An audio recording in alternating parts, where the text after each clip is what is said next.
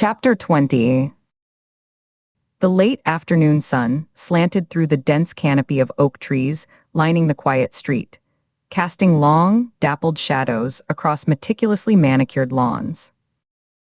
The air through Katie's half-open window carried the damp, earthy scent of recent watering and freshly cut grass, undercut by the faint, sweet smell of honeysuckle from a nearby vine. She sat in her sedan, the engine off and the interior warming slowly, parked 3 houses down and across from a well-maintained colonial. The vinyl seat creaked under her slight shift in position. The house was a picture of established, quiet success. White clapboard, black shutters, a flagstone walkway leading to a dark green door with a polished brass knocker. A late-model black Lincoln Navigator sat in the driveway, its chrome gleaming. A child's bicycle lay on its side in the next-door yard, a pink streamer dangling from the handlebar. Annapolis. She'd driven here alone, without telling Nina, taking back roads and checking her mirrors with a frequency that felt both paranoid and necessary. Her eyes had flicked to the rearview every 30 seconds, scanning for any vehicle that held its position too long, for any pattern in the sparse traffic that seemed to mirror her own. She'd taken Route 2 instead of the highway, winding through patches of forest and past fallow fields, her hands at 10 and 2 on the wheel, her shoulders tight. The impulse had been a quiet, cold burn in her chest ever since the call with Marin Salas, a persistent itch behind her sternum that made it impossible to sit still at the borrowed desk. It had started as a restlessness in her fingers, a need to tap, to fidget, to do something tangible while Braddock chased data ghosts. By midday, staring at the same financial flow chart until the numbers blurred, it had crystallized into a plan. Her jaw had set. She declosed the laptop with a definitive click, gathered her keys with a soft jingle, and walked out without a word to the duty officer. Philip Kern, retired deputy director. The name was a key, and she had come to see the lock it might fit, to measure its weight in her hand. She watched the house for 20 minutes, her posture relaxed against the seat but her eyes constantly scanning, moving from the front door to the first-floor windows, to the second-story dormers, to the empty driveway, and back again. No movement at the windows, no shifting of shadows behind the gauzy front-room curtains. A sprinkler system hissed to life 2 houses down, the sound a steady, rhythmic whisper that was the heartbeat of the neighborhood. Somewhere, a lawnmower droned, the sound rising and falling with the wind. Her phone was in her lap, the camera app open, her thumb resting on the cool glass of the screen. The sun warmed the side of her face through the window. She wasn't here to make contact. This was reconnaissance, a risk she was compartmentalizing away from the official investigation, walling it off in a mental room she would not visit while with the team.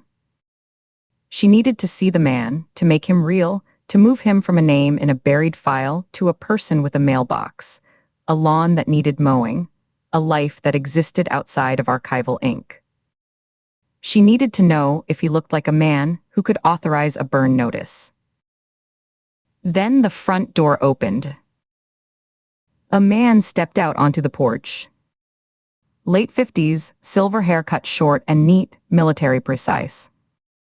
He stood for a moment on the welcome mat, one hand on the doorframe, surveying his domain with the upright, attentive posture of a lifelong soldier or cop, a posture that never truly leaves the spine. He was dressed in crisp khakis and a navy blue polo shirt, the collar lying flat. He walked down the 3 steps to the brick-paved walk, his movements economical and sure, no wasted motion, each footfall precise. He went to the mailbox at the end of the drive, a black wrought iron box on a post. He pulled out a small stack of envelopes and catalogs, flipped through them with a practiced efficiency, tucking one under his arm. Then he turned back toward the house, his gaze sweeping the street in a casual, proprietorial arc. Katie's breath shallowed. She lowered her chin slightly, making her profile smaller in the window. She raised her phone, bracing her elbow against the car door to steady the shot, her other hand cupping the device from below. The digital zoom whirred softly, bringing him closer, pixelating slightly at the edges. She took 3 rapid photos, her index finger tapping the screen in quick succession. The first was a profile as he sorted the mail, his brow slightly furrowed in concentration, the lines around his eyes deep grooves. The second was a full frontal as he turned, the afternoon light catching the sharp planes of his cheekbones and the neat, unsmiling line of his mouth.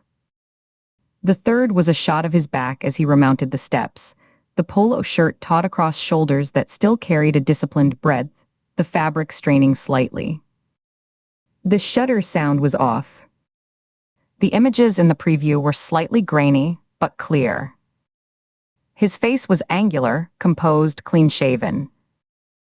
He looked like a man accustomed to silence after giving orders, a man who expected those orders to be followed without question, a man who would view a file not as a life, but as a problem to be resolved. He disappeared inside, and the dark green door closed behind him with a solid, muffled thud she could almost feel through the still air. Katie lowered the phone into her lap, her heart beating a steady, purposeful rhythm against her ribs that she felt in her throat, a dull, insistent throb. A fine, cool layer of sweat had formed on her upper lip and at the small of her back where it pressed against the seat.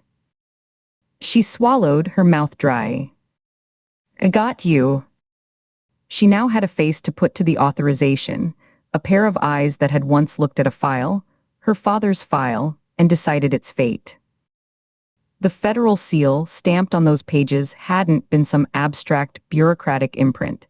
It had been applied by this man, in an office or perhaps at a desk in this very house. A decision made by a person who now collected his mail, who likely had a favorite chair, who watered the lush hydrangeas blooming by the porch. The ordinariness of it was the most chilling part. Evil, she knew, was rarely dramatic. It was administrative. It wore khakis. She waited another 5 minutes, watching the house for any sign of a curtain twitch, any indication her presence had registered. Her eyes tracked the line where the curtain met the window frame, looking for the slightest tremor. Nothing. The street remained placid. A woman jogged by with a stroller, headphones on, not even glancing at the parked car. A dog barked from a backyard, the sound sharp and brief. Katie turned the key in the ignition, the starter grinding for a half-second before the engine caught with a low rumble.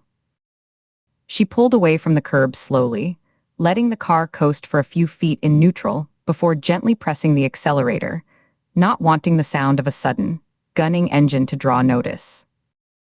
She kept her speed at a residential crawl, her eyes flicking between the road ahead and the rearview mirror, watching the Colonial shrink behind her, the black Navigator becoming a glossy dot. Once she was 2 blocks over, safely out of the direct sightline of Kern Street, she pulled into the asphalt lot of a small neighborhood park.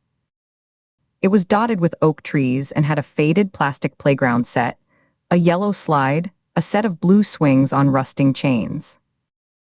A young father was pushing a toddler on a swing, the child's giggles carrying across the quiet air like birdsong. The smell of warm, sun-baked rubber and cut grass was stronger here. Katie parked facing away from the play area, toward a line of overgrown lilac shrubs whose purple blooms had long since faded to brown. She put the car in park but left it running, the air conditioner blowing cool, dry air onto her wrists where they rested on the wheel. She watched the father and child in the rearview mirror for a moment, a tableau of normalcy that felt like it existed on the other side of thick glass. She opened her contacts, scrolled past colleagues and official numbers, her thumb leaving a faint smudge on the screen, and dialed the Federal Correctional Facilities Visitation Office. The line rang 4 times, each tone sharp in the quiet car, before a clerk answered with a bored, inmate visitation. "This is Special Agent Catherine Ford," FBI, Katie said, her voice assuming the flat, authoritative tone of official business, the one that brooked no unnecessary questions. She cleared her throat slightly. I need to schedule a follow-up visit with inmate Marin Salas, ID number 44,870-1083. Next week, any weekday you have availability. She listened to the clack of a keyboard on the other end, a slow, deliberate tapping. We have Tuesday at 1:15 p.m. or Thursday morning at 10, the clerk said, her voice devoid of interest, slightly nasal. Tuesday works. 1:15. Katie confirmed her badge number and the facility's protocols, reciting the numbers by rote, her eyes scanning the park. The father was lifting his child from the swing, settling the giggling boy on his hip. Is the attorney-client room available? This is for case review. Another pause, more keyboard clicks, the sound of a mouse being clicked. It's open. You'll need to submit the request form by close of business Monday. Fax or email? Email's faster. I'll have it faxed over today. Thank you. She ended the call and placed the phone face down on the passenger seat. The plastic was warm. The visit was a thread, a deliberate, documented pull on a line that led back to Solace. It was a move she could justify if asked, with a shrug and a reference to procedural thoroughness. Case follow-up. Clarifying earlier statements. She needed to see the woman's face when she said Philip Kern's name, to watch the micro-expressions around her eyes, the set of her mouth. Would there be fear? Recognition? Satisfaction? She pulled back onto the street, the tires crunching over a few fallen acorns. Navigating toward the main artery that would lead her to Route 50, she felt the suburban calm begin to dissolve. The houses grew closer together, the lots smaller. The heavier traffic of late afternoon commuters heading west out of the city began to envelop her sedan, minivans, sedans with solo drivers, the occasional delivery truck. She merged onto the highway, the sedan slipping into the flow in the right lane, her speed matching the pack. The Chesapeake Bay Bridge appeared ahead in the distance, its twin spans arcing gracefully over the glittering, gray-blue water. The setting sun, hidden behind a bank of clouds on the horizon, leaked out in bands of fiery orange and muted purple, painting the underbellies of the cumulus in bruised, beautiful colors.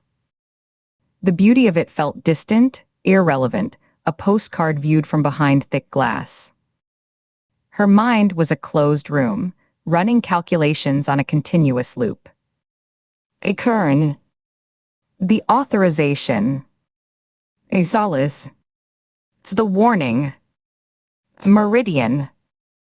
The shell. A triangle of pressure points, and she was feeling for the weakest corner, her fingers probing in the dark.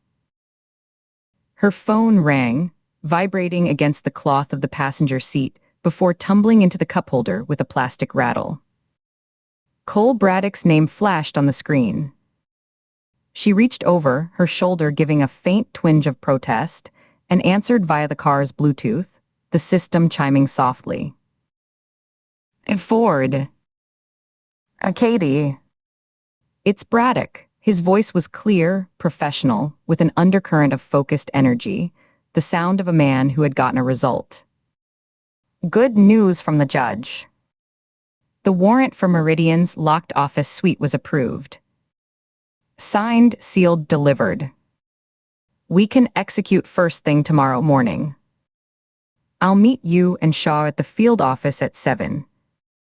We'll convoy over. And copy that. 7, a concrete step forward.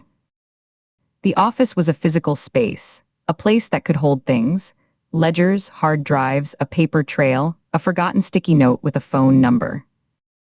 It was a box to be opened, and she needed to see inside it. She adjusted her grip on the wheel. Did the judge place any restrictions? Media blackout. Any pushback from the corporate counsel. Standard gag order on the specifics until we've cleared the scene. No leaks to press. The warrant covers all digital and physical media, financial records, the works. It's a good sweep. Broad. Judge Lansing didn't even blink, just asked if we had the server cluster correlation. I showed him the cyber unit's affidavit. He skimmed it, signed. Took 20 minutes. Good. She changed lanes, passing a slow-moving truck hauling landscaping equipment. The bridge was closer now, the scale of it becoming imposing, the girders rising like steel bones against the colored sky. The wind picked up, buffeting the car with a sudden cross-gust. There's something else, Braddock said, and his tone shifted slightly, becoming lower, more deliberate, the way someone speaks when they're choosing words with care, when they're not sure who might be listening. Director Vance stopped by my desk today. Just after lunch. Wanted an informal update on the financial tracing from the cyber unit. Standard oversight stuff, or so it seemed at first. He asked about the flow charts, the shell companies, nodded along, asked a few technical questions about nominee officers. Katie's grip on the steering wheel tightened, her knuckles paling against the black leather. She could picture it, Vance's calm, assessing presence looming over Braddock's workstation, his shadow falling across the monitor, his hands clasped behind his back. Braddock continued, his voice dropping another notch. But then, on his way out, casually, you know how he does, like an afterthought, one hand already on the doorframe, he mentioned that I should keep an eye on travel logs and expense reports for the field team. Said to make sure all the paperwork was squared away, that everything was by the book. Administrative hygiene, he called it. Said it prevents headaches down the line. The car hummed over the first expansion joints of the bridge approach. Thump-thump. Thump-thump. The sound echoed the sudden, heavy pulse in her temples, a rhythmic counterpoint to her thoughts. She felt a cold trickle down her spine, despite the warm air from the vents. Did he say why? She asked, keeping her voice flat, neutral, the voice of an agent receiving operational information. She stared straight ahead at the rising roadway. Any specific concern? A budget audit coming. No. Just that it was a good practice, especially with interagency cooperation. Keeps everyone's hands clean, but it wasn't a suggestion, Katie. It was an instruction. His eyes, he made sure I was looking at him when he said it. Held my gaze for a second longer than was comfortable. It was pointed. Understood, the word was dry in her mouth. She took a sip from a lukewarm water bottle in the cup holder, the plastic crinkling loudly in the quiet car. Just be mindful, Braddock said, and she could hear the unspoken warning in the slight pause before the words. Paper trails. They have a way of appearing when you least expect them. Or being requested. I always am. Thanks for the heads up, Tony. She used his first name deliberately, a small token of acknowledgement for the risk he'd taken in passing the message. See you at 7, he said, and the line went dead. They hung up. The silence in the car was immediately filled with the roar of the wind, buffeting the sedan as she reached the apex of the bridge, a hollow, rushing sound that pressed against the windows. Below, the water stretched vast and cold, dotted with white caps, the surface a dark sheet of hammered metal under the dying light. The implications of Braddock's call settled over her like a fine, cold mist, seeping into the seams of her jacket, chilling her skin. Vance was tightening the institutional surveillance. Travel logs didn't mean expense reports for gas and tolls. It meant he was looking for movements outside the official investigative perimeter, for deviations from the sanctioned map. Movements like a solo, unlogged drive to Annapolis, with no 302 report to justify it. It was a warning, deftly delivered through a subordinate, a classic Vance maneuver. A reminder of the architecture of oversight. I am watching. The institution is watching. Your leash is shorter than you think, and I am holding the other end.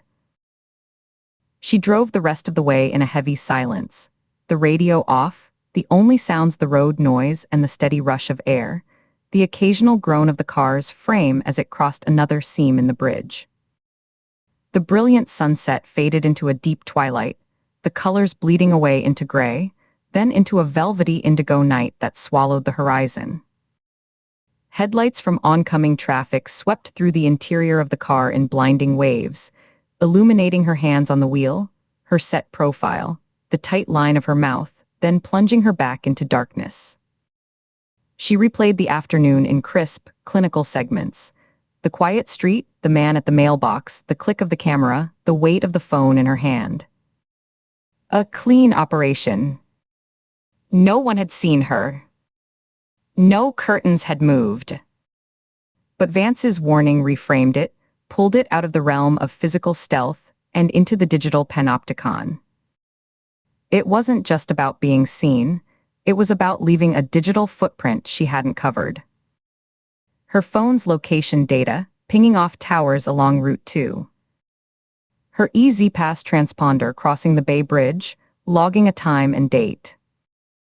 The institution could trace those ghosts if it decided to look, could reconstruct her afternoon from electronic breadcrumbs. Administrative hygiene meant ensuring those breadcrumbs led only to sanctioned places. By the time she turned off the highway toward the barracks, night had fully fallen, a moonless dark broken only by the sodium vapor glow of streetlights. The familiar, poorly lit barracks parking lot opened before her. The building squatted under the darkness, a block of yellow, fluorescent-lit windows punched into the gloom like missing teeth. A few state police cruisers were parked at angles near the back entrance, their light bars dark and inert. She pulled into a spot away from the overhead lamps, in a pool of shadow between two cones of light, the headlights sweeping across cracked asphalt and glittering fragments of safety glass before she killed them. She left the engine idling for a moment, staring at the bright rectangle of the main entrance, at the figure of the duty officer, visible through the glass, head bent. The dashboard clock glowed 8:17 p.m.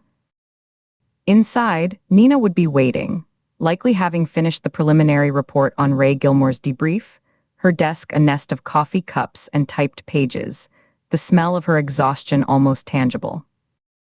Braddock would be deep in data, cross-referencing the warrant details with the cyber findings, his desk neat, his focus absolute. They were her team, her cover, her legitimacy. They were also, potentially, her watchers. Braddock had passed the warning, but his allegiance was ultimately to the Bureau, to the chain of command that ended with Vance. He was a good agent, and good agents reported anomalies. Nina was a friend, but she was also a by-the-book supervisor fighting her own demons, clinging to procedure as a lifeline. Katie's solo foray had placed a fault line between them, one only she could see, a crack running beneath their shared workspace. She took a slow, deliberate breath, inhaling through her nose until her lungs were full, the air cool, holding it for a 3 count, feeling her heart knock against her ribs, then releasing it through her mouth in a controlled, silent stream. She did it again, focusing on the expansion of her diaphragm, the slow release. The tension was a physical armor across her shoulders and jaw, a band of iron. She consciously relaxed the muscles, rolling her shoulders back, letting them drop from their hike near her ears. She worked her jaw side to side, feeling the pop. She smoothed her expression, using her fingers to press at the tightness in her temples, then running a hand over her hair, tucking a loose strand behind her ear. She pictured her face in the dark windshield, becoming a placid, professional mask, the kind worn after a long but productive day in the field. The slight weariness around the eyes was acceptable, the sharp glint of suspicion was not. The agent returning, tired but focused on the next day's warrant, not carrying the ghost of a retired deputy director in her pocket like a stolen stone. The agent who had been running down leads, not trespassing in the past. Only when the mask felt settled, when her breathing was even and her hands were steady on her knees, did she kill the engine. The sudden quiet was a presence in itself, the ticking of the cooling engine the only sound. She grabbed her worn leather bag from the passenger seat, her fingers brushing the cool metal of the seatbelt buckle, feeling the familiar scuff marks on the bag's leather. She stepped out into the cool evening air, which smelled of damp asphalt, distant pine, and the faint, oily scent of the parking lot itself. The concrete was cold through the soles of her shoes. She hit the lock button on her key fob, the chirp sounding abnormally loud in the quiet lot, a sharp, electronic declaration of her presence. She walked toward the lit entrance, her footsteps measured and even on the pavement, each step a conscious act of normalcy. The light from the doorway spilled out, casting her long shadow behind her. She pushed through the heavy glass door into the blast of fluorescent light, and the familiar, stale bouquet of industrial cleaner, stale coffee, old paper, and faint body odor. The hum of the lights was a high-pitched whine. The duty officer at the front desk, a trooper with a close-shaved head and a thick mustache, glanced up from his computer, gave her a nod of recognition, his eyes lingering for a half-second to confirm her identity, and looked back at his screen without a word. Her face was composed, her movements purposeful, the bag hanging from her shoulder with a casual weight. She carried the grainy photograph on her phone and the heavy, cold weight of a director's suspicion with her through the doors, down the scuffed linoleum hallway that smelled of wax and dust, and into the heart of the investigation, where she would have to set both down carefully, out of sight, and become part of the team once more. Chapter 21. The air in the locked back office of Meridian Logistics was still and smelled of dust, ozone, and the faint, acrid scent of overheated electronics. The forensic team, 3 agents in blue nylon jackets with FBI evidence stenciled on the back, moved with a quiet, grim efficiency that only amplified the room's emptiness. Their gloved hands opened, probed, and cataloged the nothingness, the soft rustle of their movements the only sound beyond the hum of the overhead fluorescents. One tech, a woman with a severe ponytail, was meticulously photographing the open, yawning mouth of the wall safe, her camera flash popping in the sterile light. From behind the single, cheap desk, a male tech with a tablet cradled in his arm let out a low, disgusted sigh. He looked up, his eyes finding Nina Shaw. "Wiped," he announced, his voice flat and final. "The drive's been scoured with a multi-pass algorithm. Military-grade software, something like Blanco or Killdisk. Zero recovery. We might as well be looking at a paperweight." Nina Shaw stood in the center of the small room, hands planted on her hips, her shoulders a tight line of tension. Her jaw was clenched so tightly, a small muscle flickered just below her ear. She breathed in sharply through her nose, her gaze sweeping the room like a physical force. The desktop computer was a hollow shell, its tower casing open to reveal a naked hard drive bay. The wall-mounted safe hung open, its interior a dark, empty rectangle. Beside the desk, the paper shredder's clear bin was packed to the brim with fresh, unbleached confetti, a snowdrift of destroyed information. "They knew we were coming," she said, the words clipped and hard. "Someone tipped them. This cleanup is fresh. 48 hours ago, max." Harwick leaned heavily against the doorframe, arms crossed, his expression sour. He kicked lightly at the base of the frame with the heel of his boot. "Clean as a goddamn whistle." We're not getting a damn thing from this place. It's a stage set. Katie moved slowly along the periphery, her own latex gloves snapping taut against her wrists as she flexed her fingers. She consciously ignored the obvious, screaming voids, the gutted safe, the dead computer, the shredder's bounty. They were traps for attention, designed to scream nothing here. Instead, she focused on the edges, the forgotten spaces. The desk was cheap, made of particle board with a wood-grain laminate peeling at the corners.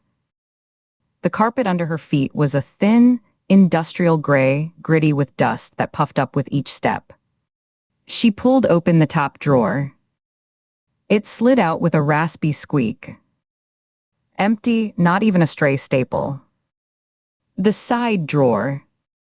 Same hollow emptiness, the bare-pressed wood bottom staring back. She knelt, the ache in her shoulder a dull background thrum, and ran her fingers along the underside of the drawer's bottom panel, her touch light, searching for any irregularity, any thickness that shouldn't be there.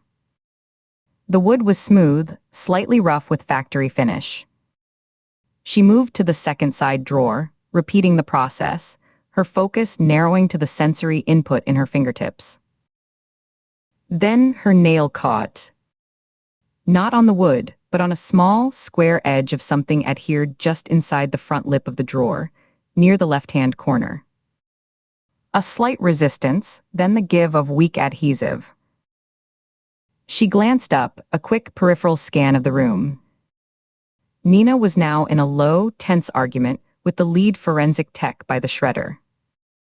"I don't care about standard protocol, I want that bagged by the inch," Nina was saying, her voice a sharp whisper. "We can reconstruct." "Ma'am, it's crosscut. It's confetti. The time investment is what I'm authorizing. Bag it." Harwick had his phone to his ear, turned halfway toward the hallway, muttering about a coffee run. The other techs were focused on their own tasks, one dusting the door handle for prints, another scanning the room with a thermal camera for hidden compartments. No one was looking at her. Katie shifted her body slightly, blocking the drawer with her knee. She worked her fingernail under the square edge, peeling it free with careful, deliberate pressure. It came away silently, a pale yellow sticky note, 1 inch by 1 inch, the adhesive on the back now gummy and weak. She brought her hand up casually, as if to adjust her collar, and looked at it. On it, in a precise, angular script of blue ballpoint ink, was a 10-digit number. No dashes. Below it, 2 cleanly written initials, PK. Her pulse kicked hard against her ribs, a single jarring thud that felt like a misstep. The air in her lungs seemed to thin. Philip Kern. This was it. The physical connection, the tangible thread Marin Solis had promised from a prison visiting room. It wasn't just a name in a sealed file or a ghost in a financial ledger anymore. It was a phone number someone in this room had needed to remember, had stuck in a hiding place. A direct line. She palmed the note, the paper sticking slightly to her sweaty skin inside the glove. Her mind raced, options flickering and dying. She couldn't declare it not here. It would be seized, logged, become part of the official record, a record she now deeply distrusted. Kern's name would trigger protocols, notifications, layers of scrutiny that would bury this lead before it could be pulled. She needed to own it, if only for a moment. She reached for her personal phone in her jacket pocket with her other hand, her movements slow, deliberate. She pretended to check a message, her thumb swiping the screen to wake it, opening the camera app. She angled the device low, over her gloved hand which now lay flat on her thigh, the yellow square centered on her palm. The camera focused. She tapped the screen to capture the image, the silent click a tiny, secret affirmation. The action, from retrieval to photograph, took 2 seconds. Her eyes lifted again. Nina was now watching the ponytailed tech bag the shredder bin, her back to Katie. Harwick was still on his phone. With a casual sweep of her hand, Katie reached over and dropped the sticky note into an open evidence bag on the desk that already contained a handful of paper clips, a dried-out ballpoint pen, and a few flecks of eraser debris. The yellow square fluttered down, landed on the pen, and was instantly obscured. It disappeared into the sterile debris of a dead end. "Anything?" Nina asked, turning to her, the frustration etching lines around her eyes. Katie closed the empty drawer with a soft thud and straightened up, meeting Nina's gaze. She kept her face neutral, a mask of professional disappointment. "Nothing," she said, her voice even. "It's sterile." She held the look for a half-second longer than necessary, willing no telltale flicker into her own eyes, hoping the lie was buried beneath layers of shared frustration. Nina stared at her for a beat, then gave a sharp, tight nod, accepting the report. She turned back to the room, her hands returning to her hips. "All right. Document everything. I mean everything. The dust bunnies. The dead flies on the windowsill. I want this room turned inside out." They spent another hour in the warehouse, the frustration settling over them like a palpable fog. It manifested in the small things. The way Harwick slammed a cabinet door a little too hard in the main bay, the metallic bang echoing in the vast, empty space. The way Nina's voice grew, increasingly clipped on her calls to the field office. The way the forensic techs packed their gear with a kind of resigned lethargy, the cases clicking shut with definitive finality. Katie moved through the motions, helping where directed, but her mind was a locked box containing a single, burning image, the photograph on her phone. The warehouse itself was a cavern of shadows beyond the pool of light from the office. High ceilings supported by steel girders, the air cooler and smelling faintly of diesel and old, damp cardboard from the few abandoned pallets stacked near a silent forklift. Their footsteps echoed, a lonely sound that emphasized the emptiness of the lead. Back at the Washington field office, the atmosphere was no warmer.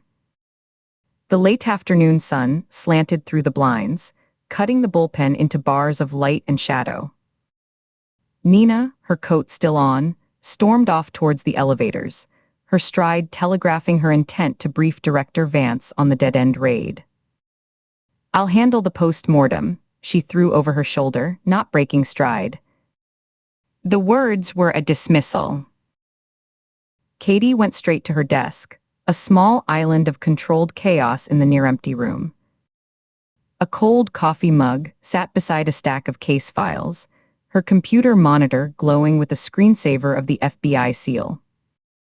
The ambient sounds were the distant hum of the building's HVAC and the muffled conversation of agents 2 rows over. She sat down, pulled out her phone, and brought up the photograph. The image was clear, the 10 digits, the initials PK. She attached it to a new email to Braddock, her fingers tapping the keys with focused intensity. The subject line was blank. In the body, she wrote only "Trace." Urgent. And discreet. She hovered over the send button for a second, then clicked it. The whoosh sound was inaudible, but she felt it, a tiny release of tension.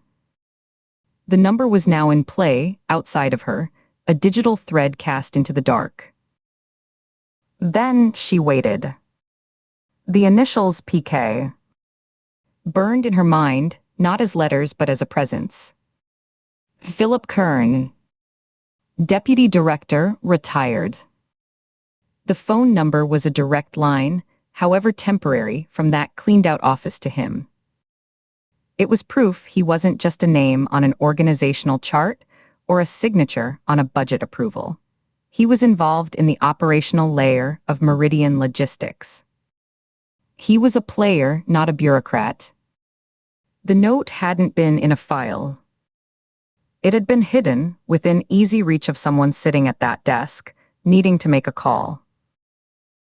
On the other side of the bullpen, she could see Harwick at his desk, leaning back in his chair and rubbing his eyes. A forensic tech from the warehouse raid walked past, carrying an evidence transfer box, his face set in a tired scowl. The ordinary rhythms of the office felt surreal, a thin veneer over the secret she was carrying. Braddock's reply hit her inbox 30 minutes later. The notification chime was soft, but it sounded like a gunshot in the quiet. As she opened it, the message was terse, professional, and utterly deflating. Prepaid burner. Purchased with cash at a big box mart in Arlington, Virginia. Activated for a 30-day period. Deactivated 3 weeks ago. Carrier has no retained activity logs for that tier of service. Number is a dead end. Katie read it twice, the cold, hard facts settling in her gut. Officially, it was another ghost in the machine. A phone that no longer existed, used by a person who didn't want to be found. She could almost hear the shrug in Braddock's digital voice. But as she stared at the screen, the initial disappointment hardened into something else, a cold, clear certainty. The dead end of the number wasn't the point. Its existence was. She now had 2 corroborating data points, where before she had only suspicion and the word of a convicted felon. Marin Solis's testimony, given in a soundproofed room, pointing a finger at the quiet men. And now, a handwritten note from a cleaned-out office, a note so incriminating someone had taken the time to hide it, and then someone else had taken the time to wipe an entire office but had missed it. The conspiracy had a name, and it had, however fleetingly, left a fingerprint. She closed the email and opened the photograph on her phone again, zooming in on the crisp blue ink. The number was useless now for a wiretap or a trace. But it was a token. A piece of evidence that proved the structure was real. It meant the walls around this thing had seams. It meant they were close enough for someone, Kern, or someone working for him, to panic and order a scorched earth cleanup. It meant Kern was not an abstract power, but a man who could be reached, however carefully, by a prepaid phone. And most of all, it meant the next move was hers. The official investigation had just hit a wall. But she had just found a crack in it, wide enough to slip a knife through. She saved the photograph to a secure, encrypted folder, then powered her phone off. She sat in the quiet of the office, the glow of her monitor the only light on her face, and planned. Chapter 22. The temporary office was a tomb of paperwork after midnight. Katie sat at her desk, the only light a green-shaded banker's lamp that carved a small, lonely circle on the scarred wood. The brass base was cool under her fingers. The rest of the room dissolved into a deep, velvety blackness, the shapes of other desks and chairs just darker silhouettes against the gloom. Around her, the case files were a silent, accusing sprawl. The glossy 8x10s of Daniel Severn and Martin Voss, their faces pale and still under the clinical flash. The financial flowcharts from Braddock, a spiderweb of arrows and account numbers. The map of I-95 studded with red pins that looked like drops of old blood. The air conditioning had cycled off an hour ago, leaving a thick, stale silence broken only by the faint, persistent hum of the lamp's transformer. The smell was a permanent cocktail of old coffee grounds, bitter toner powder, and the faint, sweet metallic scent of her own exhaustion, a smell like pennies and stale sweat. The burner phone, powered off, was a cold, rectangular weight in her locked bottom drawer. She'd placed it right on top of the photograph of Eli, a deliberate stacking of her secrets, one modern artifact of betrayal laid upon the ancient one. She had lied to Nina 3 times today. The first lie had been casual, almost easy.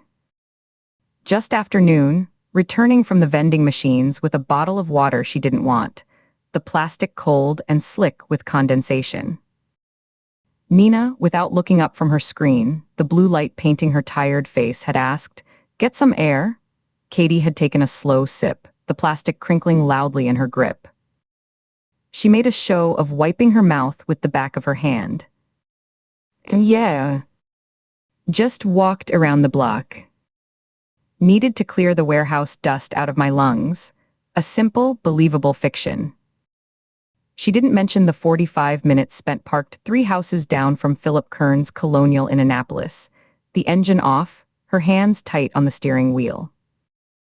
She didn't describe watching the empty driveway, the still windows with their drawn blinds, the perfect, manicured shrubbery. She had felt like a ghost haunting the wrong life, invisible and aching. The second lie was one of omission, a sin of careful editing. Back at the Meridian logistics scene, surrounded by the frustrated energy of the wiped office, the techs bagging shredded confetti, she'd shown Nina the sticky note with the warehouse address. "Found it stuck to the bottom of a drawer," she'd said, her voice flat. She held it up by the corner in its clear evidence bag, pinched between her thumb and forefinger. She pointed to the scrawled address with her other index finger. Jessup location. She did not point to the faint, almost casual PK, written in the same blue ballpoint hand in the top right corner. Her thumb had naturally curled over that corner of the bag as she turned it. She defolded the bag over itself with a practiced rustle, tucking those initials away into the plastic before Nina's sharp, observant eyes could land on them. "Probably from the temp," she'd offered, and Nina had nodded, already turning back to the gaping, empty safe, her lips pressed into a thin line of disappointment. The third lie was the most common, and now the heaviest. Late afternoon, the light in the office turning a tired gold, Nina had paused by her desk, one hand on the cracked vinyl back of a chair. A concerned frown etched deep lines between her brows. "You're quiet today." "That shoulder giving you hell?" Katie had forced a smile, felt it strain the muscles of her face, a pulling sensation at the corners of her mouth that didn't reach her eyes. She de-rotated the joint slowly, a conscious performance of minor annoyance, though the movement sent a bright spark of pain down to her fingertips. "Fine," she'd said, the word short and final as a slammed door. "Just tired." She'd held Nina's gaze for a second too long, a challenge and a plea mixed together, until her partner had shrugged, the fabric of her jacket whispering, and moved on to her own desk. "Just tired." It covered a universe of things. The bone-deep ache of suspicion, the corrosive guilt of the burner phone in her drawer, the phantom weight of her service weapon that still felt alien and wrong on her hip, a constant reminder of her failure in the mimic lot. The lies were a sediment settling into her bones. She could feel them, a low-grade density in her joints, a stiffness in her posture that made sitting upright an effort. Each one was a brick, mortared with necessity and fear, building a wall that separated her from the bureau, from Nina, from the straightforward, by-the-book agent she was supposed to be. The air in the room felt thin, used up, cycled too many times through the building's ancient vents. She realized she was holding her breath, her chest tight, her diaphragm locked. She exhaled slowly through her nose, a long, controlled stream, but it didn't help. The oxygen seemed thin. She couldn't breathe. She stood abruptly, pressing her palms flat on the cool, slick laminate of the desk to push herself up. A sharp twinge shot from her lower back, too many hours in a cheap government issue chair, and her injured shoulder gave a dull, familiar throb, a deep ache buried in the muscle. The chair legs screeched against the linoleum floor, the sound shockingly loud, violating the profound quiet. She needed air that wasn't recycled, that didn't carry the ghosts of 1,000 bureaucratic conversations and stale desperation. She grabbed her jacket from the back of the chair, the fabric cold and slightly stiff from the room's chill. Shrugging it on, she winced as the sleeve pulled across her shoulder and didn't bother buttoning it. She stepped out into the hall, the door clicking shut behind her with a sound of finality, and pushed through the heavy, steel-clad exterior door into the cool, damp embrace of the Maryland night. The streets around the satellite office were quiet, a residential grid sleeping under a hazy, starless sky, the color of faded charcoal. The hum of I-95 was a distant, constant ocean roar to the east, a white noise of ceaseless transit. Closer, there was only the whisper of a faint breeze, stirring the new, tender leaves of the maple trees lining the sidewalk, a dry, papery rustle. She walked without direction, her hands shoved deep in her jacket pockets, her fingers curling into loose fists. The rhythm of her steps on the concrete sidewalk became a deliberate metronome. Left, right. She focused on the mechanics of it, the solid impact of her heel, the roll to the ball of her foot, the push-off, trying to let the motion loosen the hard, tangled knot that had lodged between her shoulder blades. After 2 blocks, the street curved around a small, dark playground, and she stopped under the cone of light from a sodium vapor street lamp. It cast a stark, jaundiced yellow circle on the pavement, an island in the dark. The light buzzed faintly, a persistent electrical insect sound. Moths, tiny and gray, beat themselves silently against the thick glass casing in a futile, fluttering dance. She pulled out her personal phone, the case warm from her body heat, the glass screen slightly smudged. Her thumb hovered over the screen for a moment, casting a long shadow, before she found the contact and dialed. It rang 4 times, each electronic tone stretching out in the night air, hollow and expectant, before a sleep-thick voice answered. "Katie. You okay?" The voice was blurred at the edges with dreams, but instantly concerned, sharpening on the second word. "Chloe." Her roommate back in the D.C. apartment, whose world was currently defined by poli-sci midterms, a persistently dripping kitchen faucet, and the existential crisis of their struggling basil plant on the fire escape. The sheer, breathtaking normalcy of it was a lifeline, a rope thrown into deep, black water. Katie's grip tightened on the phone, her knuckles pressing white against the case. "Yeah, I'm okay," Katie said, and the words felt almost true in that second, spoken into the kind night. "Sorry, did I wake you?" A rustling sound, fabric against a phone, a muffled thump that might have been a textbook hitting the floor.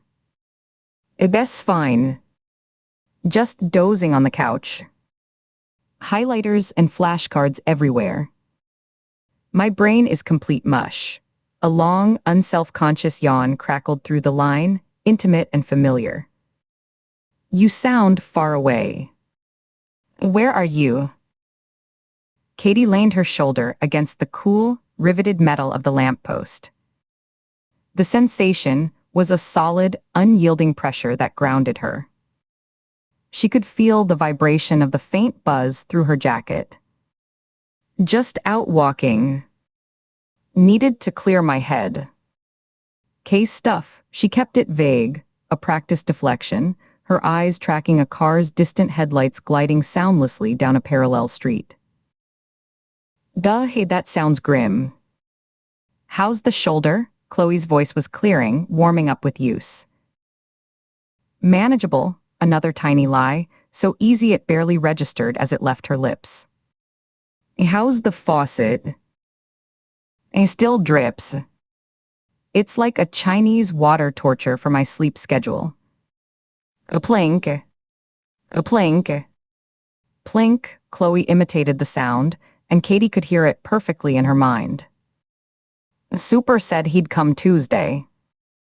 "I'll believe it when I see it."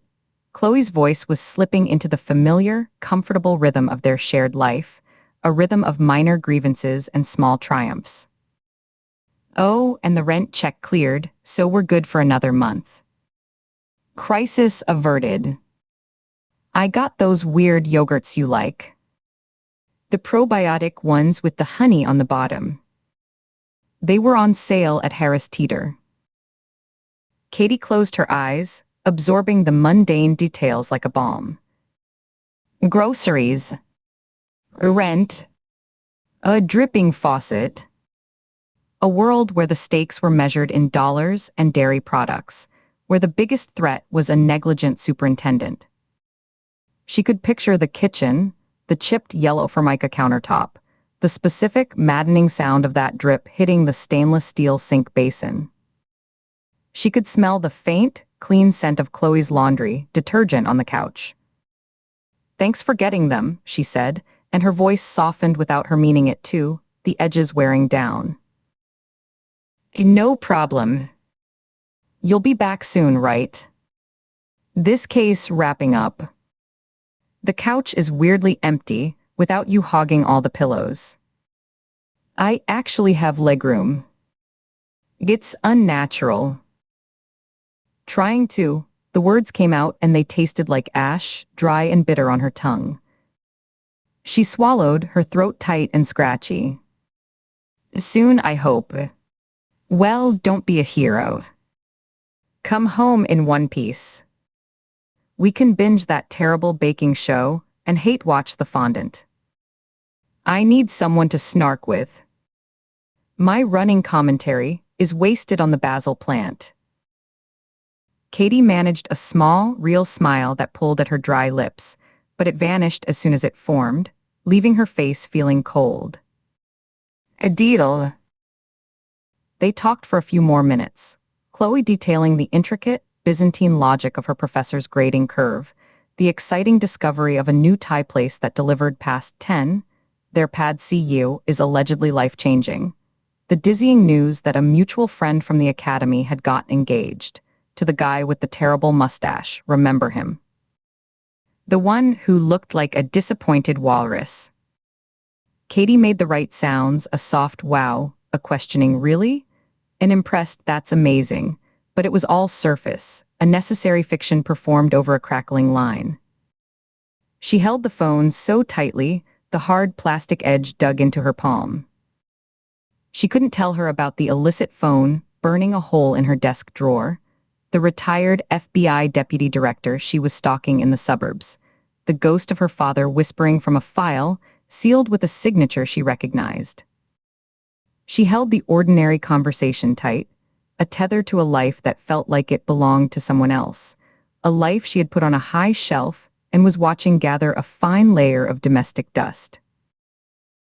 "Get some sleep, Chloe," she said finally, gently cutting off a story about a failed attempt at making ramen from scratch that had resulted in a pot of salty wallpaper paste. "You too, Katie. Seriously. Don't work too hard out there. The world will keep spinning if you sleep for 6 hours. And I promise." "I know. Good night." "A night. Text me when you're headed back." The line went dead with a soft digital click. The silence that followed was deeper, more profound, as if the ordinary world had been a radio station she'd been tuned to, a channel playing soft static of everyday life, and now there was only void. It rushed in to fill the space, cold and sharp, carrying the buzz of the street lamp and the distant highway. The tether was cut. She was alone again under the buzzing street lamp, the jaundiced yellow light making the skin on her hands look sallow and sick, etching deep shadows in the lines of her palms. She let the phone drop to her side, her arm suddenly heavy, then slowly returned it to her pocket, feeling the fabric brush against her knuckles. From her jacket's inner pocket, the one over her heart, she drew out the photograph. The motion was ritualistic. The glossy surface caught the lamplight, reflecting a white, blinding blotch over Eli's young, smiling face. She tilted it carefully, letting the glare slide away like oil, revealing his familiar features. He was caught mid-laugh, head thrown back slightly, squinting against a California sun that wasn't here, in this dark Maryland night. She held it carefully by the edges, her thumbs resting on the white border, avoiding the image itself as if her touch could smudge the memory. She traced the edge of the postmark with her index finger, feeling the raised, gritty ink of the cancellation stamp, Sonoma County. A world of sun-bleached vineyards and dry golden hills, a world away from the asphalt and diesel of East Coast interstates, from the sterile, digital network of Meridian logistics that moved cash for a phantom contractor. Two threads lay tangled in her hands, in her mind, in the very pit of her stomach. One led back through time, a frayed, faded strand leading to her father's death, to a file buried under a federal seal that bore Philip Kern's distinctive, looping signature. The other led forward, into the night, a sharp, modern wire leading to a professional killer, and a money pipeline designed to look like the work of a madman. They existed in her, side by side, pulling her in different directions, stretching her conscience thin. Were they connected? Was Kern's signature on her father's file just a bureaucratic coincidence, a man doing his job during a certain era, and the PK on the sticky note a different set of initials entirely, a project manager, a foreman? Or were they the same thread, a single dark cord running through decades, through her family, through the very heart of this investigation? Was she chasing two separate shadows, tearing herself apart in the process, her attention divided and her judgment compromised? Or was she finally, painfully, seeing the outline of a single, monstrous shape emerging from the fog? The photo offered no answers, only the same silent, smiling question. She stared at it until Eli's features blurred, not from tears. She was too hollow, too desiccated for that, but from a fierce, clarifying exhaustion that started as a burning pressure behind her eyes and seeped into her skull, filling the spaces between her thoughts with leaden fatigue. It was the fatigue of holding two opposing truths in suspension, of living in two conflicting realities, of wearing a face that didn't match her interior. She couldn't split herself in two any longer. The compartmentalization was failing, the walls between Katie Ford the sister and Katie Ford the agent crumbling into dust, breached by the initials, PK. The mortar of her lies was turning to sand. She had to choose a path. She had to pick one thread and pull with all her strength, and accept whatever unraveled, whatever came loose from the tangled mess. A decision crystallized then, cold and hard as a river stone smoothed by a winter current. It formed not with a flash of insight, but with a settling, a final, irrevocable click into place deep in her core. After this case wrapped, after the contractor was caught or killed, the last target on his list secured, the final report drafted and the paperwork signed, she would go to Annapolis. Not to surveil from a parked car with a cold engine, but to walk directly up the neat brick path to Philip Kern's front door. She would ring the bell, and when he answered, she would look him in the eye, and she would ask him why. No more archival whispers, no more cryptic questions filtered through the damaged lens of Marin Salas. A direct confrontation. It was a risk that could end her career in disgrace, could see her badge taken, and her name dragged through the mud of the Office of Professional Review. But the career, she realized with a cold clarity that chilled her from the inside out, was already built on the buried, unexamined foundation of her father's ruin. She had been living in a house whose basement she was afraid to enter, smelling the damp, ignoring the strange sounds. It was time to go down the stairs and turn on the light, no matter what scuttled into the corners. She needed to know what was underneath. She needed to know if the foundation was rotten. But first, she had a job to do. A professional was still out there in the dark, with one name left on a clinical list. A man was in danger because of a schedule and a phone app. Her partner, despite the lies stacked between them like sheets of glass, was counting on her. Nina Shaw, fighting her own private, brutal war with a bottle 3 weeks gone, was in that office right now, or maybe finally getting some fractured rest in a hotel bed, trusting Katie to hold the line, to watch the data, to be the analyst. However fractured her loyalties, that one, the partner, the immediate job in front of her, still held. It was the last piece of her professional self that felt untainted, a clean weapon. She had to help catch the killer. That came first. Everything else, every personal ghost, every question for a retired spymaster had to wait. It had waited 15 years, it could wait a few more days. She took one last, long look at Eli's face, memorizing the particular curve of his smile that was now just ink and paper, the glint in his eyes that was a trick of reflected light long extinguished. Then she slipped the photograph back into her inner pocket, pressing it flat against her chest, the paper warm now from her hand, resting next to her heart.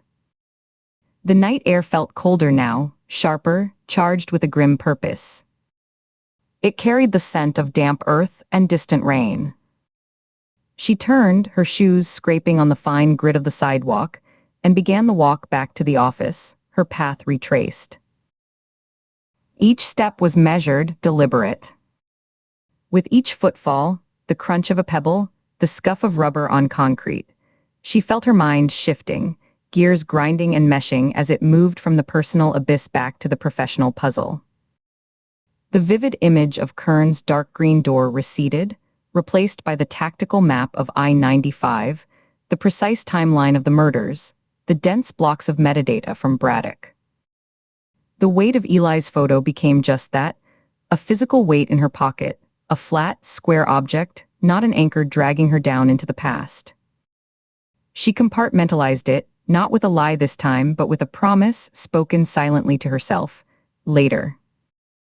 I will deal with you later. I will find your answers. But not tonight. The satellite office came into view at the end of the street. A squat, dark shape of brick and tinted windows, with a single rectangle of soft, greenish light glowing from their first-floor window. Her window. The lamplight was a beacon in the dark, a small, specific point of work that needed doing, a focus for her fractured attention. The files were waiting.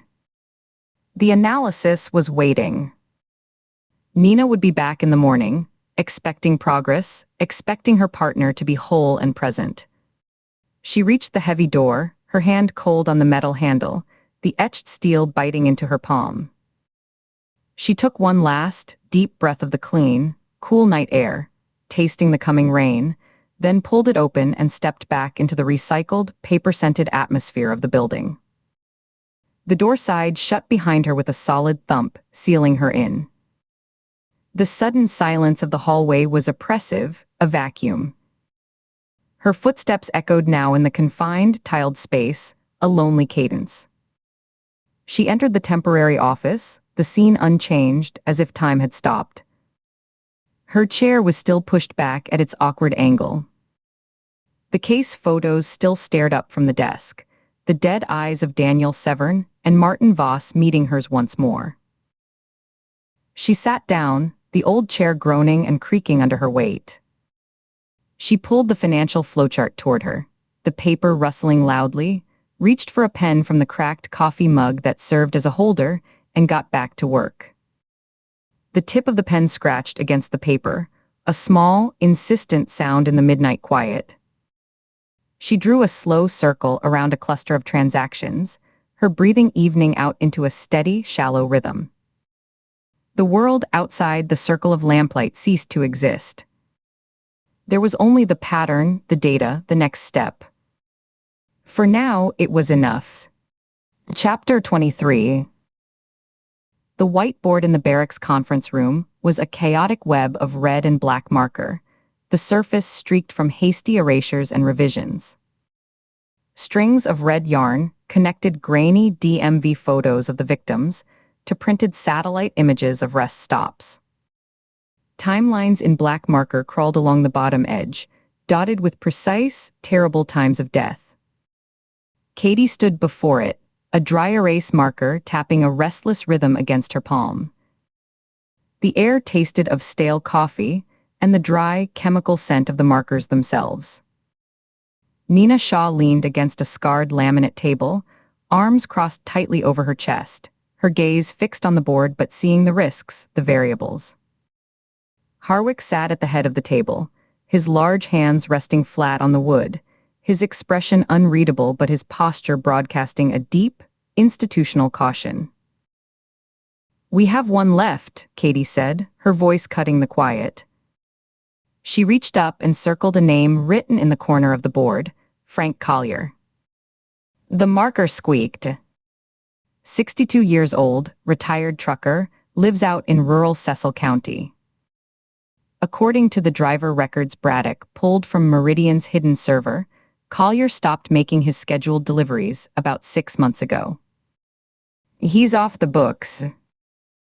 "Retired," Nina said, pushing off the table. She took 2 steps closer, her eyes scanning the data around Collier's name. "So he's out. He's not a current player." "He's out of the active network," Katie corrected, turning to face them. She kept her shoulders square, projecting a certainty she was forcing herself to feel. But the contractor who's been systematically eliminating these couriers may not know that. The operational intelligence he's working from could be outdated, a roster that hasn't been updated. Or he might assume Collier is still active, just lying low. Either way, Collier is the last predictable name on a list we now know exists. The last target from the original set of 5. Harwick steepled his fingers, the tips pressing together until the knuckles whitened. "You're proposing we use him. A civilian." "I'm proposing we use the contractor's own predictability against him." Katie's marker tapped the photo of the Chesapeake House rest stop. "We know the killer monitors the signal vault command stream. He sees the delivery orders go out, then intercepts the courier at the designated rest stop during their mandatory break window." Braddock recovered Collier's signal vault account details from the archived metadata. "We have his username, his historic pickup locations. We can generate and send a spoofed order. Schedule a phantom pickup for Collier at his usual stop, the Chesapeake House on I-95, northbound, Lot C. The contractor sees it. He plans. He moves to intercept. Only Collier won't be there.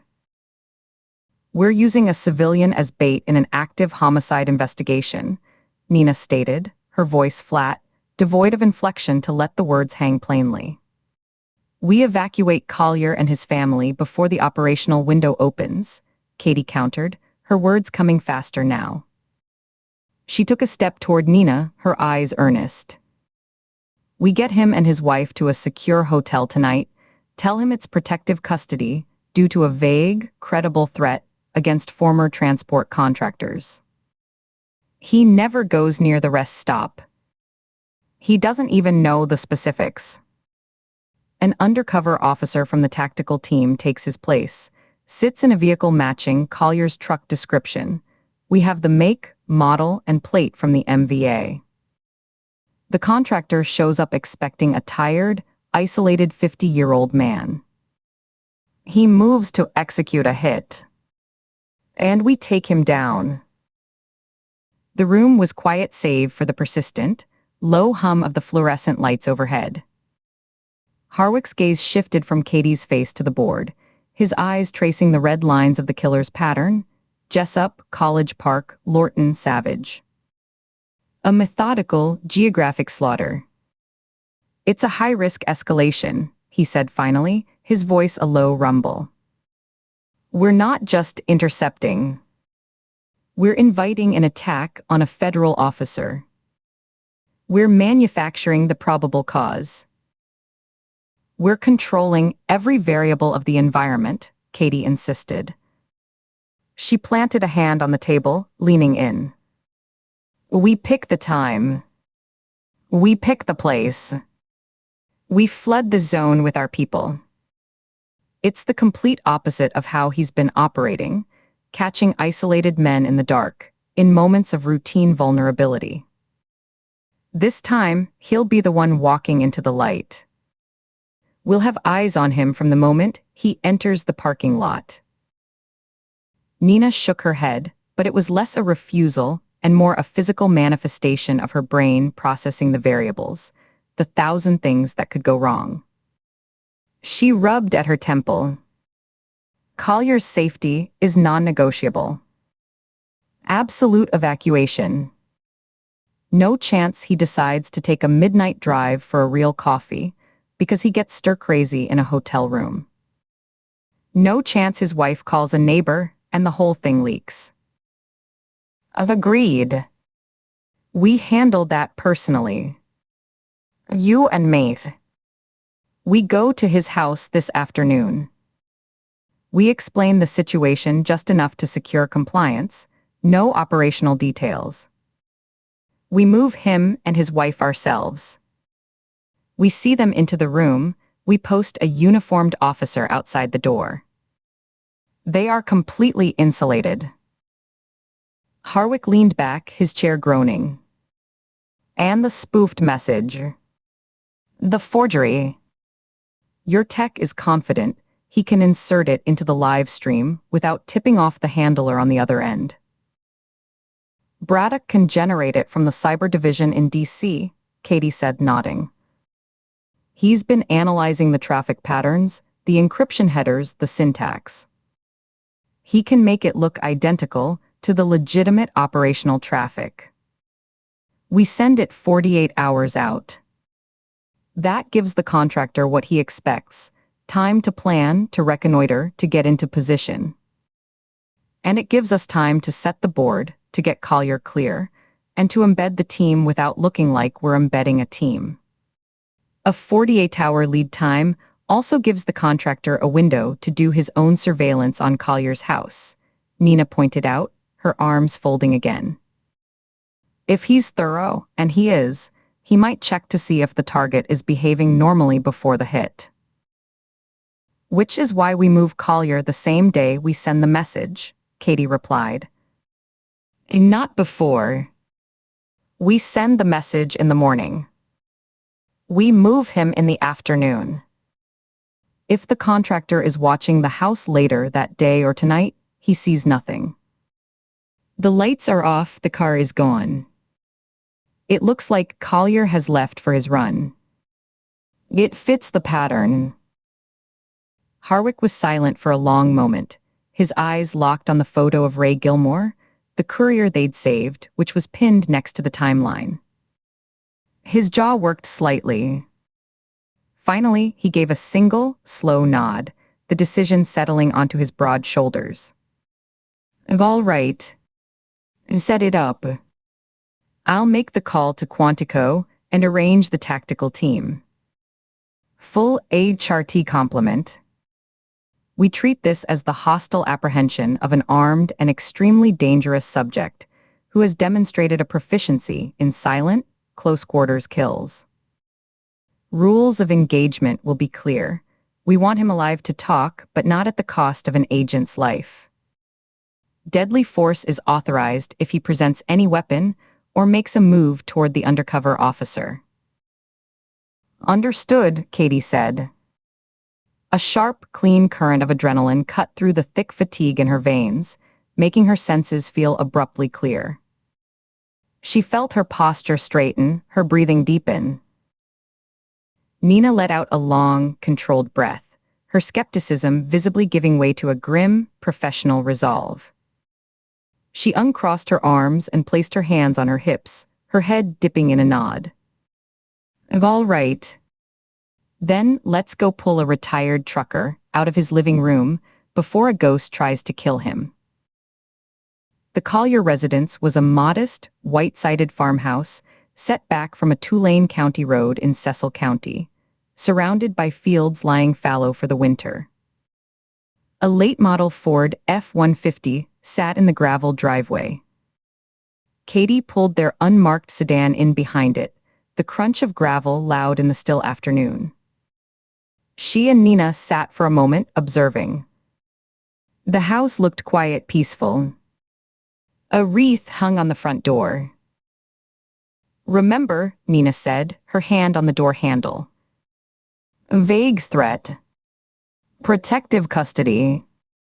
We are here to help, not to recruit." "I know the script," Katie said, her own door opening to a blast of cold, rural air that smelled of damp earth and wood smoke. Frank Collier answered the door on their second knock.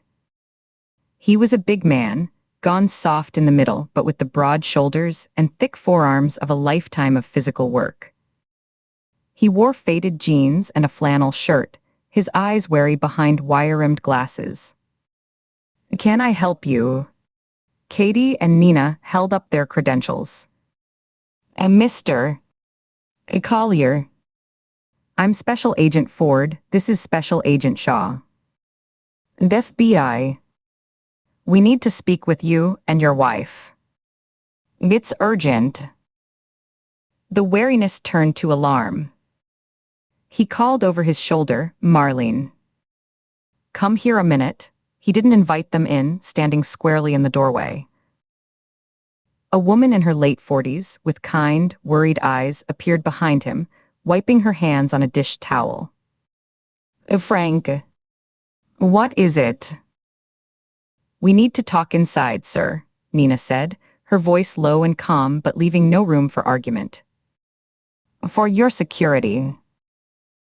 5 minutes later, they were seated in a tidy living room adorned with porcelain knickknacks and a large television. Katie did the talking, sticking to the broad, sanctioned story. Their investigation into a series of crimes had indicated that individuals with backgrounds in certain types of commercial transport, specifically those who had worked for particular logistics firms in the past few years, might be at risk. They had reason to believe Frank's name could be on a list. They couldn't go into details, but the threat was credible and imminent. For his and Marlene's safety, they needed to come with them, right now, to a secure location for the next 48 hours. "A list," Frank repeated, his face pale. "What list?" "I've been retired 6 months. I drove a truck, for God's sake. I didn't do anything." "We know that, sir," Katie said, leaning forward, her hands open on her knees. "That's why we're here. This is a preventative measure. You're not in any trouble. We just need to get you to a place where we can guarantee your safety until we resolve this." Marlene's hand had flown to her mouth. "But our things? In the house?" "Pack 1 bag each, just essentials, medications," Nina instructed, standing up. "We'll wait. We have an officer who will do periodic drive-bys to keep an eye on the property. This is the safest way." There was resistance, fear, confusion. Frank Collier argued that it was probably a mistake, that he had a doctor's appointment. Marlene worried about their dog. It took another 10 minutes of firm, patient pressure, the weight of the FBI badge making the abstract threat frighteningly real, to secure compliance. They packed, moving slowly, dazed. Katie helped Marlene find her blood pressure medication, while Nina stood a quiet watch at the front window. The domestic normality of the house, the smell of laundry detergent, the photos of grandchildren on the mantel, made the intrusion feel brutal. Finally, they led the bewildered couple out to the car. Frank locked his front door with a slow, deliberate turn of the key, as if he wasn't sure he'd see the place again. They drove in near silence to a mid-tier hotel in Baltimore, where a uniformed Maryland State Police officer was waiting in the lobby. Katie checked them in under a false name, handed Frank the keycards, and introduced the officer who would be stationed outside. "Try to relax," Katie told them, feeling the hollowness of the platitude. "Order room service. Watch movies. We'll be in touch as soon as we can." Frank Collier just looked at her, his eyes scared and old. You find who's doing this. It wasn't a request. Katie nodded once, a promise she intended to keep, and then she and Nina walked away, leaving the couple in the sterile, safe room, the first part of the trap now sprung. 8 hours later, the barracks hummed with a different, sharper energy. The word had gone out, they were going to take a shot. The tactical planning session had been a 2-hour marathon in the same conference room, now even more cluttered with topographic maps of the Chesapeake House, rest stop, blueprints of the facilities, and photos taken from every angle. Harwick had presided, his voice a steady drumbeat as they assigned sectors, designated fields of fire for the sniper teams, and established the chain of command. Katie had laid out the contractor's presumed methodology, his likely approach vectors based on the previous crime scenes. Questions flew about emergency, medical evacuation routes, about contingency plans if the subject fled onto the highway, about the protocol if he simply drove through without stopping. Now, in the gear-up room, the theory was becoming physical reality. The air was thick with the smells of strong coffee, gun oil, and the nervous sweat of high-stakes anticipation. Katie stood at a bench, checking the fit of her ballistic vest. She tightened the side straps, the heavy Kevlar pressing firmly against her ribs and back. The weight was familiar, a burden she associated with the worst moments of her career, and it was always uncomfortable. She patted the pockets, 3 spare magazines for her Glock, her credentials, a set of handcuffs, a compact radio.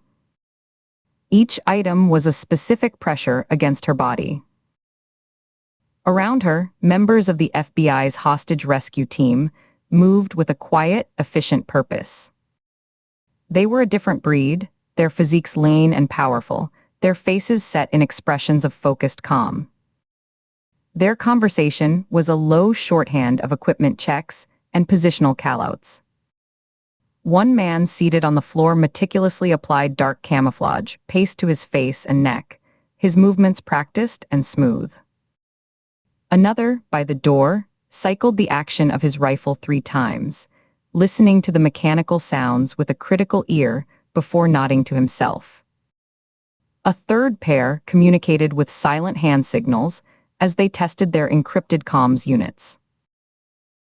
Nina zipped up her own dark blue raid jacket over her vest, the FBI letters bold and yellow on the back.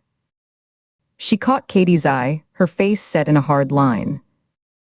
You sure about the timing? Midnight feels theatrical. Like we're in a bad movie. It's when he's operated before, Katie said, securing the curly cord of her earpiece. She tucked the microphone against her throat. It's when the rest stops are most empty, when the diner is closed or winding down. He'll expect it to be quiet. He'll expect his target to be alone and fatigued. He won't be expecting an audience. An agent from the tech unit, a young woman with severe bun, approached and handed Katie a ruggedized tablet. On its screen was a perfect, pixel-for-pixel replica of the Signal Vault message interface. The order was crisp and clinical for Collier F. Pickup Chesapeake House NB Lot C. Window 1545. Confirm. It looked utterly authentic. Braddock reports the package is live, the tech said. It's in the stream, encrypted with the same key sequence as the last verified order. If the subject is watching the handler's node, he's seen it. The digital bait is taken. Katie felt a chill that had nothing to do with the room's temperature. It was done. There was no calling it back. Harwick entered then, and his presence immediately shifted the room's atmosphere. The low murmur ceased. All movement stilled for a beat before resuming with even greater intensity. He was already in his tactical gear, a bulky vest over a black sweater. He clapped his hands together once, the sound sharp. Listen up. Final brief, his eyes swept the room, making contact with each team leader. Primary undercover is already in position in the vehicle. A white 2018 Ford Transit van, Maryland plates matching Collier's. He's in the driver's seat, looking like he's waiting. Snipers have overwatch on the north and south perimeters, elevated positions with clear lines of sight to the van and the approaches to Lot C. He pointed to a large map taped to the wall. Ground teams Alpha and Bravo are concealed in marked civilian vehicles at the fuel pumps.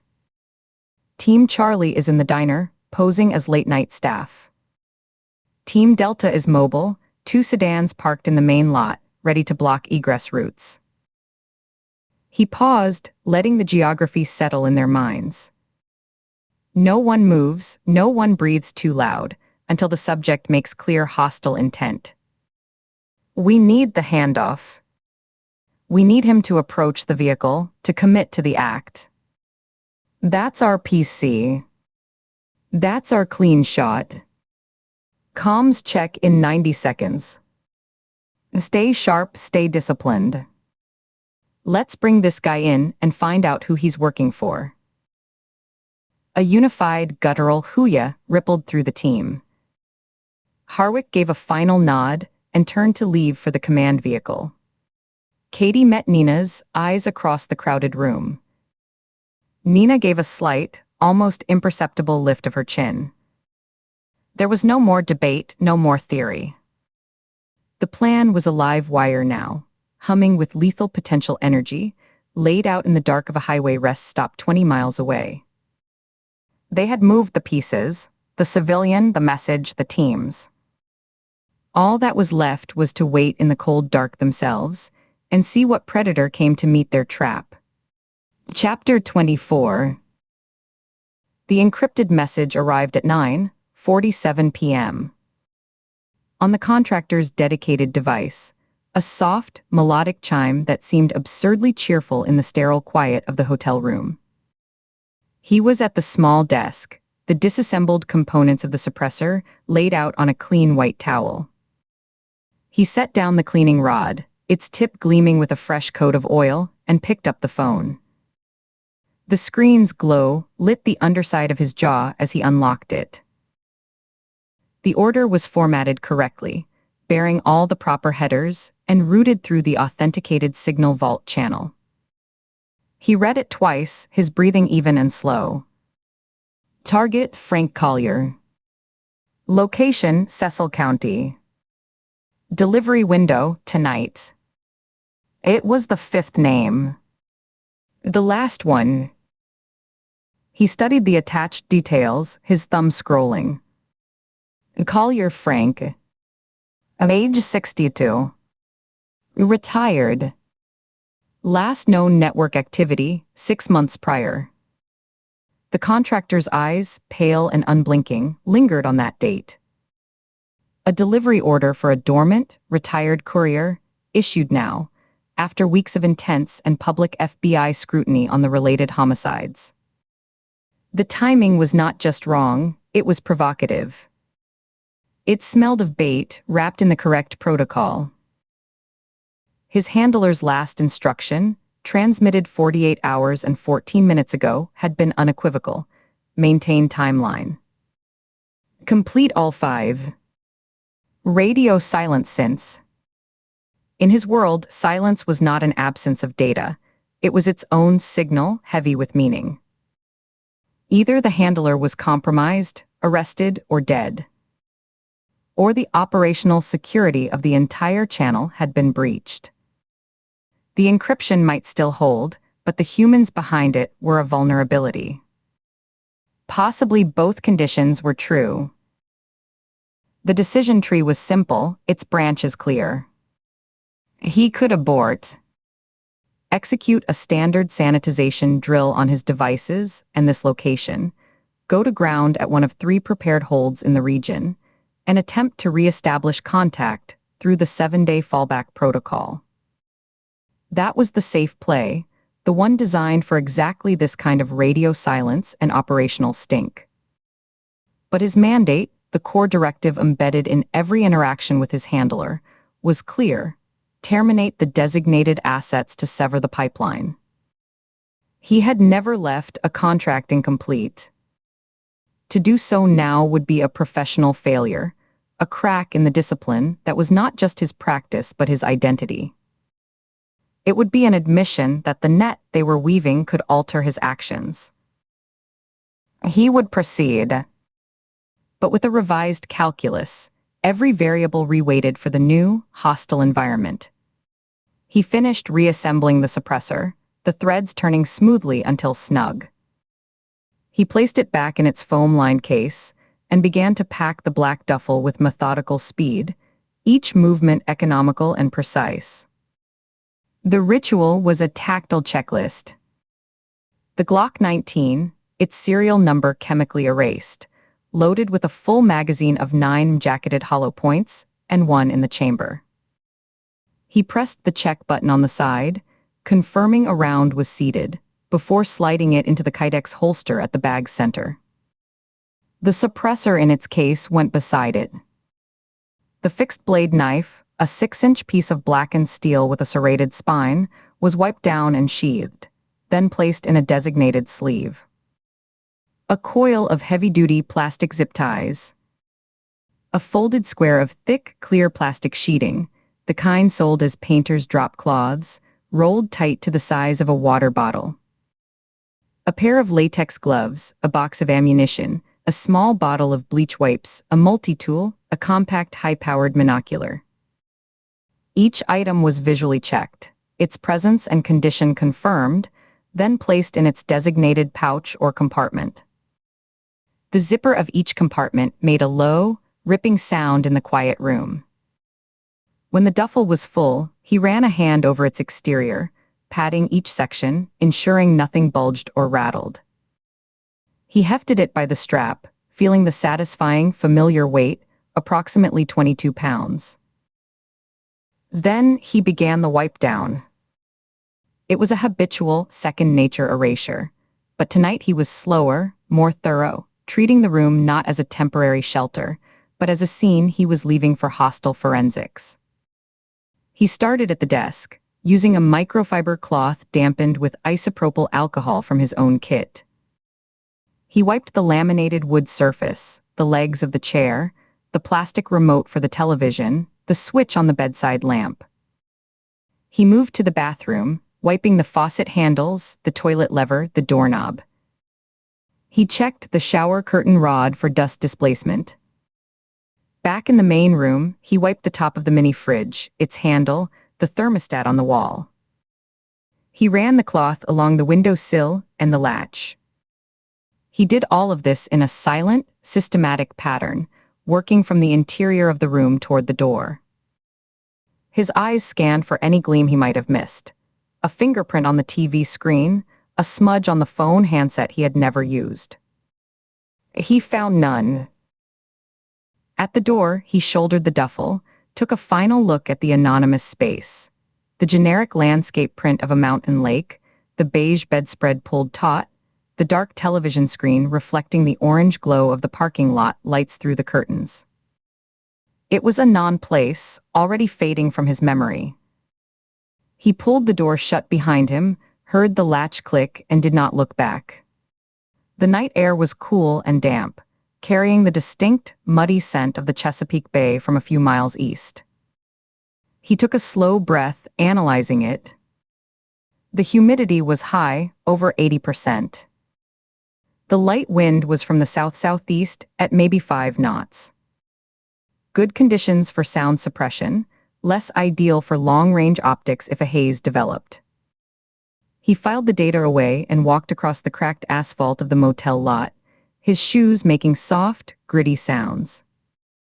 His car, a 4-year-old Ford Fusion in silver, was parked in the shadows at the far end of the lot, away from the security camera that watched the office door.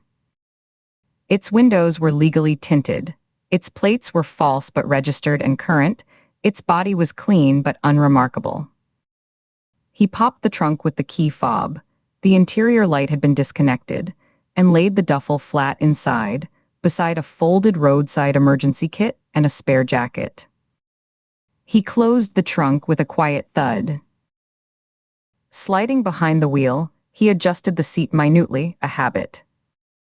The interior smelled of citrus-scented cleaner and, faintly, of the vinyl of the rental. The dashboard lights cast a soft green glow on his hands. He started the engine, a subdued purr, and let it idle for a moment, listening for any untoward knock or ping. There was none. He pulled out of the lot, the tires crunching over gravel, and turned onto the highway access road, merging north onto I-95. The road was a dark ribbon of asphalt unspooling under a cloud-obscured moon. The traffic was light, long-haul trucks with their running lights, the occasional late-night car. He set the cruise control at 58 miles per hour, 3 miles below the posted limit, a speed that kept him in the flow without attracting attention. His hands rested lightly on the wheel at 10 and 2. His mind, freed from the manual task of driving, parsed the variables, assigning each a probability and a potential countermeasure. The woman at the Chesapeake House rest stop was the primary anomaly, a vivid image recalled with photographic clarity. She had arrived in a dark sedan just before his final approach on the Gilmore target.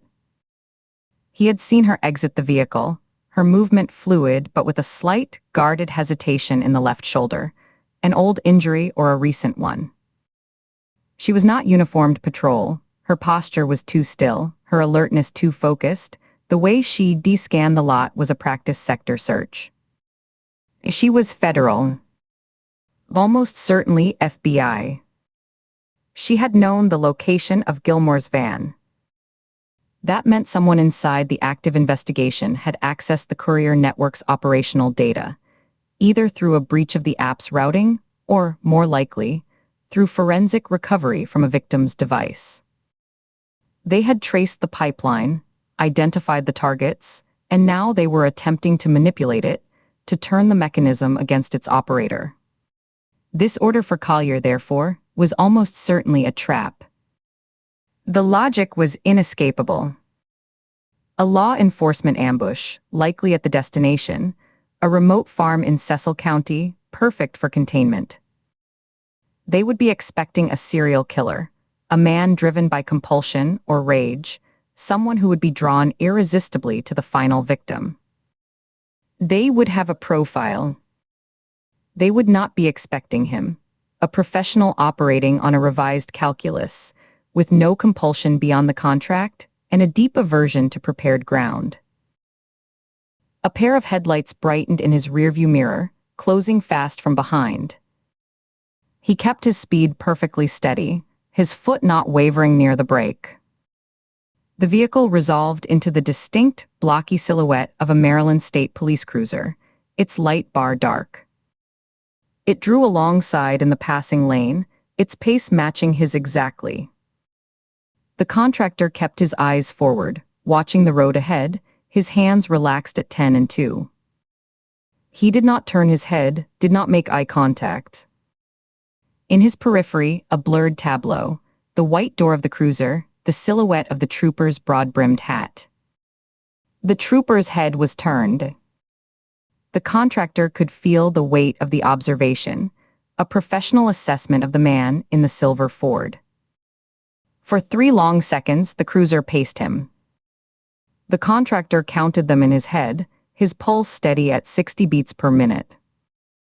Then the cruiser's engine note deepened, and it accelerated ahead, its taillights shrinking to twin red pinpoints in the distance, before disappearing around a gentle curve. The encounter was routine, statistically meaningless.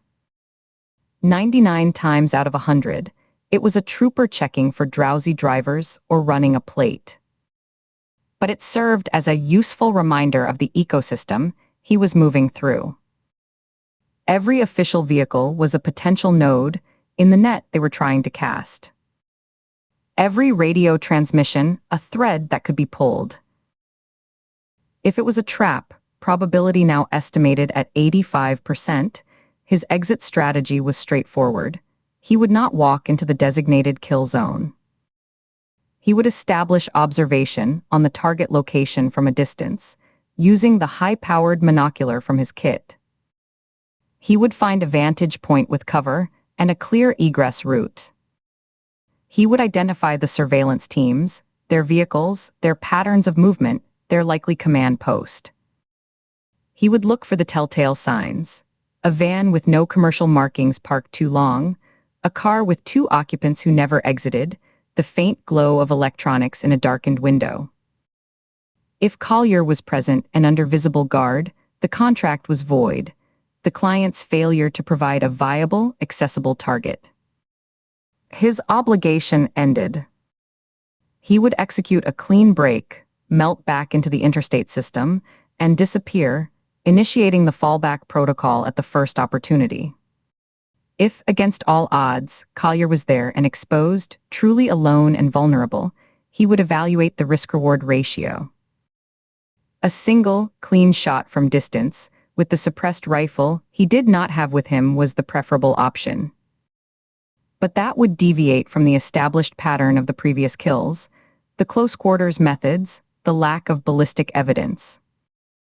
The FBI's behavioral analysts were now studying that pattern. A deviation could signal his awareness of their scrutiny, which was its own vulnerability. It would tell them they were dealing with a thinking adversary, not a predator of habit. That knowledge would change their tactics, narrow their search parameters. Sometimes maintaining pattern, even in the face of risk, was the smarter play for long-term anonymity. He saw the green sign for a service plaza ahead. His fuel gauge showed just under half a tank. He signaled, eased off the cruise control, and took the exit, rolling into the brightly lit complex. It was a large plaza with a gas station, a fast food restaurant, and a convenience store. He selected the pump farthest from the storefront, its canopy casting deep shadows. He killed the engine, got out, and began fueling, his back to the security camera on the light pole. The night air here smelled of gasoline and fried food. A trucker was walking a small dog on a patch of grass. 2 teenagers loitered by a motorcycle, their laughter carrying on the damp air. He watched them in the reflective surface of his car's window, his movements casual as he replaced the nozzle and screwed on the gas cap. He walked into the store, the automatic doors whooshing open. The fluorescent lights were harsh. He went directly to the counter, where a bored clerk in a red vest stared at a phone. 40 on pump 12, he said, his voice neutral, placing 2 $20 bills on the counter. Cash. The clerk barely looked up, took the money, hit a button on the register. The contractor's eyes swept the store. A mother with a crying child in the snack aisle, an elderly man reading a newspaper at a small table. No one of concern. He took his receipt, a slim slip of paper, and walked out, tearing it into small pieces which he deposited in an overflowing trash can by the door. Back on the road, the numbers ran in a quiet, continuous loop behind his eyes. 5 targets designated. 4 terminated. 1 pending. A financial pipeline, a method of moving large sums anonymously via human couriers, now severed. Whatever its purpose, sanctions evasion, blackmail payments, operational funds for another party, it was cut. His primary task was nearly complete. The satisfaction was abstract, an item checked on a mental list. The secondary task, now paramount, was survival and exfiltration. The woman's face, pale and intent under the yellow rest stop lights, was filed away in his memory under a new category: active opposition. A new variable, identified and assessed. If their paths crossed again, particularly in the context of the Collier trap, the equation would change dramatically. She was not a static obstacle but an actor, one who had already altered the board. She would need to be factored in as a dynamic element, capable of initiative and adaptation. He considered the possibility that she would be at the Cecil County location. He estimated the probability at 60%. If she was, and if she presented a direct threat to his disengagement, she would transition from a variable to a condition to be resolved. The rules of engagement would shift accordingly. The highway stretched ahead, a tunnel of darkness punctuated by the rhythmic thump-thump of lane dividers under his tires. He drove on, a solitary figure in a rented car, moving toward a destination that was almost certainly a wall of guns and lights. His plan already formed not around completion, but around observation and controlled withdrawal. The contract was still active, but its terms were now being rewritten, moment by moment, by the cold, silent dialogue between his actions and the reactions of the unseen net closing around him. Chapter 25. The rest area was a smear of sodium vapor light against the black Maryland night, an island of sickly orange in a sea of interstate darkness. He sat in the dark corner of the parking lot, engine off, windows down a precise 2 inches. The air that seeped in smelled of diesel exhaust, damp asphalt, and the distant, greasy aroma from the shuttered fast food outlets, undercut by the faint, sweet decay of wet leaves from the tree line. He'd been there 43 minutes by the green glow of the dashboard clock, arriving well before the scheduled window. Patience was a form of reconnaissance, a passive gathering of data. He kept his hands resting on his thighs, fingers slightly curled, breathing slow and even through his nose. A 4-count inhale, a 6-count hold, a 7-count exhale, to keep his core temperature down and his vision sharp. His eyes moved in a practiced grid, left to right, near to far, then layering a second, slower pass over the points of interest, cataloging not just objects but the spaces between them where movement would originate. The truck was there, parked exactly as the spoofed delivery order had dictated, in a slot facing the tree line at the lot's edge. A late-model Ford F-150, dark blue, Maryland plates. But the man sitting in the driver's seat was wrong. The silhouette was off. Frank Collier, according to his file photos, was a lean, nervous man with a habitual slouch, a body shaped by years of driving and worry. This man sat with his shoulders squared against the seatback, his head too still, the occasional turn of his chin too deliberate. A scan, not a fidget. He was a cop pretending to be bored, and the pretense was visible in the rigid set of his neck, the way his left hand never left the steering wheel to adjust the radio or scratch an itch. He shifted his gaze, scanning the periphery without moving his head. 2 sedans, one at the far end of the lot near the overflowing dumpsters, one angled awkwardly near the restroom building, as if seeking a quick exit. Both had the telltale, slightly too high ride of government packages, the suspension stiffened by armor plating or reinforced frames. The plates were civilian, but the dirt patterns were wrong. The rear plates on both were clean in perfect, sharp-edged rectangles, where police insignia had been recently peeled away. The sedan by the dumpsters had a single, fresh scrape on the front right bumper, white paint transfer on black. A hurried parking job, not the mark of a civilian overnight traveler. A communications van, disguised as a family camper with sun-faded, peeling mountain decals, was parked with a direct line of sight to the truck. Its roof vent was open a crack despite the chill. No condensation plume from a generator, no faint glow of interior light, no shadow of movement within. A dead box waiting to come alive. He counted the antennae, too many for a recreational vehicle, one a thin, rigid whip, the other a low-profile disc barely visible against the roof's curve. The trap. A competent one, dressed with care, but visible to a trained eye that knew the grammar of surveillance.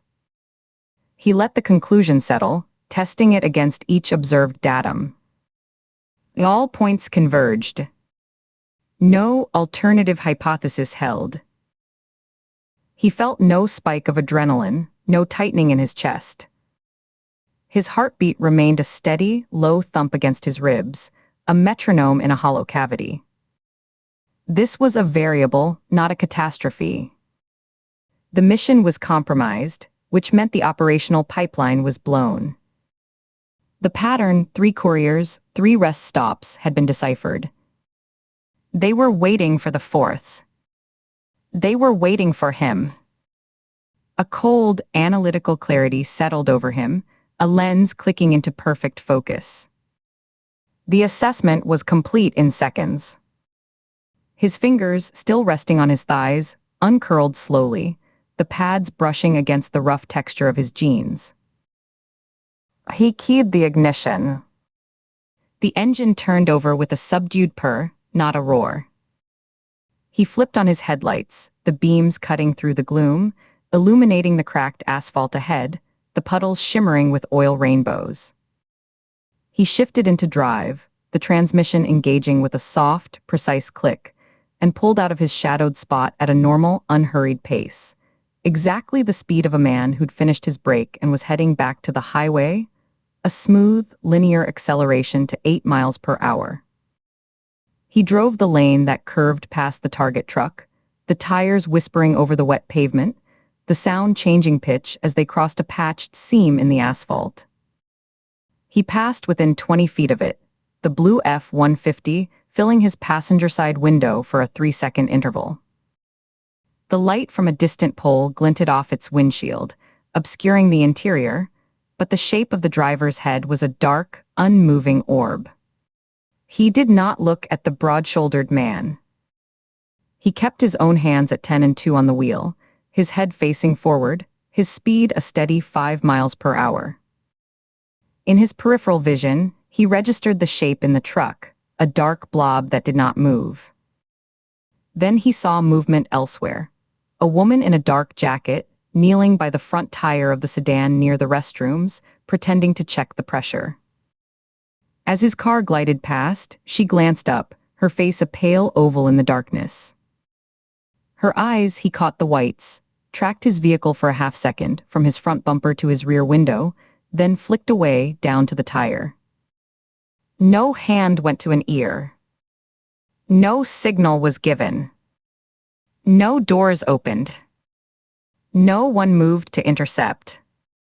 They were letting the small fish go, preserving the trap for the bigger catch they still expected. He noted the brand of her jacket, a common outdoor brand, and the fact her hair was pulled into a tight, practical ponytail. Civilian attire, federal posture. He reached the exit, signaled with a crisp click that sounded loud in the quiet cabin, and merged onto the access road. The bright, endless ribbon of I-95 appeared ahead, a river of white and red light flowing north and south, the collective roar resolving into a deep, constant shudder in the car's frame. The decision was already made, the protocol clear and memorized. He took the southbound ramp, accelerating smoothly to match the flow of traffic, his foot easing the pedal down until the speedometer needle settled at 64, slipping into the center lane, becoming one more set of taillights in the procession. A tractor-trailer blew past on his left, buffeting the car with a wave of displaced air that rocked it gently on its springs. 5 miles down the interstate, the glow of the rest area long vanished in his mirrors. He took an exit for a commercial strip that was mostly dark. He followed the signs to a closed, independent gas station, its pumps shrouded in safety cones, the convenience store windows boarded over with fresh, yellow plywood that stood out against the grimy siding. He pulled around the back of the building, where the asphalt was littered with broken glass that crunched under his tires and weeds that pushed through the cracks like skeletal fingers. He killed the headlights and the engine, plunging the car into a silence broken only by the distant, receding hum of the highway and the tick-tick-tick of the engine cooling. The air here was different, stale gasoline, mildew, and the sour tang of dumped garbage from an overturned can. From the glove compartment, he removed a phone. It was not the signal vault device, which was already packed for disposal in a separate bag in the trunk, its components awaiting separation. This was a separate unit, a cheap, prepaid flip phone, its plastic casing scuffed and anonymous, purchased with cash 6 months prior from a store in Pennsylvania. It was used only for this single, fallback channel. He powered it on, the screen casting a blue glow on his chin and the lower half of his face as he waited for it to find a network. The light made the stubble on his jaw look like fine grit. When the signal bars appeared, too, wavering, he flipped it open, the hinge creaking slightly. His thumb moved with practiced efficiency over the rubberized keys, each press producing a muted, plastic click. He typed a brief text to the single number stored in its memory, a number he had never called and never would. Pipeline blown. 5 incomplete. Advise. He sent it, the phone giving a soft, affirmative chirp. Then he sat in the dark, watching the empty, skeletal pumps through his windshield. The station's sign, a broken neon outline of a dinosaur, creaked on a rusty hinge in the wind, a rhythmic, metallic groan. He counted the creaks. 27. In under a minute, the device vibrated softly in his palm, a brief, insectal buzz that traveled up his fingers. He opened it, the blue light washing over his hands again. Stand down. Relocate. New tasking to follow. He deleted both messages, the process requiring several confirmations on the rudimentary menu, a deliberate security feature. He navigated the prompts with sharp jabs of the thumb, his expression blank, eyes reflecting the scrolling text. He powered off the phone, waited 3 seconds, then pried off the back cover with a fingernail, the plastic snapping free with a faint pop. He removed its battery, a slim rectangle that was still slightly warm. He placed the battery in his left jacket pocket, the phone body in his right, the back cover and the tiny, fingernail-sized SIM card in the small change pocket of his jeans. They would be disposed of in separate, widely spaced locations: a dumpster, a river, a public trash can at a bus depot. The extraction route was prearranged. A series of back roads through northeastern Maryland, crossing into Delaware near Newark, to a safe house that existed only for this contingency. A furnished apartment paid for a year in advance under a clean name, with a separate vehicle, a common gray SUV, in the attached garage. But before he crossed the state line, he had one final action. A matter of professional hygiene. The primary channel needed to be formally closed, the line severed with a report, not just abandoned. He started the car, the noise startlingly loud in the desolate lot, and drove south for another 20 minutes, the suburban sprawl giving way to heavier industrial zones. Warehouses with corrugated metal walls, lots filled with shipping containers stacked like giant, rust-colored bricks, the occasional flare of a refinery tower against the clouded sky. He exited at a massive, 24-hour truck stop just inside the Baltimore Beltway, a city of light and diesel in the night. He navigated past the fuel islands, where rigs were lined up like behemoths at a trough, their engines rumbling and shuddering like sleeping beasts, air brakes hissing periodically like mechanical sighs. He parked in a shadowed slot among the long-haul trucks, their trailers forming canyon walls of corrugated aluminum that rose high above his sedan, blocking the sky. The air here was thick and layered, the sharp smell of burnt coffee from the all-night diner, the hot, greasy scent of frying food, the pervasive, oily tang of diesel fumes, and beneath it all, the faint, ammonia-like odor of a restroom vent. Country music twanged faintly from a radio somewhere, a mournful song about lost love. He was a small sedan among giants, effectively invisible, his car dwarfed and hidden. He sat for 5 minutes by the dashboard clock, watching his mirrors, observing the flow of drivers heading to and from the restrooms, the diner, the showers. A man in a plaid shirt and baseball cap trudged by, rubbing his eyes. Two others talked quietly by a rig's fuel tank, their breath making small plumes in the cold air. No patterns concerned him. No one glanced his way twice. From a concealed panel beneath the passenger seat, released by pressing two hidden latches simultaneously with his thumb and forefinger, he withdrew a small, sealed aluminum case, the size of a hardcover book, its surface cool to the touch. He placed it on the passenger seat, the weight of it making the seat cushion sigh. He clicked the latches open, a positive metallic snick-snick. Inside, nestled in custom-cut gray foam, was a compact satellite phone, its casing matte black and devoid of markings, the rubberized keypad worn smooth in the center of the numbers. It was a heavy, solid piece of machinery, heavily encrypted, a brick of focused purpose. He lifted it out, its weight familiar and reassuring in his hand, like holding a dense rock.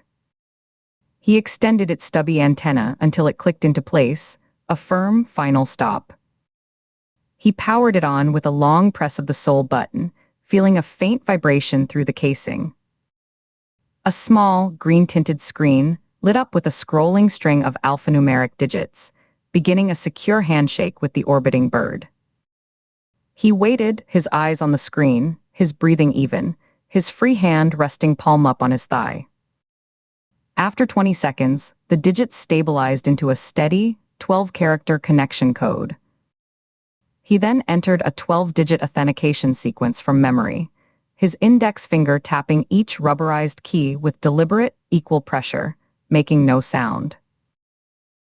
A voice answered after two electronic tones, a high ping followed by a low pong.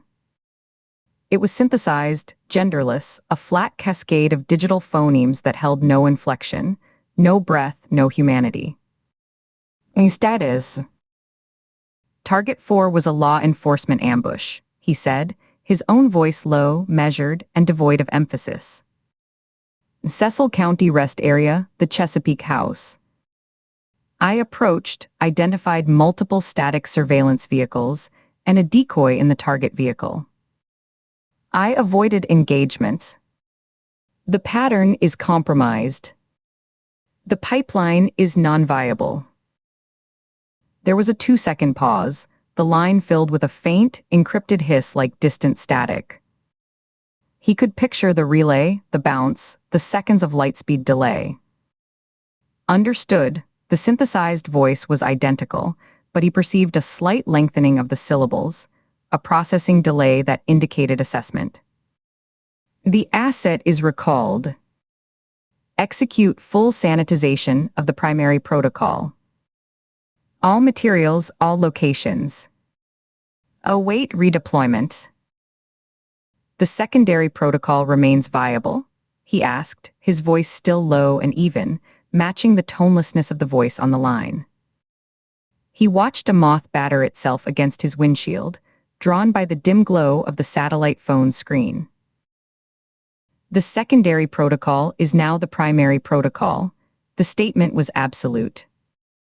New parameters and initial target package will be transmitted to the designated dead drop within 48 hours.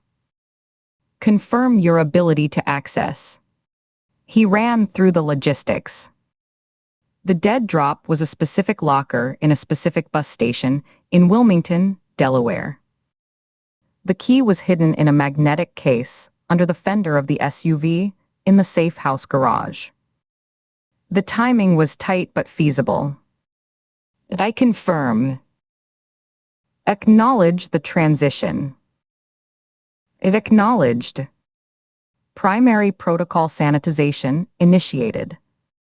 Standing by for secondary tasking. The line went dead with a soft, dry click, followed by absolute silence from the earpiece, a void more complete than the ambient noise of the truck stop. He held the phone for a moment, feeling its residual warmth, then began the dismantling ritual. He retracted the antenna with a firm push until it seated with a muffled thud. He powered down the unit, holding the button until the green screen winked to black, reflecting his own opaque eyes for an instant. He slotted it back into its precise foam nest, the edges aligning perfectly. He closed the aluminum case, the latches snapping shut with a final, definitive sound that seemed to seal away the entire previous operation. The sanitization was already unfolding in his mind, a checklist of discards appearing behind his eyes in neat, bulleted rows. The 2 safe houses in Maryland, Towson and Rockville, the 3 rented vehicles with their specific plates, the sedan he was in, a pickup, a minivan, the identities and supporting documents, driver's licenses, credit cards, utility bills, tied exclusively to the courier killings. All were now discardable, to be abandoned or destroyed by prearranged, remote means. They had served their purpose, which was never merely the elimination of 5 loose ends.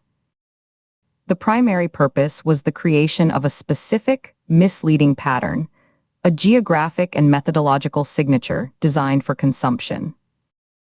That pattern had now been discovered, which meant it had successfully absorbed the investigation's attention, resources, and assumptions. A different pattern, waiting in the wings, would now begin.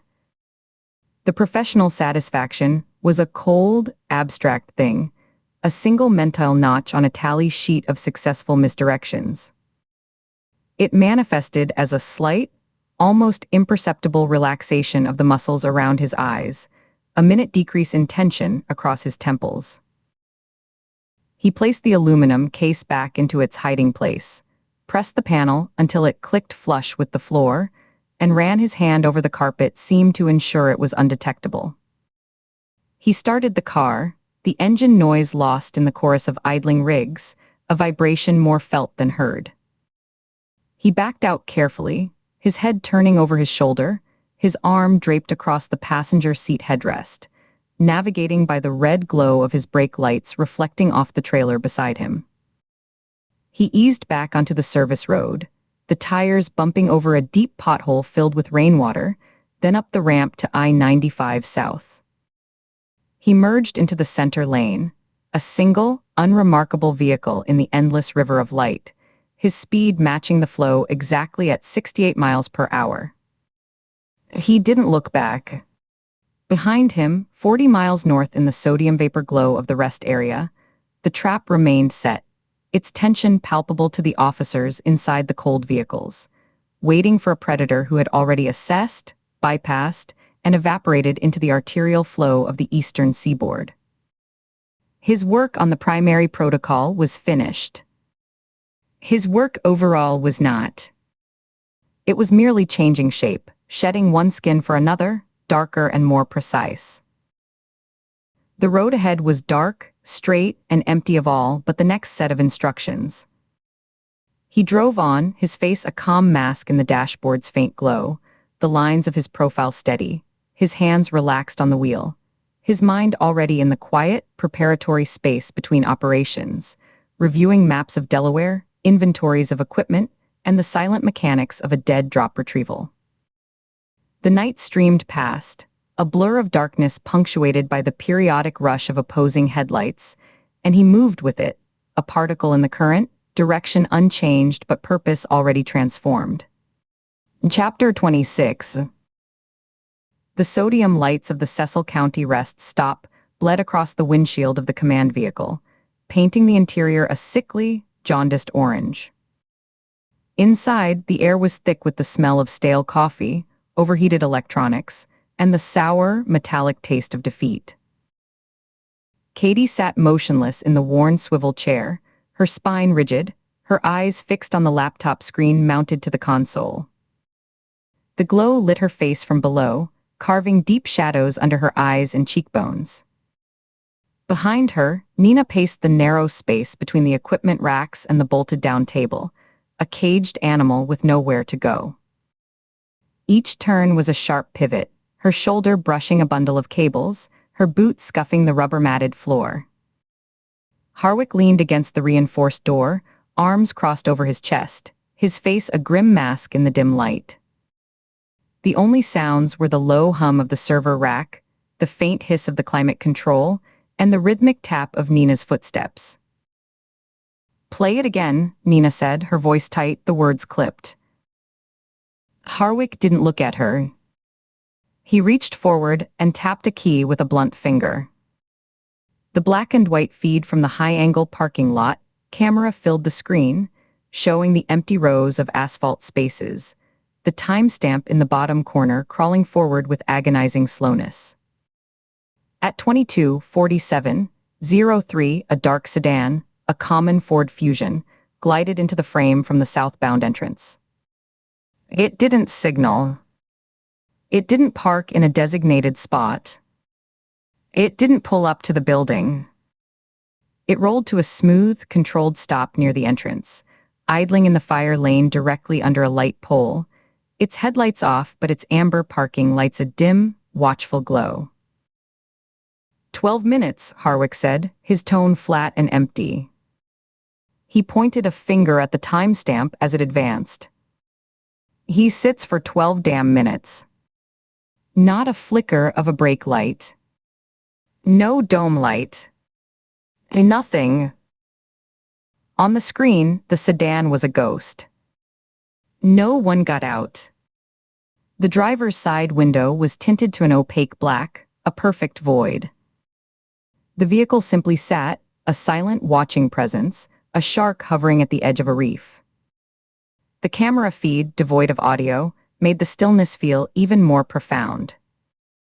Then, at precisely 22:59:01, the sedan's parking lights vanished. It pulled forward with a slow, deliberate roll, executed a wide, unhurried U-turn across the empty lanes, and drove back out onto the southbound ramp of I-95, merging seamlessly into the distant river of red taillights and disappearing. Nina stopped pacing. She stared at the screen, her hands curling into fists at her sides.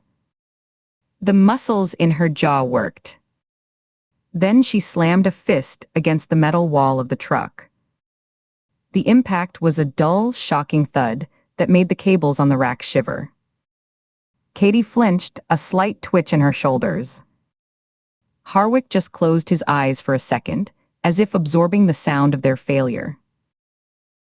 He was right there, Nina hissed, shaking out her stinging hand. He looked at our truck, he looked at the whole goddamn setup, and he drove away. He didn't even bother to speed up. Plates came back, Harwick said, his voice returning to that monotone report. He clicked to another window, pulling up a DMV database. Maryland tags. Registered to a budget rent-a-car out of BWI Airport. Rented 3 days ago by a Stephen J. Galbraith. Credit card used was a prepaid Visa, purchased with cash. Let me guess, Katie said. It was her first words in nearly an hour. Her voice was quiet, hoarse from the long silence, and it scraped in her dry throat. She cleared it softly. Harwick's eyes met hers, and he gave a single, slow nod. Social Security number belongs to a 78-year-old man in a Sarasota nursing home who hasn't traveled in a decade. Identity theft. Clean, professional job.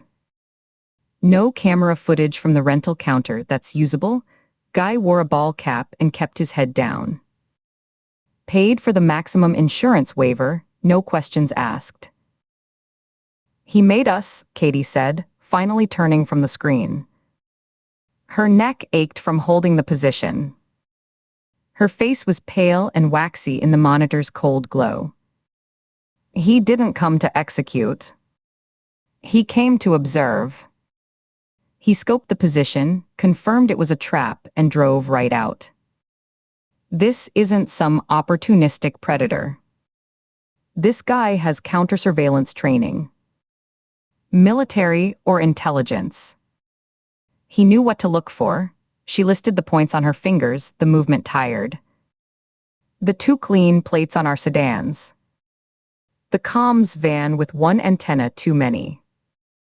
The posture of our guy in the target truck.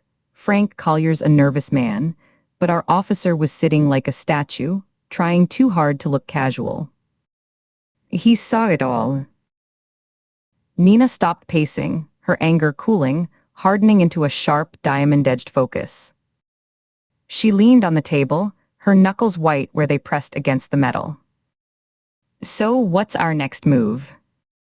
We can't just wait for him to pick another rest stop. He knows the pipeline is compromised. He's probably already reported the breach to his handler. If he hasn't, he will, Harwick said. Which means the whole Meridian courier list is burned. Anyone left on, it is either already dead or about to be warned off. Katie leaned back in the cheap chair. It groaned in protest, a plastic squeal that grated in the close space. She stared at the ceiling of the truck, at the snarl of black cables and silver conduits that ran like arteries and veins above them. The fluorescent tube light flickered once, casting a stuttering shadow. "We've been chasing the weapon," she said, more to the ceiling than to them. "The contractor. The trigger pull. The sharp end of the spear. We need to start chasing the hand." "The hand?" Harwick asked, pushing off from the door. He came to stand beside Nina, both of them looking down at Katie. "What's that mean?" "We follow the money. We've been trying. It's a shell company loop. It goes in a circle and disappears. Not just the money. The intention." Katie sat forward, the chair squeaking again. She tapped the laptop screen, now showing the frozen image of the sedan's departure. "The money trail from Meridian Logistics is a start, but it's just the method of payment. The signal vault handler activating those burner accounts on the same day, that's operational control. Daniel Severn's locked home office that was wiped cleaner than an operating room, the hard drive gone, the safe empty. That's panic or protocol from someone who knew what Severn was moving. It all points upstream. The contractor is a tool. A very dangerous, very expensive tool. But tools don't act on their own. They don't choose targets. They don't set patterns. Someone aims them." Nina nodded slowly, the logic settling into place like a cold stone in her gut. "We find who's paying, we find who's ordering the kills. Cut off the funding, the operation collapses. The contractor might walk, but the organization behind him can't just spin up another identical scheme overnight. Not without leaving fresh traces. Or it just finds another contractor," Harwick muttered, rubbing a hand over his tired face. "A different ghost. The money's the constant, sure, but if the funding source is deep enough, they just hire a new shooter. We're back to square one, waiting for the next body at a rest stop." "Maybe," Katie conceded. She looked at him, her gaze direct.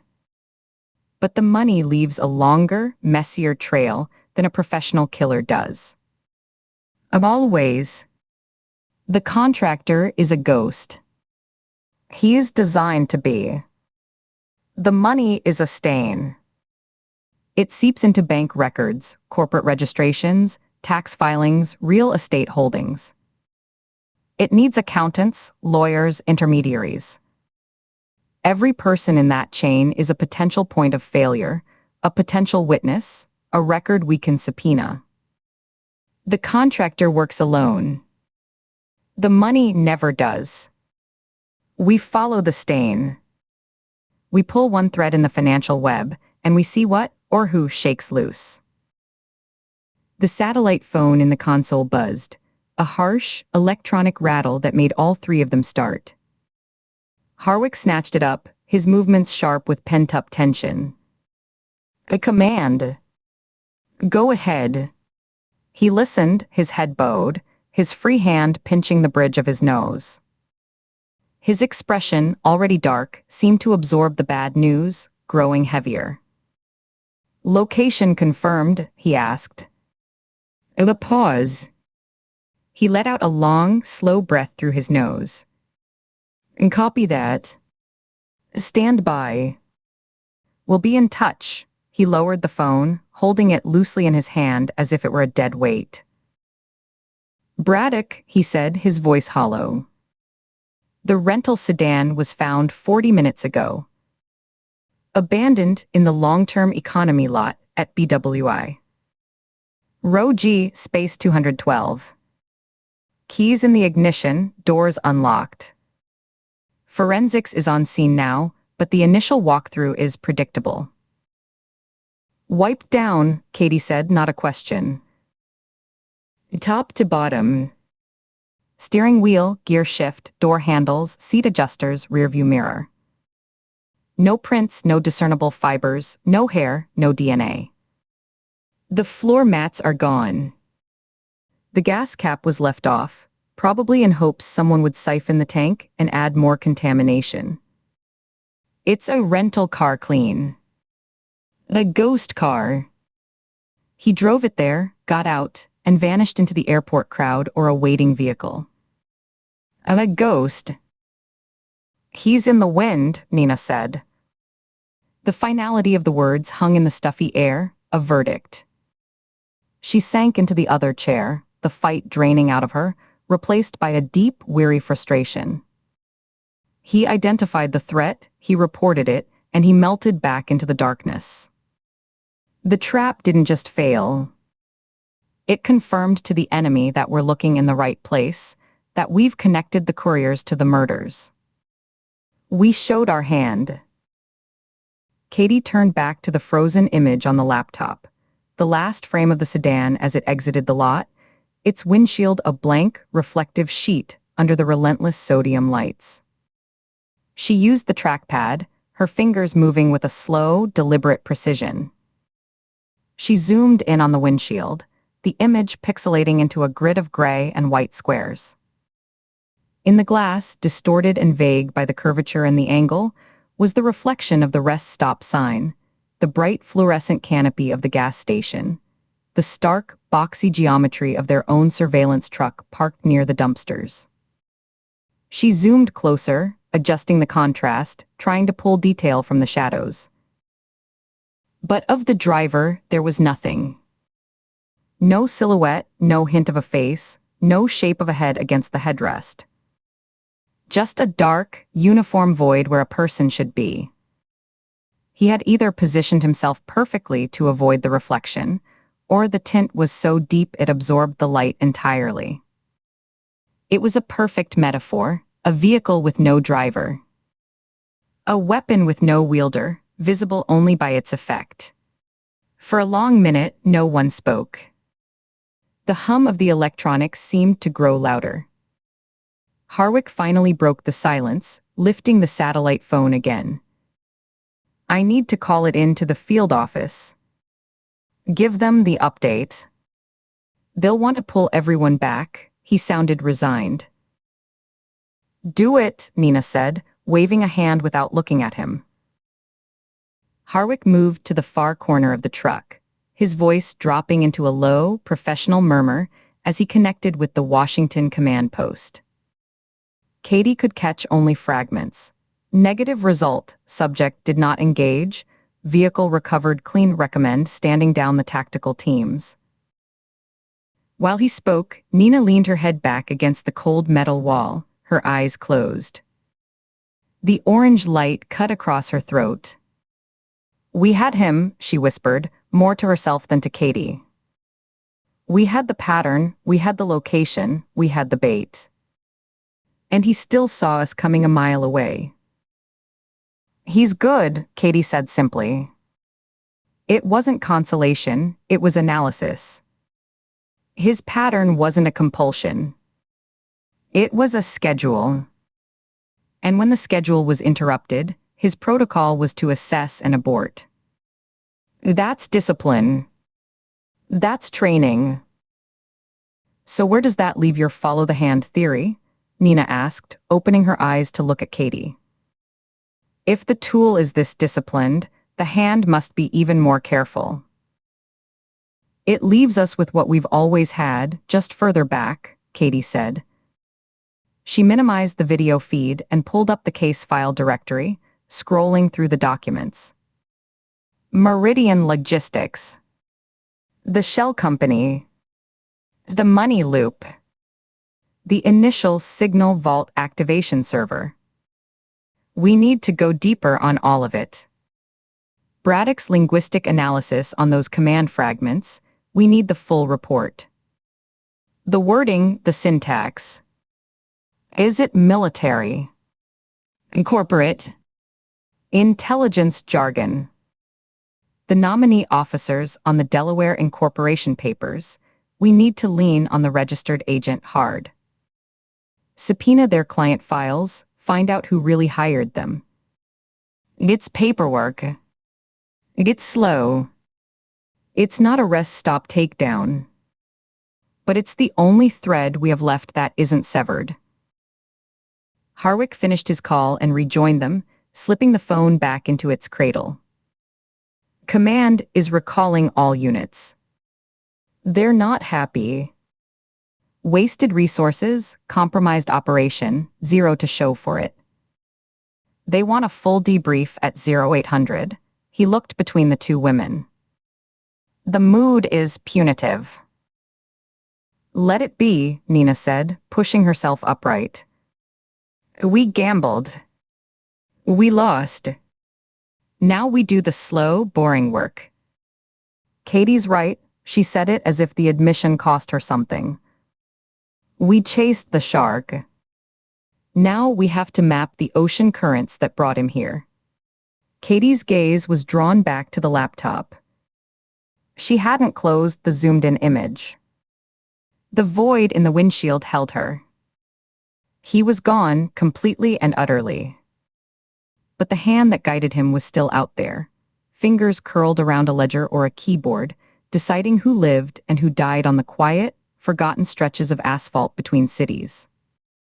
The contractor was a void, but the hand had weight. It had fingerprints.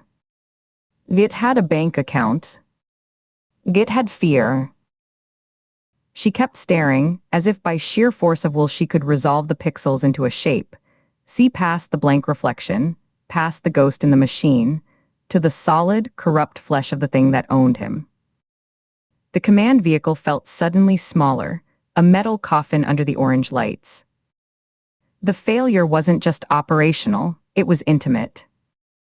He had looked at their house of cards, and, with a mere 12 minutes of silent observation, had blown it down without ever stepping out of his car. We're done here, Nina said, her voice pulling Katie back.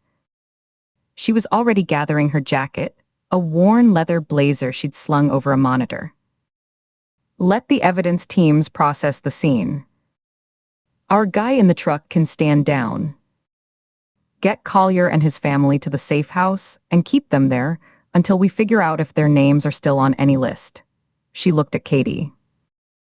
You need a ride back to your car. Katie shook her head, finally closing the laptop with a soft click. The screen went dark, taking the void with it. I'm fine. I'll walk. Suit yourself, Nina moved to the door, Harwick holding it open for her. A rush of cool night air swept in, carrying the distant rumble of the highway and the smell of damp asphalt. It was a relief after the canned staleness of the truck. Katie sat for another moment in the sudden quiet after they left. She could hear the muffled sounds of the operation winding down, car doors shutting, low voices, the crackle of a distant radio. The big play was over. The adrenaline that had been a constant hum in her veins for days was leaching away, leaving behind a profound fatigue and the cold, clear understanding of what they were up against. It wasn't a monster. It was a system. And systems were harder to kill. She stood, her body protesting, her shoulder giving a sharp, familiar throb. She collected her own bag, a worn messenger strap she slung over her good shoulder. Before she left, she took one last look at the console, at the blank screens, at the empty chairs. The trap had been perfect. The logic had been sound, and it had meant nothing. Stepping out of the truck, the night air was a physical shock. The sodium lights overhead buzzed like angry insects. She saw the team packing up, officers in tactical vests loading gear into a van, the undercover officer, who had played Frank Collier, stretching his back, his face relieved it was over. Nina and Harwick were already by their sedan, heads together in quiet conversation. Katie turned and walked the other way, towards the main building of the rest stop. She needed a moment alone, away from the collective disappointment. She passed under the bright lights of the service plaza, the windows of the closed diner dark and reflective like the sedan's windshield. Inside, she could see the vague shapes of chairs stacked on tables. She pushed through the doors to the restroom area, the fluorescent lights in here even harsher, bleaching all color. She splashed cold water on her face, the shock of it helping to clear the fog of fatigue. She looked at her reflection in the mirror. She looked exhausted, older. The woman staring back had bet everything on a single roll of the dice and had come up empty. Drying her hands on a rough paper towel, she walked back outside, circling around the building to the parking lot where her own unmarked car was parked, far from the operational center. The lot was nearly empty now. From this angle, she could see the fire lane where the sedan had idled. The oil stain on the asphalt was probably from 100 different vehicles. It told her nothing. She unlocked her car and slid into the driver's seat, but didn't start the engine. She just sat in the dark, watching the last of the FBI vehicles pull out, their headlights sweeping across the asphalt as they turned towards the highway. One by one, they left, until she was alone in the vast, empty lot with the hum of the highway and the buzz of the lights. The contractor was gone. The hand was hidden. But the pattern was real. The connection was real. The money was real. Those were the pillars that remained. The slow, plodding, desk-bound investigation was all that was left to them now.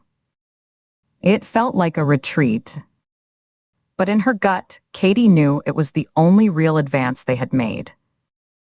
They had forced the enemy to show a piece of its true nature, its caution, its discipline, its resources.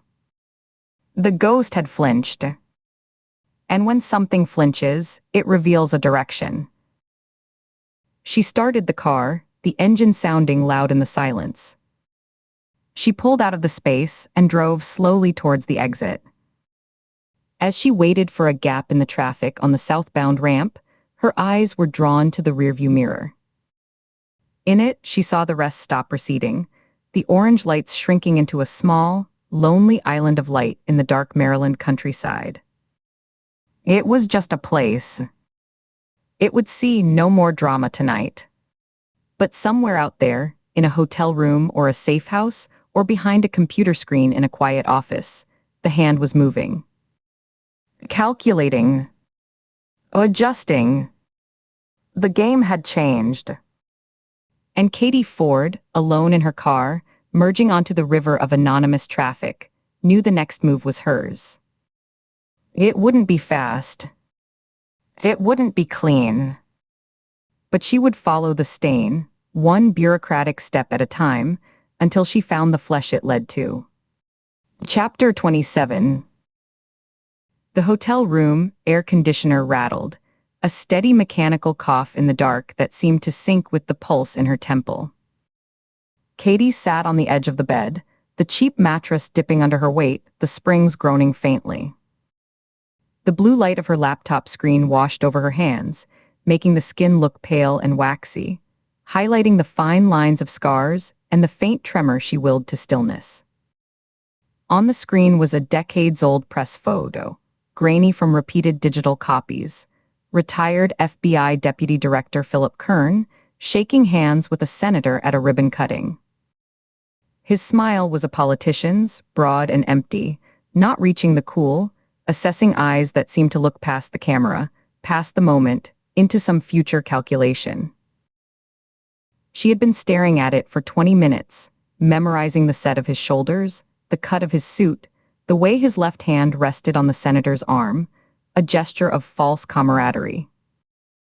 The room around her was a tomb of generic details. The carpet was a pattern of muted brown and blue swirls, stained near the door. The smell was a layered cocktail of disinfectant, dust from the vent, and the faint, sweet decay of old cigarette smoke embedded in the curtains. The only light came from her screen and a sliver of yellow hall light under the door, a constant, thin rectangle that made her eyes flick to it every few seconds. She picked up her phone from the scratchy bedspread. The time glowed in stark white digits, 2:14 a.m. Her thumb hovered over the screen, leaving a smudge on the glass. She scrolled past Nina's contact, past Harwick S., down to the one labeled Braddock DC. She pressed call and held the phone to her ear, the plastic cool against her skin. It rang. Once, twice, a hollow sound in the silent room. On the third ring, she almost ended it. On the fourth, she closed her eyes. On the fifth, he answered. Ford, his voice was thick, slurred with sleep, but underneath was an immediate, wire-tight alertness. You okay? I need a favor, the words came out dry. She cleared her throat softly. A deep one. A rustle of sheets, the creak of a bed frame.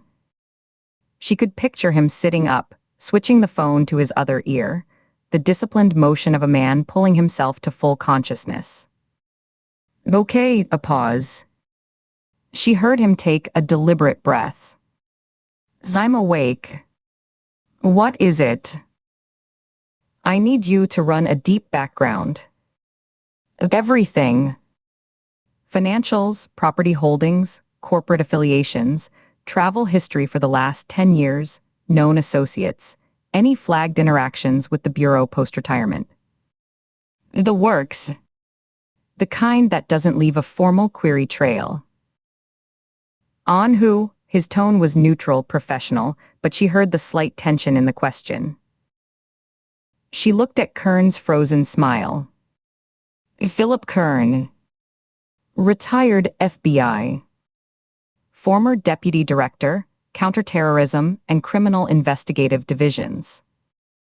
Retired 2014. The silence on the line was absolute, a vacuum broken only by the faint digital hiss of the connection. It stretched for 3 seconds. She could hear her own heartbeat in her ears. Kern, Braddock finally said, the name of flat, heavy stone dropped between them. Why? Katie had rehearsed the lie in the quiet dark, weaving it from strands of truth. She kept her voice level, matter of fact. A confidential informant. They identified Kern as having possible, indirect connections to a shell company we're looking at. Meridian Logistics. The informant was vague, but the link was made. I need to see if there's a shape to it before I bring a retired deputy director's name into a briefing room. Possible connections, Braddock repeated, his tone shifting completely from sleepy to acutely, dangerously alert. She heard the soft tap of a finger on a hard surface, a nightstand maybe. Ford, listen to me. If this is about those rest-stop homicides, you need to loop in Shaw and the sack. Immediately. This isn't a solo run. You don't take a shot at a name like that without a battalion behind you. I can't. Not yet, she leaned forward, her free hand pressing into the mattress. If I'm wrong, it's career suicide for everyone involved. If I'm right, I need to know what I'm walking into. I just need the data, Cole. I need to see the shape of it. Then I'll know what to do. The shape of it, he echoed, a note of frustration bleeding through. She could picture him now, running a hand over his face, his fingers pressing into his closed eyelids. Katie. If Philip Kern is connected to this, even tangentially, it goes to a level where people like you and me, we're not players. We're the pieces that get moved. And if we move ourselves, we get crushed. We are not equipped for that fight. The Bureau isn't equipped for that fight from the inside. It eats its own. I know, she stared at Kern's photo until the pixels seemed to blur. The empty smile became a grimace. Run it anyway. Another long pause. This one was heavier, filled with the weight of consequence. She heard him sigh, not a sound of irritation, but of deep resignation, a man accepting a burden he knew was toxic. All right, the word was quiet. I'll run it. I'll have to piece it together from different sources, cross-reference databases, use some old CI contacts for the financial layers. It'll take a few hours to pull the threads without tripping any formal flags. I'll call you when I have something. A secure line. Thank you. Ford, his voice dropped, losing its last vestige of professional distance, gaining a raw, urgent edge. Wait. I need to tell you something. Before you hang up. Her grip tightened on the phone, her knuckles pressing white against the blue screen's glow. A cold trickle, like a drop of ice water, traced a path down her spine. What? He took a breath, audible and shaky. Director Vance. He called me again today. Late afternoon. A direct line to my desk, bypassing my supervisor. Katie's mouth went dry. She said nothing. He asked specifically, pointedly, whether you had traveled to Annapolis this week. He said the system showed anomalous GPS pings from your assigned bureau vehicle. He's had the data, Katie. The timestamps, the route. He knows you went there. He wanted verbal confirmation from me. The floor seemed to tilt. The rattling air conditioner faded into a distant, meaningless buzz. Her vision tunneled to the stripe of light under the door. Annapolis. Kern's quiet, tree-lined street, the colonial house with its dark windows, the creeping sensation of eyes on her back, the mail slot clicking shut. She had been so careful with the rental car, the back roads. She'd forgotten about the damned SUV she'd used days prior for a crime scene run. A basic, stupid oversight. Vance knew. He had the data. He wasn't just monitoring the case from a height. He was down in the weeds, tracking her movements. What did you tell him? Her voice was strangely, unnaturally calm, a flat plane over a churning depth. I told him I'd have to check the duty logs and the vehicle assignment roster, that I wasn't directly tracking agent movements. It bought a second. A stall, Braddock's words came faster now, low and intense. But he knew. He wasn't asking for information. He was conducting a loyalty test. He was seeing if I'd lie for you, or if I'd give you up. His tone, it was calm. Too calm. Procedural. That's what scared me. Katie swallowed, her throat tight. I'm okay. It's not okay, his whisper was fierce. He's building something. The file, a profile. I don't know what's in it, but he's looking for a reason. A pattern of instability.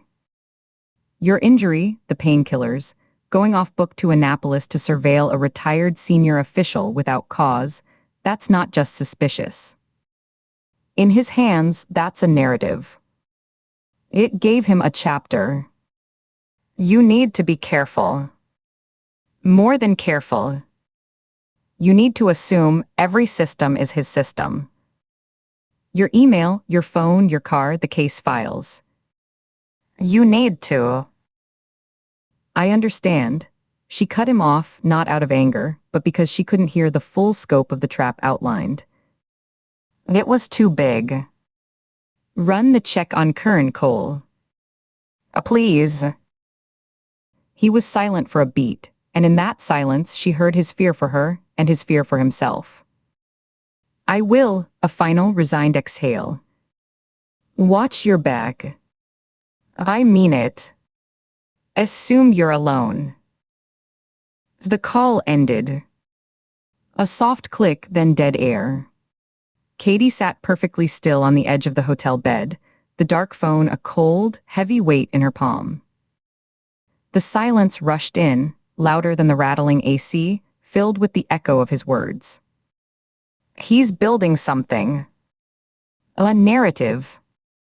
You need to assume you're alone.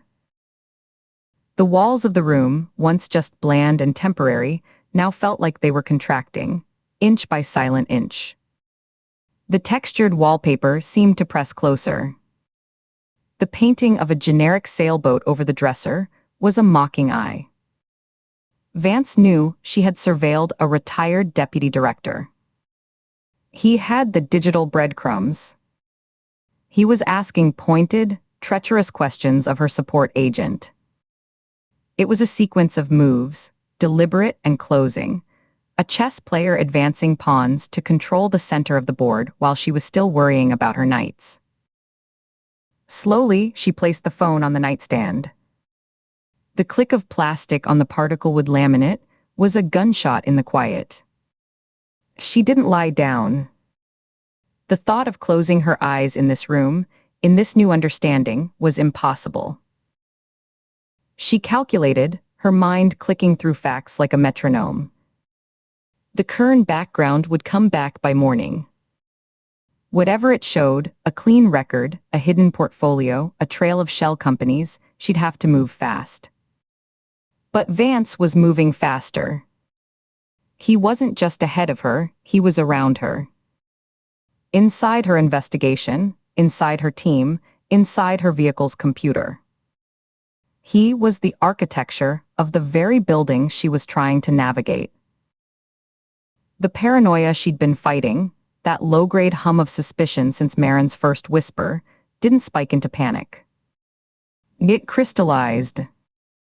It became a cold, clear map laid over the darkness.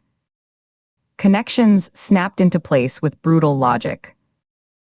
Vance's early interest in the case, his personal assignment of Braddock, not just a helper but a watcher. His resistance to the serial killer theory, his push for a quick, clean resolution. He wasn't a bureaucratic obstacle. He was part of the structure. A load-bearing wall. And with her questions about Kern, she had just started tapping on it with a hammer. How much time did she have? A day. Two. Before he called her into the 7th floor office with the soundproof door. Before he cited medical instability and suspended her credentials. Before he buried the Meridian case in a vault and her along with it, a footnote in an internal affairs file. Her eyes tracked back to the stripe of light under the door. It was a constant. A yellow line from the hallway's perpetual fluorescence. As she watched, a shadow passed over it, 2 blurred rectangles of darkness, moving left to right. Footsteps. They slowed, almost imperceptibly, just outside her room. Her breath caught in her chest. Her hand drifted to her side, where her service weapon would normally be, holstered on the nightstand. It wasn't there. It was locked in the safe at the barracks. The shadow paused. The light was broken for a full 3 seconds. Someone standing there. Listening. Checking a room number. Her body went rigid, every muscle coiled. She stared at the gap under the door, waiting for the shadow of feet pointing toward her. Then it moved on. The twin shadows passed, and the solid yellow line returned. The footsteps faded down the hall. A hotel guest. A maid ending a shift. It was nothing. It had to be nothing. But the map in her mind had a new feature. Her own location, a blinking dot in a cheap hotel, was known. The vehicle GPS. Braddock's call log. Vance could have a list of every agent hotel used by the field office. She was in a known box. She stood up, her joints stiff. The movement was silent. She walked to the door, her bare feet cold on the rough carpet, and put her eye to the peephole. The fisheye lens showed an empty, overlit hallway stretching toward the ice machine. Nothing. Back at the bed, she didn't sit. She paced the narrow space between the bed and the wall, 3 steps each way. Assume you're alone. Braddock was now compromised as a source of anything but the most deniable help. Nina was her partner, but Nina was also a by-the-book agent facing her own demons. Bringing her into this without ironclad proof would be asking her to choose between her career and a hunch. Harwick would follow procedure, which would lead straight to Vance. Her assets, the sticky note with PK in the warehouse. The pattern of the kills. Marin's warning, unverifiable and from a convicted traitor. Her own eyes seeing Kern retrieve his mail. That was it. A handful of dust against a concrete wall. Her vulnerabilities, the pain in her shoulder, a constant drain. Vance's active file. Her isolation. The clock. She stopped pacing and went to the window. With 2 fingers, she edged the heavy blackout curtain aside a half-inch. The parking lot was a sea of shadows, punctuated by the glow of orange sodium lights. Cars sat under a light drizzle that made the asphalt shine. Her rented sedan was there, 3 rows back. No one was near it. No vans with dark windows. Not that they'd be so obvious. Letting the curtain fall back, she returned to the edge of the bed. The laptop had gone to sleep, plunging the room into near-total darkness save for that stripe of light and the faint green LED of the smoke detector on the ceiling. She didn't wake the computer. She sat in the dark, her hands resting on her knees, palms up. She counted seconds. Not with numbers, but with breaths. In, out. The rattle of the AC. The distant groan of plumbing in the walls. A car door slamming outside, making her flinch. The map was clear, but the path was. She could go to Nina now, tell her everything. That would likely end with both of them suspended by sunrise, the case frozen, and Kern, if he was involved, warned and buried deeper. She could run the Kern data herself when it came, and if it showed nothing, let it go, fall back in line. Save her career. That was the smart move. The surviving move. Katie closed her eyes. She saw Martin Voss's body in the produce truck, the single, precise wound. She saw Cynthia Severn's terrified face behind the security chain. She saw the 16 identical boxes in the storage unit, a life's value in dirty cash. She saw the terse, clinical directives on Braddock's screen, Courier 3. Chesapeake House. Break window 2220-230. A machine was killing people. A machine with a name, with an architecture that might include a retired deputy director and an active assistant director. A machine the Bureau was supposed to dismantle, not protect. She opened her eyes. They adjusted to the dark, picking out the shape of the dresser, the chair, the door. Surviving wasn't the point. Not anymore. The decision didn't feel heroic. It felt like stepping off a ledge. A simple, grim acceptance of gravity. She would wait for Braddock's data. She would look at the shape of Philip Kern's life. And then, whatever it showed, she would have to find a way to strike at the wall without bringing the whole building down on top of her. She had to be a scalpel, not a hammer. But she had no handle, no grip. The night stretched on, minute by agonizing minute. She remained on the edge of the bed, a sentinel in the dark, watching the faint, unchanging stripe of light under the door. She counted the seconds not as time passing, but as time remaining, each one bleeding away into the silence, irretrievable. The walls did not move again, but the pressure they exerted was a physical force, a steady, silent weight on her lungs, on her shoulders, on the crown of her head. She breathed through it, in and out, waiting for the dawn, and for the call that would tell her what kind of war she had just declared. Chapter 28. The diner smelled of burnt coffee and industrial cleaner, a sour, chemical tang that clung to the back of the throat like a film. Nina Shaw watched the steam curl from her mug, a thin, persistent wisp in the gray morning light filtering through the slatted blinds. The vinyl of the booth seat crackled under her as she shifted, releasing a scent of old grease and synthetic material. Across the Formica table, its surface etched with decades of faint scratches and cigarette burns, Harwick nursed his own cup, his large hands cradling the ceramic as if for warmth. His face was a patient, familiar map of lines and quiet concern, his eyes watchful beneath heavy brows, the skin around them puffy from another short night. The Maryland barracks were a 5-minute drive away, but here, in this vinyl booth with the hum of a refrigerated display case and the distant clatter of dishes from the kitchen, they might as well have been in another country. A waitress in a faded pink uniform had poured their coffee without a word, her movements automatic, leaving a smudged glass pot on the table between them.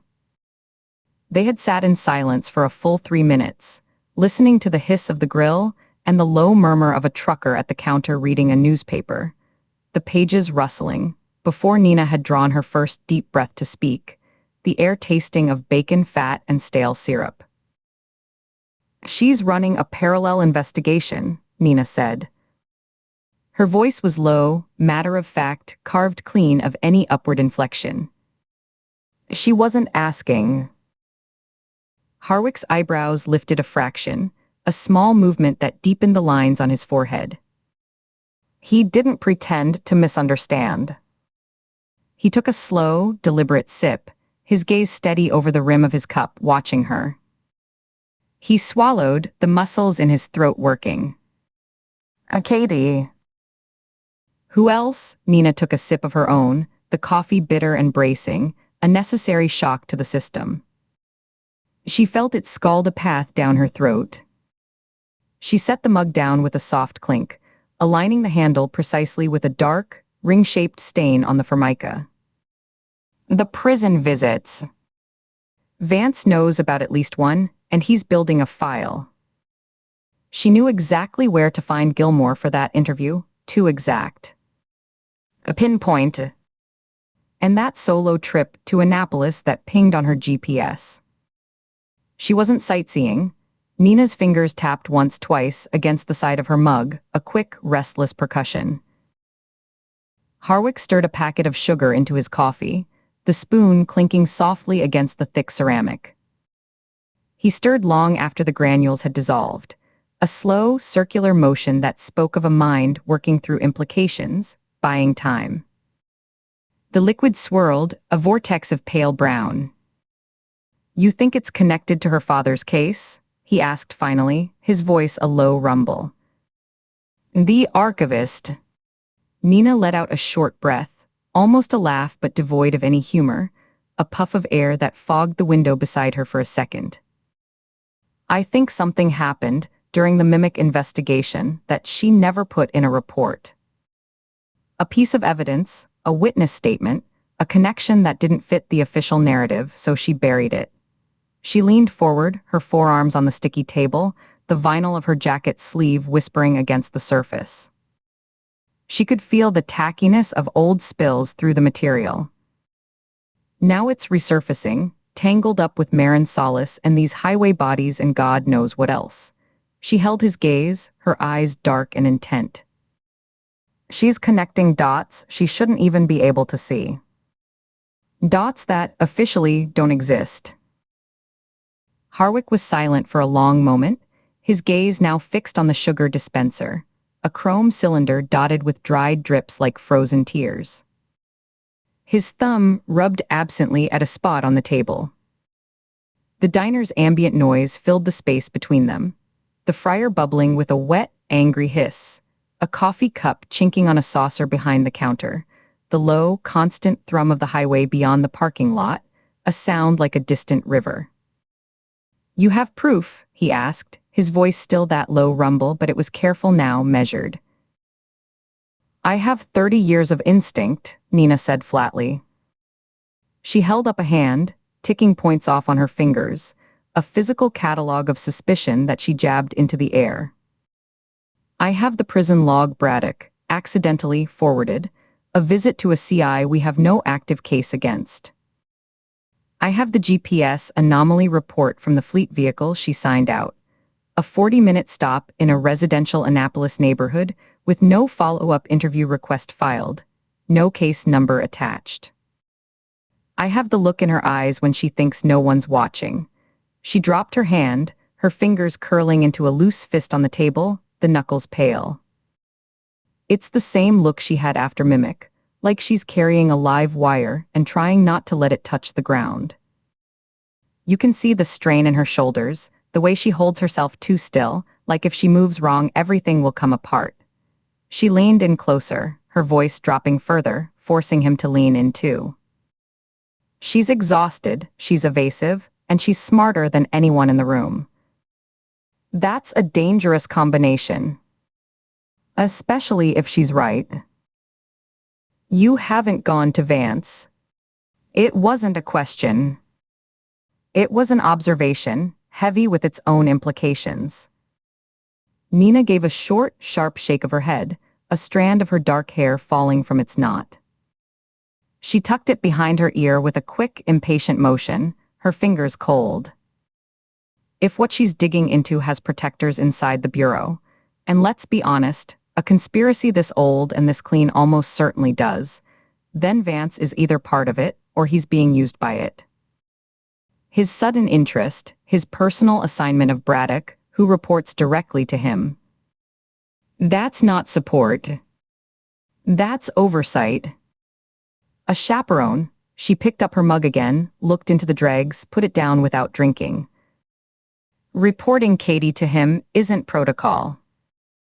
It's handing her over to the people she's investigating. Or to the people who want to make sure the investigation goes nowhere. The weight of the statement hung between them, dense as the grease-scented air. Harwick finally sighed, a weary exhalation that lifted his broad shoulders and let them fall, as if settling under a physical load.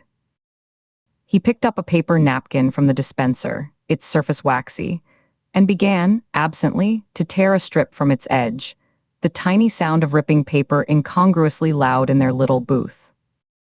He tore another strip, then another, creating a small, neat pile of shreds. "That's a hell of an accusation, Nina. Even off the record. Even in a place like this." His eyes flicked around the nearly empty diner, a quick, professional sweep, the trucker at the counter, the cook visible through the pass-through window, the waitress refilling a syrup bottle. Assessing for threats for listeners. I'm not accusing. I'm assessing. Nina's posture was ramrod straight, her hands now flat on the table, palms down, fingers splayed as if holding something in place. My job is to manage my agent and close my case. Katie is jeopardizing both. But the greater jeopardy isn't to the case. It's to her. Nina's jaw tightened, a muscle flexing along its line, a tiny pulse beneath the skin. She breathed in through her nose, a controlled intake. She thinks she's alone. She's built walls so high she can't see over them anymore. I recognize the architecture. I've seen it before. It's the blueprint for a career-ending or life-ending mistake. A blueprint written in isolation and good intentions. So what's your play? Harwick asked. He had stopped tearing the napkin. The shredded pieces lay in a small white pile next to his saucer, a monument to his silent processing. He pushed the pile slightly with a blunt fingertip. Nina stared out the window at the early traffic, a sparse stream of headlights in the gloom, their beams cutting through the mist rising from the asphalt. A state trooper's cruiser slid past, a silent flash of silver and reflective stripe, disappearing behind a row of parked tractor-trailers, their massive forms dark and hulking against the gray sky. She watched it go, her expression unreadable, her eyes tracking it until it vanished. She turned her head back to Harwick, her neck stiff, the movement deliberate. Her gaze was direct and unflinching. I'm going to make her tell me herself. No more sidelong glances, no more cryptic midnight calls to Braddock for off-book checks on retired deputy directors. She paused, letting the plan solidify in the space between them. I'm going to corner her in a controlled setting, and I'm going to make her say it out loud. All of it. The prison, the Annapolis trip, the connection to her father, whatever she thinks she's found. Harwick's eyes narrowed slightly, the skin crinkling at the corners. He took another sip of coffee, his Adam's apple bobbing. And if she refuses? If she looks you in the eye and lies to you, straight to your face. A good lie, one you can't immediately break. Then I'll know that too. Nina's voice was iron, and her body mirrored it. Her shoulders squared, her hands went perfectly still, her gaze became unwavering, locking onto his with an intensity that made the diner's background noise fade. There was no bluff in it, no room for negotiation. The lie will be the confirmation. The act of lying to her partner, to me, will be the data point that proves how deep this goes for her. And then I'm going to help her, whether she wants it or not. Because if she's lying to me at that point, it means she's in so deep she can't see a way out, and the only exit left might be one I have to make for her. Harwick studied her. His eyes, pale and tired, traced the lines of fatigue at the corners of her eyes, the tight set of her mouth that seemed to hold back a torrent of words, the faint, almost imperceptible tremor in the hand that now reached for her coffee mug again. He noted the determination, a hard, flinty core, but also the profound weariness beneath it, the sag of her posture when she thought no one was looking. He saw the woman who had quit drinking 3 weeks ago, the raw nerve of it still present in the clarity of her gaze and the slight pallor of her skin. That could mean bypassing the chain, he said slowly, each word measured and placed like a stone on a scale. It could mean going around Vance, using back channels he can't monitor. It could mean your pension, your reputation. Everything you've built over 30 years. They don't look kindly on mutiny, even the quiet kind. I know what it means. Nina picked up her mug again, her grip so firm her knuckles whitened against the brown glaze. She took a swallow, not tasting it, just feeling the heat. I also know what happens to lone wolves in this business. They get isolated. Their requests for backup get lost in transmission. Their evidence gets misfiled during a system migration. They make one inevitable mistake because they have no one watching their six, no one to say stop or think or that's a trap. She set the mug down with a definitive click that echoed on the formica. Or they get disappeared into early retirement, their cases forever marked inactive, lack of prosecutorial merit, and their names whispered about in the hallways like a cautionary tale. Whatever happened to so-and-so? Oh, he got obsessed. Went down a rabbit hole. Shame, her lips pressed into a thin line. She's not going to be another one.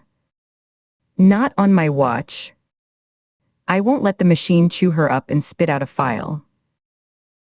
A long silence stretched between them, filled only by the sizzle of bacon from the kitchen and the sudden, loud scrape of the trucker's stool as he stood up.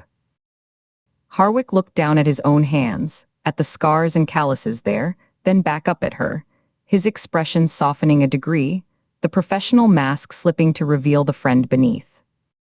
You're fond of her. Nina's eyes flashed, but it wasn't anger. It was something more complex, a sharp, painful recognition, like touching a bruise. Her breath caught for a half-second. I'm responsible for her, she corrected, her voice losing some of its iron, gaining a layer of rough texture like gravel. But even as she said it, the distinction felt thinner by the day, a technicality that couldn't contain the reality of shared motel rooms, silent car rides, the unspoken understanding of pain. She could see in Harwick's face, in the slight tilt of his head, that he knew it too. He saw the care she was trying to frame as duty. And right now, she's in over her head. She has pieces, the burner phone from Severn's house, the Meridian logistics shell, the cash in that storage unit, the targeting pattern, but she doesn't have the whole picture. She's missing context. A history. The why that makes the how make sense. Nina spread her hands slightly, a gesture of frustrated offering, her palms upturned on the sticky table. I have some of that. Not all, but enough. I remember the whispers about the archivist case. I remember the quiet transfers afterward, the promotions that didn't make sense, the files that were sealed before they ever hit a review board. The smell of fear and cover your ass that permeated the 5th floor for a year. You think it traces back to her father. Harwick's statement was quiet, almost gentle, an attempt to ground her theory. I think it traces back to a system, Nina said, the word leaving a bitter taste like the dregs of her coffee. A self-preserving, self-justifying system that consumes good people and leaves tidy, redacted files in its wake. Philip Kern didn't retire to Florida because he suddenly developed a love for sunshine and golf. Something pushed him out. Something that scared him, or shamed him, or paid him off. Katie's trying to find the shape of that something, and she's using our highway homicides as a flashlight. She finished the last of her coffee, tilting the mug to get the dregs, which were cold and gritty against her tongue. She grimaced, a full-body shudder of distaste, and put the mug down hard. The problem with flashlights is they only show you what you point them at. They leave the rest in darkness. And the things in the darkness. She looked directly at Harwick, her eyes dark and serious, reflecting the flickering neon from the window sign. They're always closer than they appear. They're often standing right behind you. Harwick nodded slowly, a man consciously accepting a burden he hadn't asked for but wouldn't refuse. He let out a long, slow breath, his large frame settling more heavily into the booth, the vinyl groaning in protest. He rubbed a hand over his face, the sound of his palm scraping against stubble loud in the quiet booth. What do you need from me? Right now, Nina said, her voice softening for the first time, the edges wearing down to reveal the fatigue and the need beneath. Just to listen. To know that someone else sees the weather changing, that I'm not just an old supervisor jumping at shadows, seeing conspiracies in paperwork glitches. She allowed a faint, tired smile to touch her lips, a brief crack in the facade, gone almost as soon as it appeared. To be a sounding board for a theory that would get me a mandatory psych eval and a desk in the basement, if I voiced it in the office over the water cooler. Harwick gave a single, grave nod, his head dipping once decisively. You have that. You've always had that. Good, the word was a release of tension. Nina slid out of the booth in one smooth, decisive movement, the vinyl releasing her with a final, sticky crackle. She stood, feeling the stiffness in her knees, the ache of too many hours in cars and cheap chairs. She pulled a worn leather wallet from her inside jacket pocket, the leather soft and familiar under her fingers. She extracted two $10 bills, crisp from the ATM, and placed them under the salt shaker, weighting them down neatly so they wouldn't flutter in the draft from the door. She didn't look at the check, it was more than enough. It was payment for the booth, the coffee, the silence, and the risk he'd just accepted by listening. The next move is mine. I need to confront her before she does something even she can't walk back. Before she decides that breaking into a retired deputy director's house in the middle of the night seems like a reasonable, logical next step to get the proof she needs. Harwick followed her out, his movements slower, more deliberate. They stepped out together into the damp, chilly morning air. It hit Nina like a slap, cold and bracing, carrying the scent of wet asphalt and distant pine. The diner's neon sign, a flickering pink open, buzzed overhead with an erratic, insect-like hum, casting a weak, sickly glow on the damp asphalt of the parking lot, making the oil stains shine like black rainbows. The sky was the color of steel wool, low and oppressive, promising more cold rain. The smell of diesel fumes from the highway mixed with the damp earth from the scrubby trees lining the lot. Harwick turned to her, his hands buried deep in the pockets of his overcoat, his shoulders hunched against the chill. For a moment, he just looked at her, his expression inscrutable in the flat gray light, his breath pluming in the air between them. Then he reached out, pulling his right hand from his pocket, and put it on her shoulder.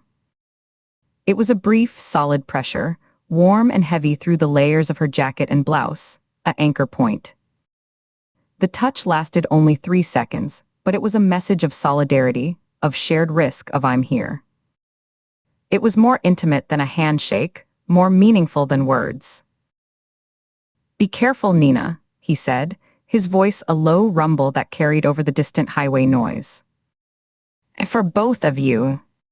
Nina didn't answer with words. She met his gaze, her own eyes reflecting the grim sky, and gave a small, tight nod, an acknowledgement received and understood. It was a contract sealed. She was already turning the problem over in her mind as she turned away, examining it from every angle like a technician assessing a bomb, looking for the cleanest point of entry. The one question, the one piece of irrefutable data, that Katie wouldn't be able to deflect or explain away with a plausible story. The decision was made. It had been made, she realized, the moment she saw Katie's face after the interview with Cynthia Severn. It wasn't just professional satisfaction at getting a lead. It was a personal, visceral mixture of fury and grim triumph that had nothing to do with a grieving widow, and everything to do with a score that was decades old. Katie had looked like someone who had just found the first thread of a sweater she'd been told was lost forever, and the ferocity of that focus had been terrifying. She walked to her car, a government issue sedan parked away from the diner's entrance, under a dim security light. Her footsteps crunched on the gravel-strewn asphalt. The air was cold enough to see her breath form quick, white clouds. She unlocked the door, the chirp-chirp of the remote alarm sharp and alien in the quiet lot, and slid inside. The interior was cold, the leather of the steering wheel stiff and unyielding under her fingers, almost painful to the touch. The familiar, personal sense of the vehicle, old coffee from a spilled travel mug, faint leather cleaner, the dusty, metallic smell of the air vents, enveloped her, a capsule of her own history. She put the key in the ignition, the metal cold, but didn't turn it. She sat for a long moment in the absolute quiet, her hands resting on the wheel at 10 and 2, her reflection stern and pale in the rearview mirror, a stranger with determined eyes and a tight mouth. Outside, Harwick's car door slammed with a solid thump, and his engine turned over, a deeper, throatier sound than her sedan. The sound of his tires on the gravel faded as he pulled out onto the access road, the red taillights disappearing into the gray morning. Alone, the weight of her intentions settled fully upon her, a physical pressure on her chest. She replayed the conversation in her mind, searching for doubts, for a flaw in her logic, for a moment where she'd let paranoia override reason. She found none. The evidence was circumstantial, but it formed a pattern, and patterns were the bedrock of investigation. Katie Ford was running a shadow op. The only question was how far it went, and who else was in the shadows with her. Was Braddock a helper or a handler? Was Marin Salas a source or a puppeteer? You're running your own op, Ford, she thought, her eyes locked on her own resolute reflection in the mirror, watching herself think. Fine. You've got the instincts and the nerve for it. God knows you do. But you're not the only one who knows how. She had run agents, managed assets in hostile cities, navigated bureaucratic minefields for 3 decades. She understood tradecraft, pressure points, and the art of the controlled confrontation. You didn't barrel in, you constructed a room with no exits and then invited the subject inside. Her jaw set, forming a firm, unyielding line of resolve in the dim light. The plan crystallized, moving from concept to concrete steps. It wouldn't be an ambush in a hallway. It would be an intervention. A private setting. Her terms. She would present what she knew, piece by undeniable piece. The GPS log, the prison visit, the call to Braddock about Kern, and remove every avenue of escape except the truth. She would strip away the denials, one layer at a time. She would get the story, the whole story, out in the open between them, where she could see its shape, assess its dangers. And then, one way or another, she would end this. She would either bring Katie in from the cold and integrate her hunt into something manageable, something she could shield and guide, or she would shut it down completely to save the agent from herself. The latter thought was a cold stone in her gut, but she accepted its weight. Responsibility sometimes meant stopping someone from achieving their goal, even if that goal was justice, because the cost of that justice could be the person themselves. Finally, she turned the key. The engine coughed to life, a vibration rising through the seat, the dashboard lights glowing a soft, greenish hue, illuminating the speedometer and fuel gauge. She didn't immediately put it in gear. She sat for another full minute, watching the diner's sign flicker in her rearview mirror, a persistent, feeble pulse of pink light in the gray dawn, like a fading heartbeat.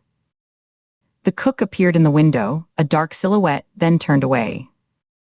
Then, with a final, steadying breath that filled her lungs with the cold, stale air of the car, she shifted the gear selector into drive with a firm click.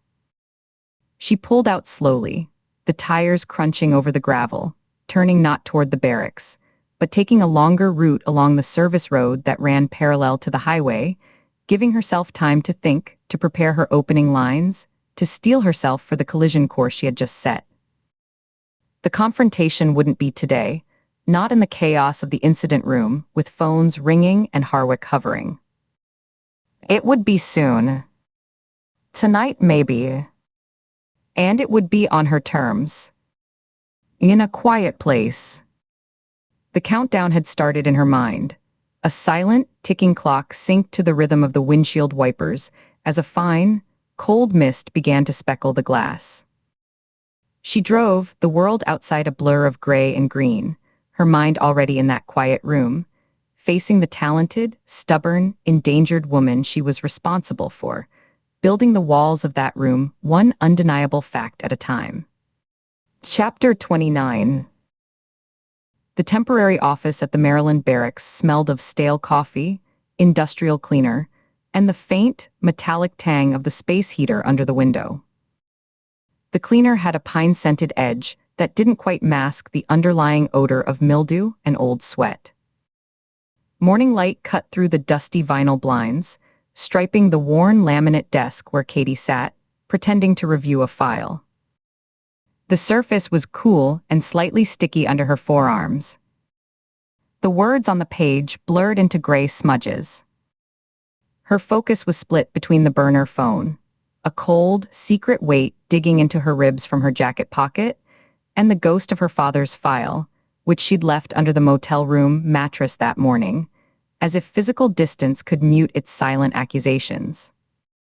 She could feel the phantom texture of that aged folder, the rough-cut edges of the papers inside. The door opened and closed with a soft, definitive click that echoed in the hollow room. The sound of the latch engaging was final, like a cell door shutting. Katie looked up, her neck stiff, a dull ache spreading from the base of her skull. Nina stood with her back against the door, her coat still on, her expression unreadable. She didn't approach her own desk, didn't shrug off her jacket.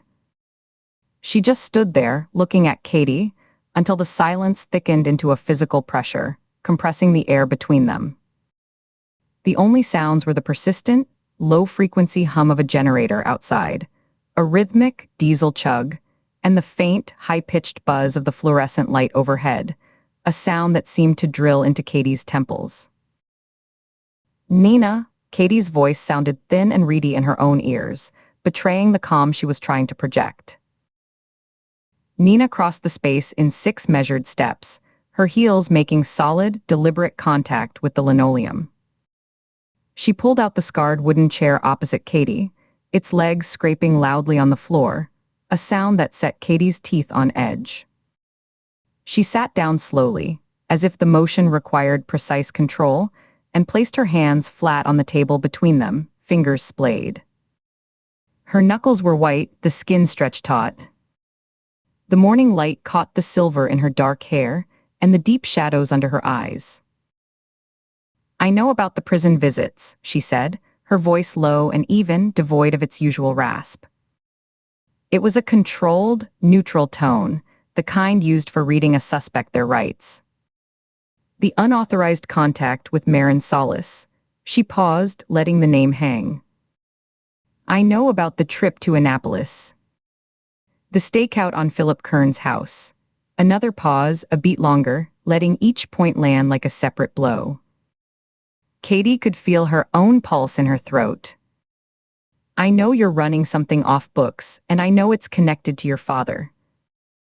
To the old mimic case." The air left Katie's lungs in a silent rush, a sudden vacuum in her chest. Her hand, resting on the file, went numb, the sensation fading from her fingertips. The barracks, the case files, the stripes of dust-moted light, all of it receded into a silent, roaring distance. She went perfectly still, a survival reflex older than the bureau, every muscle locking down. Her vision tunneled to Nina's face, to the hard set of her jaw and the unwavering focus in her dark eyes, which held no warmth, only a forensic intensity. Nina's gaze didn't waver. She didn't blink. "I'm not going to Vance." "Not yet." She leaned forward an inch, the chair creaking under her weight. "I think Vance may be part of the problem." The admission was delivered flatly, but it carried the weight of a career risk. "But if you don't tell me everything right now, I'm requesting reassignment first thing tomorrow, and you're on your own. No more cover. No more running interference with Harwick. No more partner." She enunciated the last word clearly, separating it from the rest of the sentence. "It ends here. In this room. Right now." Katie's mouth was parchment dry. She tried to swallow, but her throat clicked empty. She could lie. She had prepared lies, contingencies, half-truths woven over weeks like a safety net.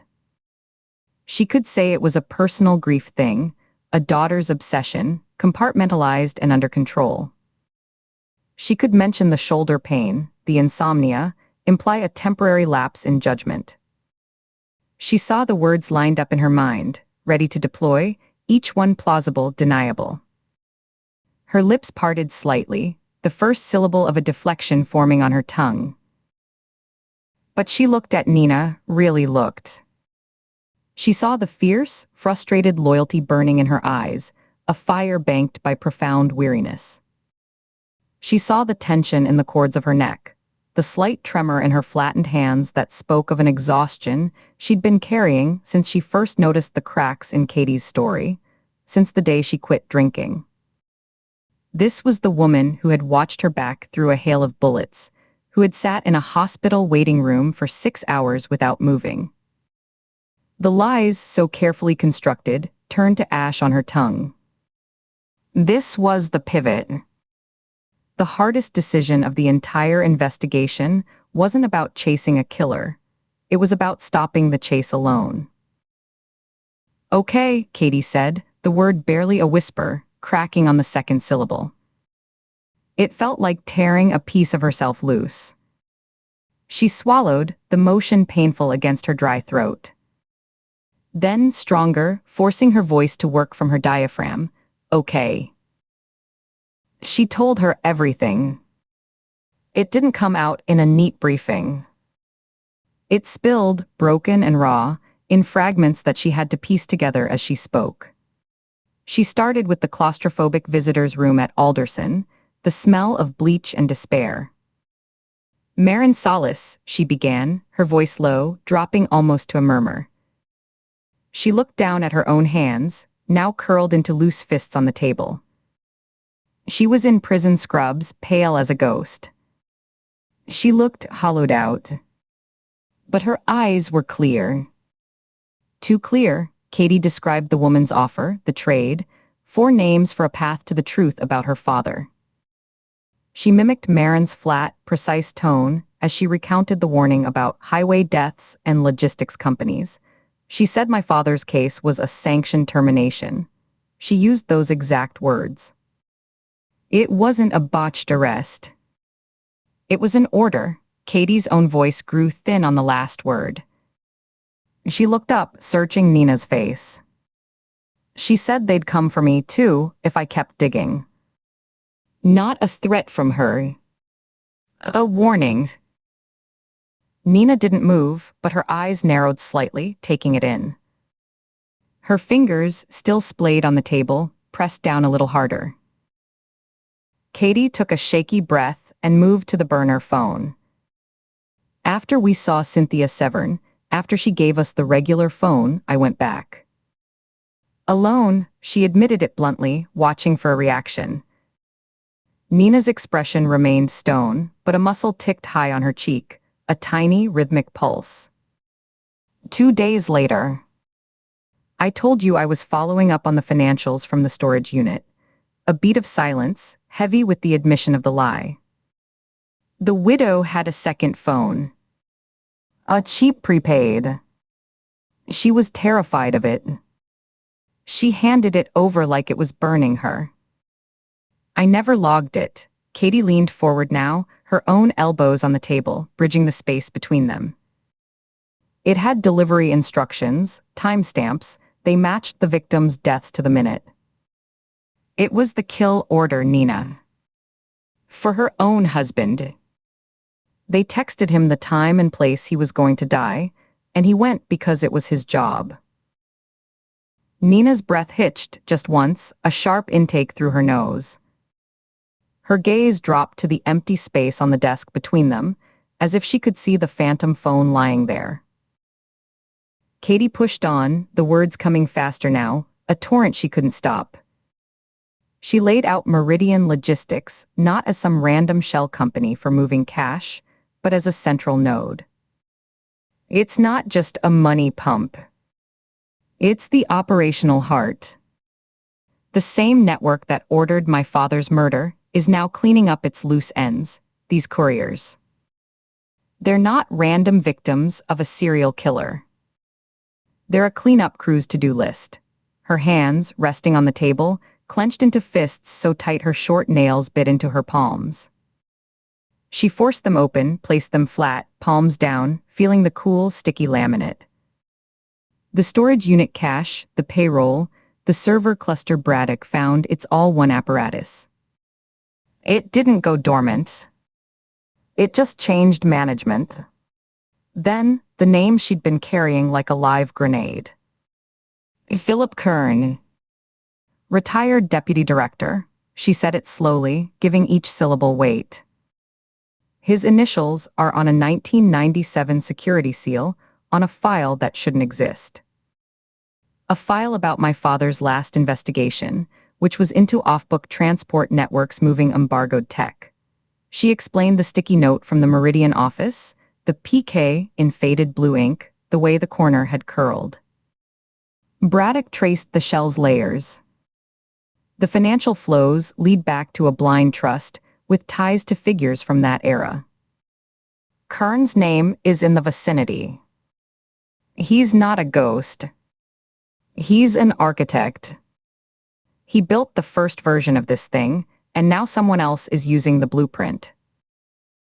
Finally, the hardest confession, the one that tasted like betrayal of the institution itself. Her voice grew hollow, stripped of emotion, as if she were reading a coroner's report. Braddock confirmed it. A week ago. Vance is monitoring me. Not just the case. Me. He's building a separate file, watching my movements, my queries. Waiting for a misstep, she met Nina's eyes, needing her to understand the full implication. He didn't assign Braddock to help me. He assigned him to watch me. Braddock knows it. I think he's trying to navigate it, but his primary loyalty is to the director. We can't trust anything that goes through the WFO now. She held nothing back. The secret, sweaty palm drive to Annapolis, the long surveillance of Kern's quiet house, where she'd counted the number of times the porch light flickered. The illicit records pull from archives she'd accessed using an old, supposedly revoked credential, her heart hammering against her ribs the entire time. The paralyzing fear that every step forward was being tracked, catalogued, and potentially used to bury her. It poured out in a flat, relentless monologue, a dam breaking after months of intolerable pressure. She spoke until her throat was raw and scratchy, until the narrative of her secret investigation lay, exposed on the desk between them, like a dissected corpse, every ugly organ revealed under the harsh fluorescent light. Nina listened. She didn't interrupt. She didn't reach for a pen or her phone.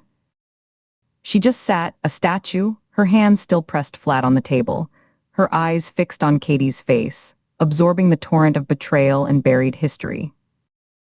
Only her breathing changed, a slight, deliberate rhythm, in through the nose, out through her mouth, as if steadying herself against the onslaught. Her gaze was a laser, taking in every flinch, every moment Katie's eyes dropped to her hands, every tremor she couldn't suppress. She watched the way Katie's shoulders hunched when she mentioned her father, the way her jaw tightened at Vance's name. When Katie finished the last word, Vance, hanging in the air like a poison cloud, the room was silent again. But the quality of the silence had changed profoundly. It was no longer accusatory or tense. It was stunned, heavy with the immense, ugly shape of the thing now revealed between them. The generator's hum seemed louder, a droning backdrop to the aftermath. A cart rattled by in the hallway outside, the sound of squeaky wheels and clattering glass fading away into the distance. From another room, a phone rang twice before being answered with a muffled voice. Nina was quiet for a long time. A full minute passed, maybe more, marked only by the slow, deliberate tick of a wall clock Katie hadn't noticed before, its black second hand jerking from mark to mark. Nina's eyes drifted from Katie's face to the striped pattern of light on the desk, following a mote of dust as it drifted through a sunbeam, then back to Katie. She seemed to be processing, fitting the jagged pieces Katie had thrown at her into a framework she already suspected. Her expression shifted minutely, the hard lines around her mouth softening from anger, into something closer to grim comprehension. When she finally spoke, her voice was soft, stripped of all its usual professional edge, leaving something raw and personal underneath. It was the voice from the hospital hallway, from the late nights on the mimic case. "You should have told me in book 3. The old case designation, the mimic investigation, hit Katie like a physical blow to the sternum. She actually rocked back slightly in her chair, the wood groaning. That was the beginning of the end, the case that had twisted in on itself, where the lines between ally and enemy had first blurred, where they'd found the listening devices in their own office. The case where they had learned, brutally, that trust within the Bureau had limits, that some doors were marked for certain eyes only. Nina had been there. She'd seen the fallout, the way the official report had smoothed over the jagged edges of what really happened. "I know," Katie said, the admission a relief and a fresh wound simultaneously. It carried the weight of all the lonely months that followed, the silent drives, the paranoia that felt like a constant companion. "I wanted to. After the hospital, the first night, when you brought me that terrible coffee from the vending machine. I almost did. But you didn't. It wasn't an accusation, just a stark fact, a measurement of the distance that had grown between them." "I couldn't put it on you," Katie whispered, the sound barely carrying across the table. She shook her head, a small, tight movement. "Not then. It was my ghost. My father. It felt toxic. I thought if I kept it contained, I could control the damage. I thought I was protecting you from the fallout." "Christ, Katie." Nina rubbed a hand over her face, dragging her fingertips from her forehead down over her closed eyes, across her cheeks to her chin, a gesture of profound, bone-deep fatigue. She let out a long, shaky breath that seemed to come from her very core.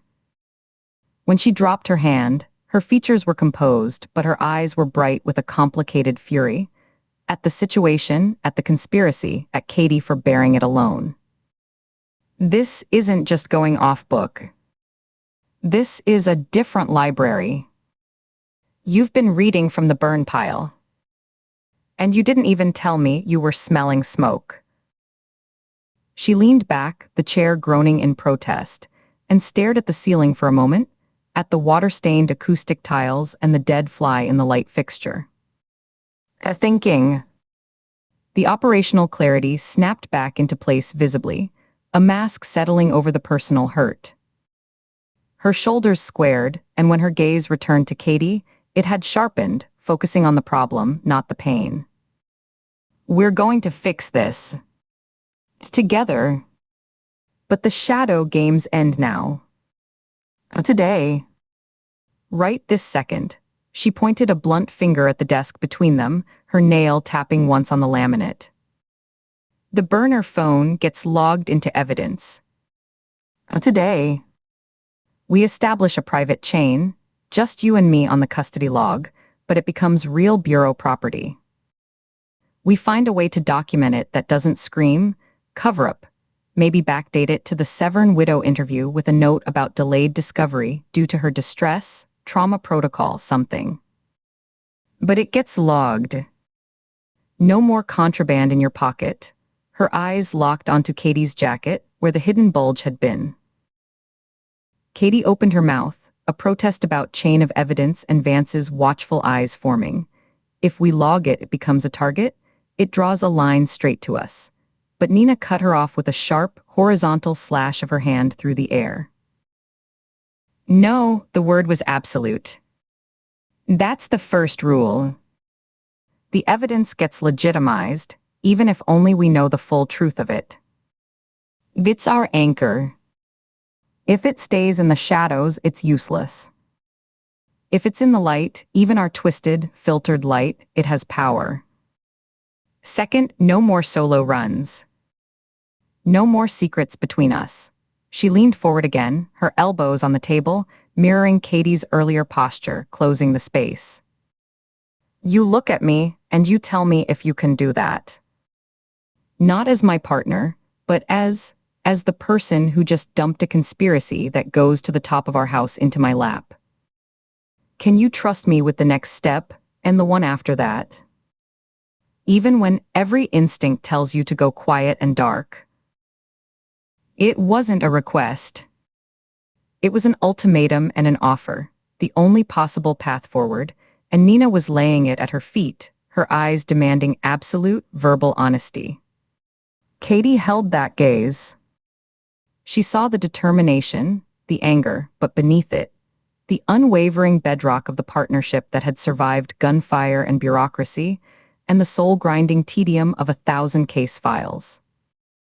She saw the woman who had once shoved her behind a concrete pillar without a second thought. The trust wasn't a question, it was the foundation. Her betrayal had been in doubting that foundation could bear this new, terrible weight. She nodded, a simple, exhausted motion that made the muscles in her neck ache. I can do that, she said, her voice firming. I will do that. No more shadows. Not with you. Okay, the word was a seal, a pact. Nina stood up abruptly, the chair scraping back with a jarring sound that echoed in the small room. She walked to the window, her steps firm and measured on the linoleum. She pushed one slat of the blind aside with a single finger, the vinyl clicking softly, and looked out at the sun-bleached parking lot, her silhouette framed and divided by the harsh stripes of light. A state trooper's cruiser rolled slowly past, its engine a low rumble that faded. We have to operate on new assumptions, she said, her back to Katie, her voice assuming its briefing room cadence. 1. Vance's interest isn't protective. He's either actively involved in the cover-up, or he's being used by those who are. 2. Kern, or whoever he answers to, is still active, still watching. The rest stop hits prove the network is still operational and cleaning house. 3. We are now compromised within our own chain of command. Standard protocols are avenues of exposure. She turned from the window, the light catching the fine lines around her eyes and the tight set of her mouth. So we proceed on the rest stop homicides perfectly by the book. Flawlessly. It's our cover, our reason for being here. We give Harwick and the state police everything on the shooter pattern, the vehicle forensics. We keep Braddock focused on the digital trail from the Signal Vault app, feed him good, real work to keep him busy, and reporting back to Vance what we want him to hear. She began pacing slowly along the length of the window, 2 steps each way. But in parallel, just you and me, we use the evidence from that case. The Severn phone, the Meridian financial links, the Kern connection, to quietly build the case against the network. We follow the money, not the bullet. The contractor is a symptom, a tool. We're after the disease. And the disease is inside our own house. It was a plan. A fragile, dangerous, arguably insane plan that relied on perfect balance and absolute trust. A high-wire act with no net, where a single misstep, a single leaked detail to Vance or Harwick would collapse everything. But it was a shared one. A strategy. For the first time in weeks, since the first chilling visit to Marin Salas, since the moment her fingers had touched her father's corrupted file, Katie felt the terrible, isolating weight lift. Not gone, not even halved, but distributed. Shared. Carried on 2 sets of shoulders instead of one. A shuddering breath escaped her, one she hadn't realized she was holding, a release that made her ribs ache. The tension in her own shoulders unlocked a fraction, a slight, painful release in the muscles along her neck and trapezius, as if a vice had been loosened by a single turn. Nina stopped pacing and walked back to the desk. She stood over it, looking down at Katie. Give me the phone. Katie reached into her jacket, her fingers closing around the cheap, slick plastic of the prepaid burner. It felt alien now, a totem of her solitary fear, her weeks of silent panic. She pulled it out, the movement feeling both like a surrender and a liberation, and placed it on the desk between them. It looked insignificant there, pathetic, a sad little secret finally seeing the light, its screen smudged with her fingerprints. Nina picked it up. Her movements were deliberate, almost ceremonial. She turned it over in her hand once, examining its generic brand, the worn keypad, the small scratch near the charging port. She pressed the power button with her thumb, watched the cheap screen light up with a garish logo, then held it until it powered down again with a soft electronic chime. The whole inspection took 10 seconds, but it felt like a transfer of authority, of burden. Then, without ceremony, she slid it into the inside pocket of her own blazer. The slight weight of it pulled the fabric down. "I'll handle it. I'll create the chain. You'll sign it. Then we move." She patted the pocket once, a definitive gesture. She met Katie's eyes, and for a second the fierce loyalty was back, mixed now with a grim, shared resolve that hardened her features. "Now," Nina said, her voice returning to its normal, commanding register, the one that could cut through a crowded room. She gestured to the blurry case file, still open in front of Katie. "Let's go do our jobs. We've got a serial killer to catch." A faint, grim ghost of a smile touched her lips, devoid of humor. "Officially." Katie looked down at the file. The words were still blurred, but the smudges now seemed like just ink on paper, a problem to be solved, not a wall she was beating her head against alone. She pulled the file closer, the paper rustling in the quiet room. The generator outside chugged on, the clock ticked, and for the first time that morning, the sounds were just background noise, not the soundtrack to her isolation. She picked up a pen, her grip firm. "Okay," she said again, and this time it was just a word, an acknowledgement. "Let's get to work." Chapter 30. The flight back to D.C. was silent. Katie stared out the window at the patchwork of Maryland and Virginia, the storage unit key, a cold, hard rectangle pressing against her thigh through her pocket. Every few minutes her fingers would drift to it, checking its presence, the metal warm from her body but the meaning of it ice cold. Nina worked on her laptop beside her, the faint blue glow illuminating the tight set of her jaw, the rapid, focused clicks of the keys the only sound between them. They didn't speak. The confession in the motel room had forged a new, brittle alliance, one that now had to face its first real test in the one place that felt more dangerous than any dark rest stop, the Washington field office. Director Vance's office was a study in controlled power, a stage meticulously set. The desk was a vast, polished slab of dark wood, utterly clean save for a single monitor turned at a precise angle, a leather-bound notebook, and a pen placed parallel to its edge. The American and FBI flags stood in rigid attention in polished brass holders. The view behind him was a grid of muted gray office towers and pale sky, a backdrop that spoke of jurisdiction and remove. The air was cool, faintly scented with lemon wood polish, and the sterile, dry smell of recycled air. He did not rise when they entered, merely lifted his eyes from the file before him and gestured with 2 fingers toward the 2 leather chairs positioned opposite his desk. The chairs were deep and plush, designed to swallow a person, to make them feel small. His face was a mask of polite inquiry, the kind worn by men who listened for a living. No smile, no frown. Just an expectant, neutral readiness. "Agents," his voice was calm, measured, filling the quiet room.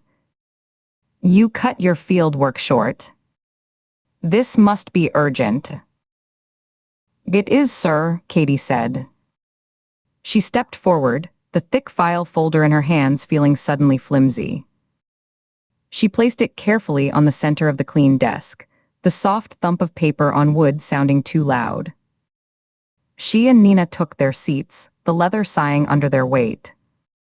Katie had to consciously stop herself from perching on the edge. She settled back, forcing her shoulders to relax, her hands to rest in her lap. Nina mirrored her posture, placing her tablet on her knees, her thumb resting on the power button. "We believe we've identified the common thread behind the I-95 homicides," Katie began, her voice firmer than she felt, and uncovered a significant ancillary conspiracy. For the next 20 minutes, they laid it out with a clinical precision that felt like performing surgery under a blinding light. Katie led, each point a deliberate step. She opened the file, spreading out the victim photos, Daniel Severn, Martin Voss, the others, facing them toward Vance. She watched his eyes as they tracked over the faces. They didn't linger, they cataloged. She detailed the shell company, Meridian Logistics. As she said the name, she watched for the slightest reaction. A blink, a twitch at the corner of the mouth, a change in breathing. Nothing. His hands rested on the arms of his chair, perfectly still. Nina supported with digital evidence, turning her tablet screen to show him the corporate registry from Delaware, the nominee officer names. "The address is a virtual office, sir. The registered agent is a firm that handles thousands of these. It's a classic ghost." Katie moved on to the pattern. 5 couriers. 3 eliminated. 2 remaining, their identities and routes now known, at imminent risk. She laid out the map of I-95, marking the rest stops with small red dots. The timing isn't random. It's scheduled. They're being hit during their federally mandated driving breaks. The killer isn't hunting them, he's meeting them. Then, the encrypted signal vault network.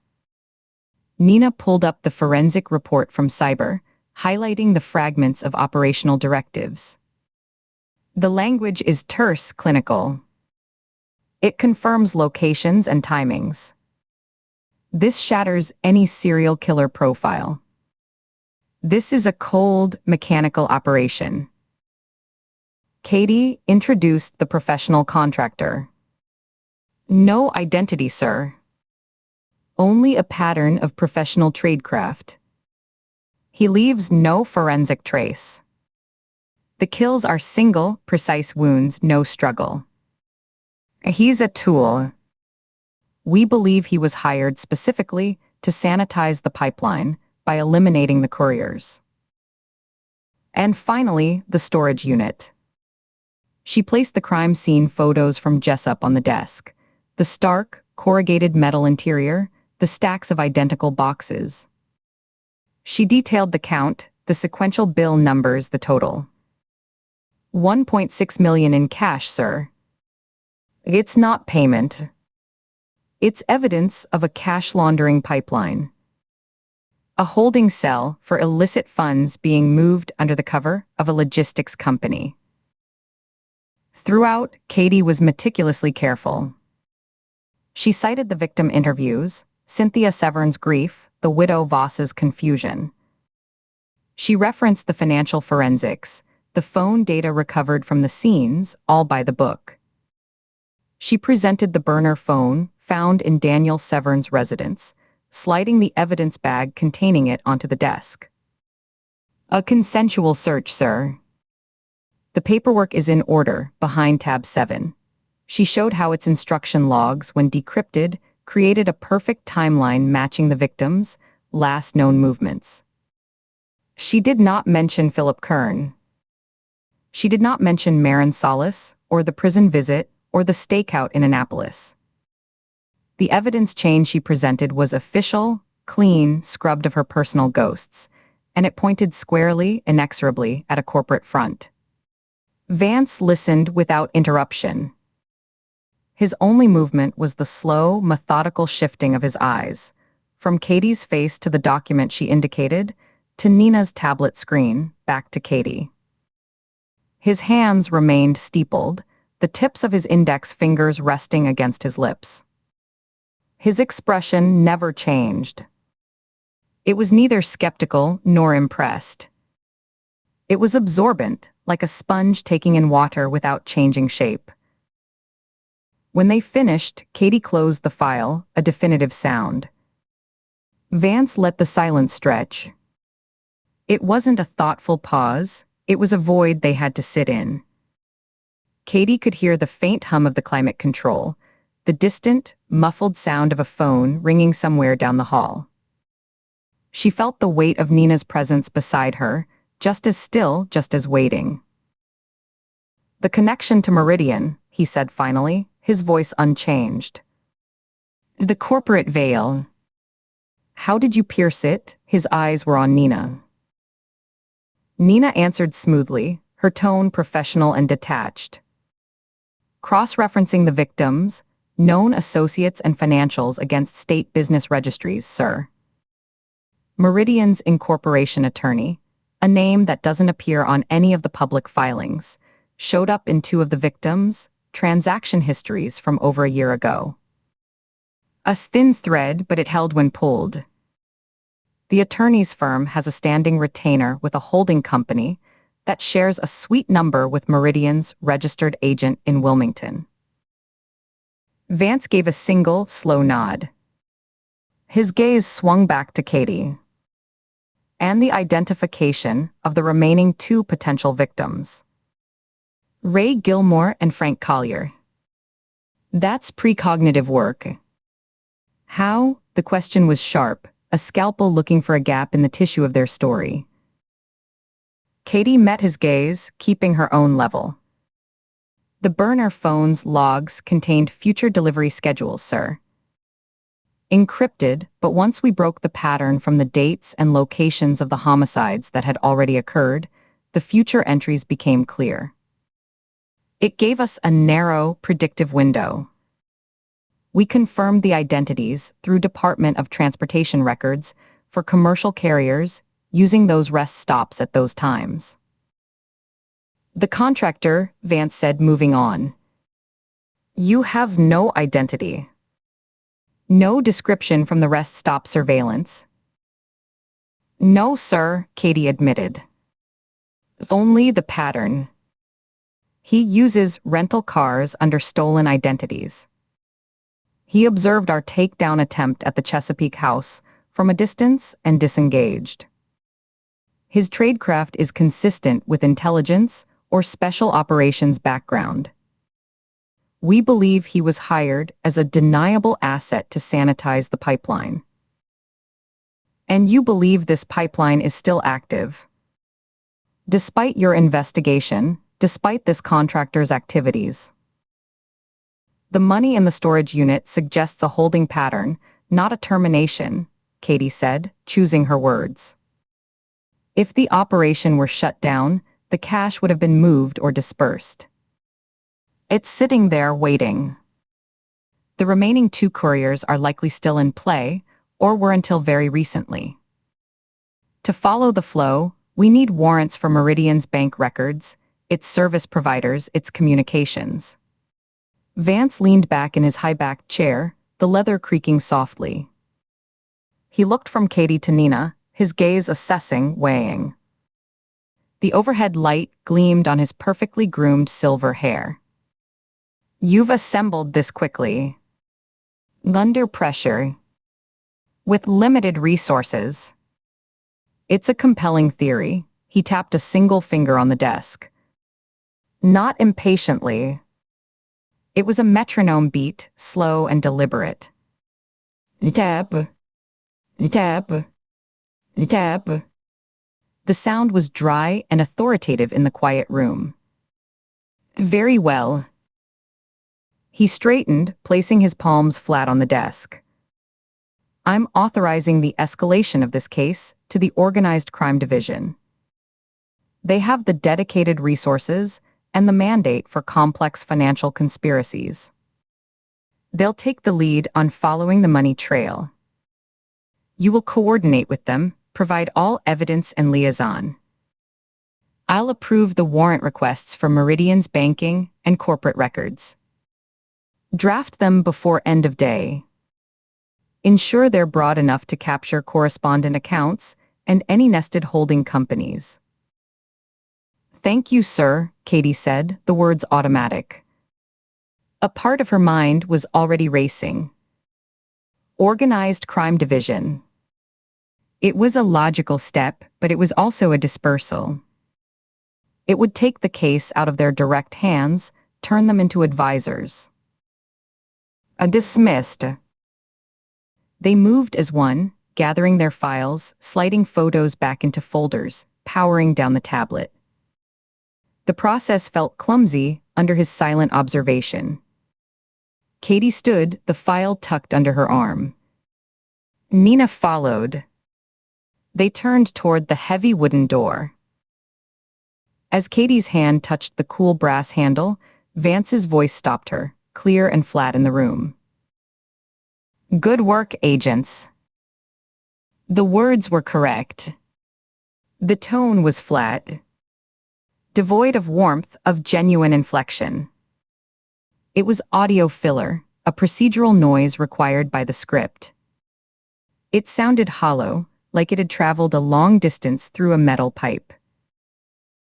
Katie didn't turn back. She just nodded, a short dip of her chin she wasn't sure he could even see, and pulled the door open. The sterile hallway outside was a shock of brighter, harsher fluorescent light after the softer, filtered glow of the office. The air was cooler, carrying the faint, acrid scent of industrial cleaner and photocopier toner. Their heels clicked sharply on the polished tile floor, the sound echoing off the blank walls and closed office doors. They walked in step, not speaking, not looking at each other, past the assistant's station where a young man typed without glancing up. They turned a corner, then another, moving deeper into the administrative labyrinth, putting distance between themselves and that office. Only when they were in a long, empty corridor lined with filing rooms, out of sight and earshot of anyone, did Nina's voice come, a low, tense murmur that barely carried over the sound of their footsteps. He didn't flinch. Not once. Katie kept walking, her eyes fixed on the exit sign at the far end of the hall. What do you mean? I mean he didn't react, Nina said, her words coming faster now, a pressured release. No surprise when you showed the victim photos. No raised eyebrow at the Signal Vault hack, which is a huge deal. No outrage at the idea of a professional killer targeting civilians on a federal highway. Not even a flicker of interest at the $1.6 million in cash. He just absorbed it. Katie felt the truth of it in her gut, a cold, sinking certainty. He asked the right procedural questions. Exactly. He asked the exact questions a director should ask to validate the investigation. How did you pierce the veil? How did you ID the future victims? Do you have an ID on the shooter? It was a checklist. He was verifying the story was airtight, not learning what was in it. Nina glanced at her, her face pale under the lights. So, either he's completely clean, and this is just another ugly, complicated case crossing his desk, one he's professionally detached from, or he already knew everything we just told him. Maybe not the specifics of the storage unit count, but the broad strokes. The company. The method. The contractor. The words hung in the air between them, colder than the office's climate control. Katie thought of the file Vance was undoubtedly building on her, the sense of being watched, herded into approved channels. She thought of the burner phone in her go bag, its true origin, a gift from a convict, a thread from her father's ruin, a secret she and Nina now shared and had just deliberately hidden from their boss. We got the warrants, Katie said, her own voice just as quiet, a counterargument to the fear. That's what matters. That's what we needed. He gave us the authority to follow the money. That's the next step. Right, Nina said. But the word was heavy with unsaid things. She adjusted the strap of her laptop bag on her shoulder, a nervous, fidgeting motion Katie had never seen from her before. We follow the money. We hand over coordination to organized crime. We become part of a big, bureaucratic machine. She looked directly at Katie, and the doubt was there, vivid and unsettling. It was in the slight frown between her brows, the way her eyes searched Katie's face, looking for confirmation or denial. We follow the money, Katie. Until it leads us right back to this building. Or to a door in this building someone really doesn't want us to knock on. Katie had no answer for that. The key in her pocket felt like it was burning a hole through the fabric. They pushed through the fire door into a stairwell, the echo changing to a hollow, metallic boom, and began the descent in a silence that was now full of the words they hadn't said, and the terrifying shape of the truth they were both starting to see. Chapter 31. The Washington Field office was a monument to institutional memory, all polished floors, and the faint, permanent scent of burnt coffee that had seeped into the very drywall over decades. Katie stood at the threshold of a small, windowless office deep in the tech annex, watching Cole Braddock's fingers fly across his keyboard. The glow of 3 monitors painted his face in shifting planes of pale blue and gray light, erasing the usual friendly lines around his eyes and mouth. The room hummed with a constant, low-grade vibration from the server racks lining one wall, and the air carried a static tang of ozone and warm dust. "Close the door," he said, not looking up from his screens, his voice tight. She did, pushing the heavy door until the latch clicked with a soft, final sound that was swallowed by the room's electronic murmur. Braddock finished a sequence of keystrokes and swiveled in his chair. The usual easygoing tech specialist was gone, replaced by a grim, focused intensity that made him seem older. His shoulders were set, his movements economical. I ran the deep dive. No flags, no official requests logged. It's like we never had this conversation. He tapped a key with a decisive click, and a dossier filled the central screen. Philip Kern's official service photo stared out, stern and bureaucratic, the eyes flat and assessing even in pixels. But the results aren't clean. They're damning. Katie moved into the cramped space, her shoulder brushing a cold metal filing cabinet. She leaned against it, crossing her arms, feeling the need for something solid at her back. The room was a sensory deprivation chamber of human design. No natural light, just the artificial glow and the relentless background hum. Show me. The money first. Braddock's fingers danced again, and a complex financial schematic bloomed on the right-hand monitor. It was a cascade of deposits and transfers, certain lines highlighted in a stark, alarming red.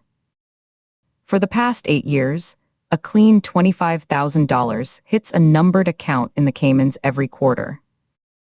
Like clockwork. Total to date, 800 grand even. The source is a holding company registered in Luxembourg. A matryoshka doll of shell corporations. Untraceable from here without a formal international subpoena, which we don't have and can't get. Katie's eyes tracked the red lines. The regularity was obscene. Salary for a retired deputy director is what, $150 a year before taxes. This is a second, secret paycheck. A massive one. A consistent, quiet fortune, Braddock confirmed. His voice took on a lecturing cadence, precise and detached. But the timing is the key. See this marker? He zoomed in on a timeline at the bottom of the schematic. The first deposit landed exactly 3 months after a specific case file, was sealed by order of the Attorney General's office. April 1997. A cold knot tightened in Katie's stomach. 3 months after. A discreet delay, allowing the heat to dissipate.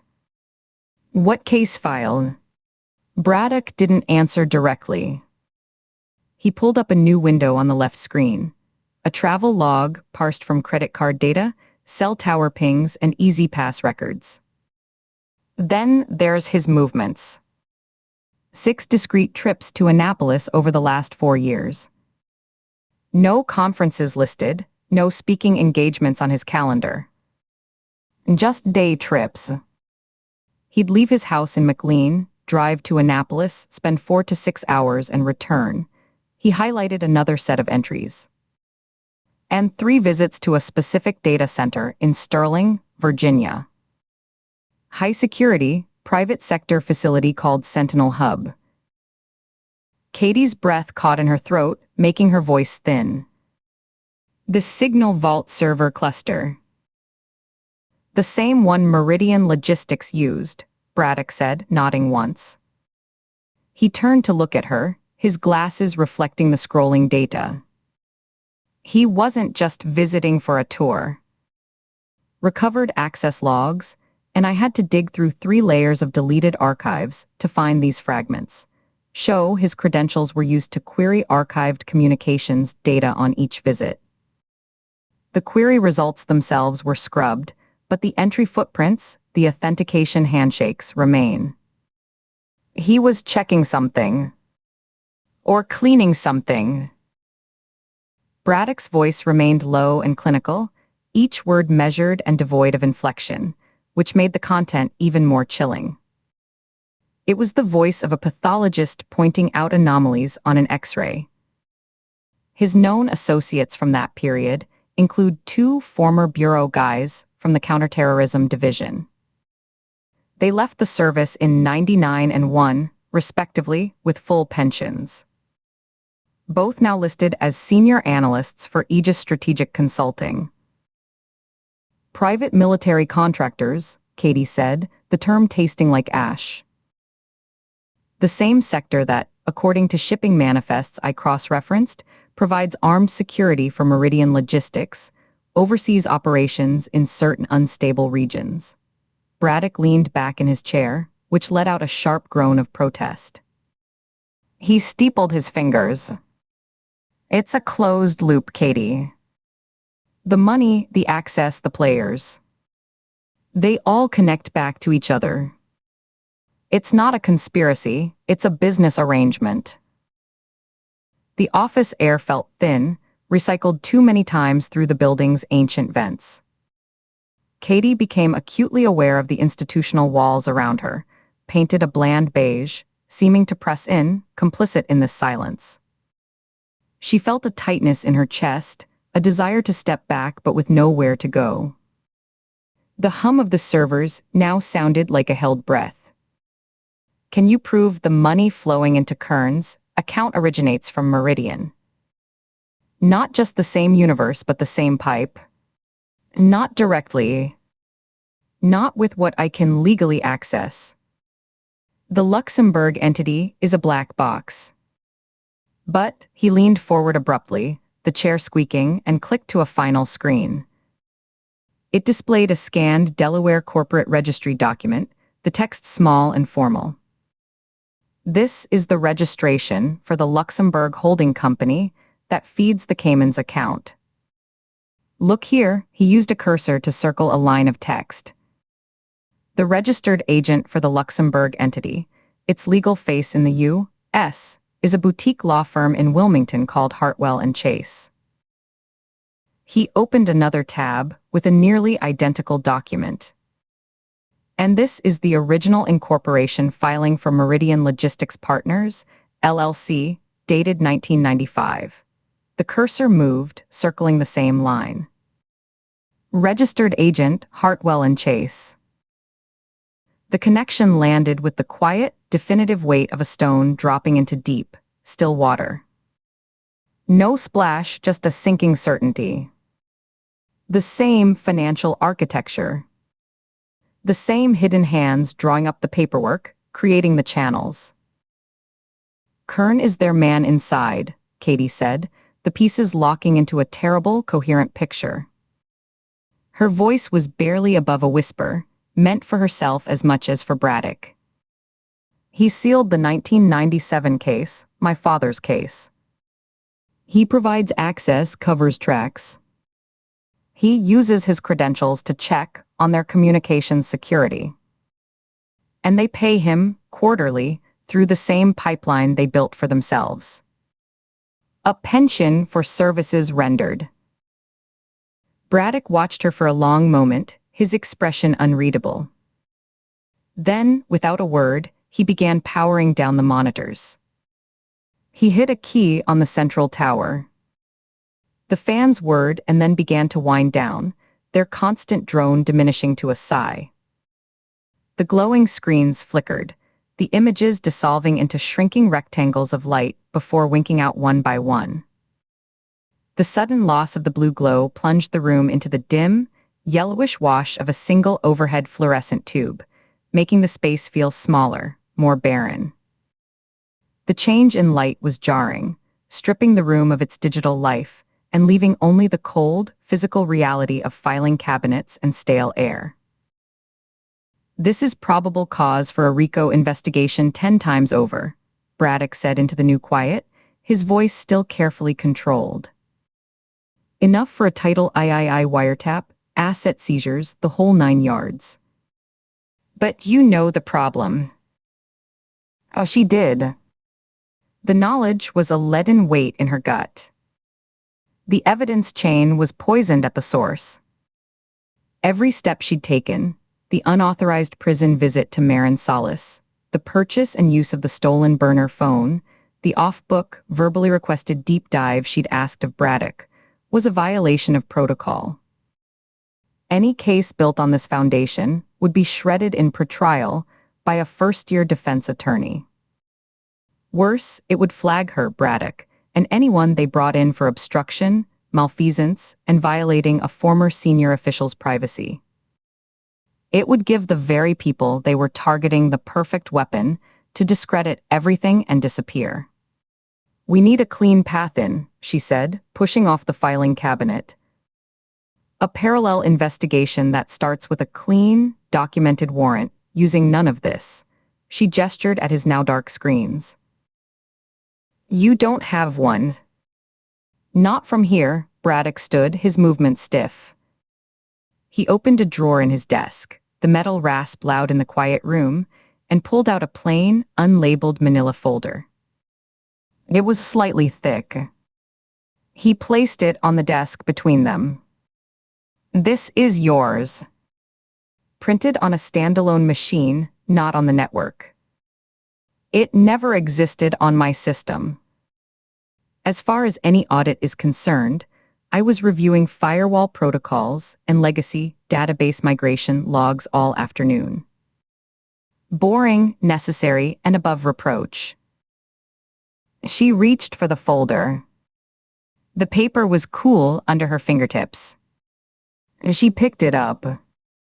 It felt unnaturally heavy, dense with silent accusations and buried history. Thank you, Cole. Don't thank me. He held her gaze, and for the first time, she saw a flicker of the personal risk he was taking, a tightness around his eyes, a slight compression of his lips. Just be careful. Vance has audit flags on half the databases I had to touch. Not the content, but the access points. If he gets curious and pulls my activity log for the last 48 hours, he'll see the anomalies, the duration, the sequence of queries. He'll see I was digging somewhere I shouldn't have been, even if he can't see the data I pulled out. The clock is ticking from the moment I hit enter on that first query. It's not a question of if someone notices, but when.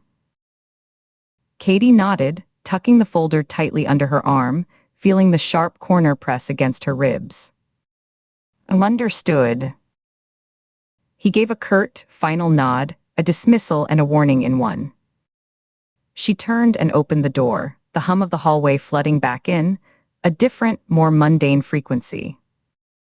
She didn't look back as she stepped out, the latch clicking shut behind her, sealing Braddock and his dangerous knowledge back inside his electronic tomb. They met in the concrete gloom of a parking garage 2 blocks from the field office, a place chosen for its anonymity and its multiple exit routes. The stale air was thick with the smell of cold engine oil, old exhaust, and the damp, mineral scent of concrete.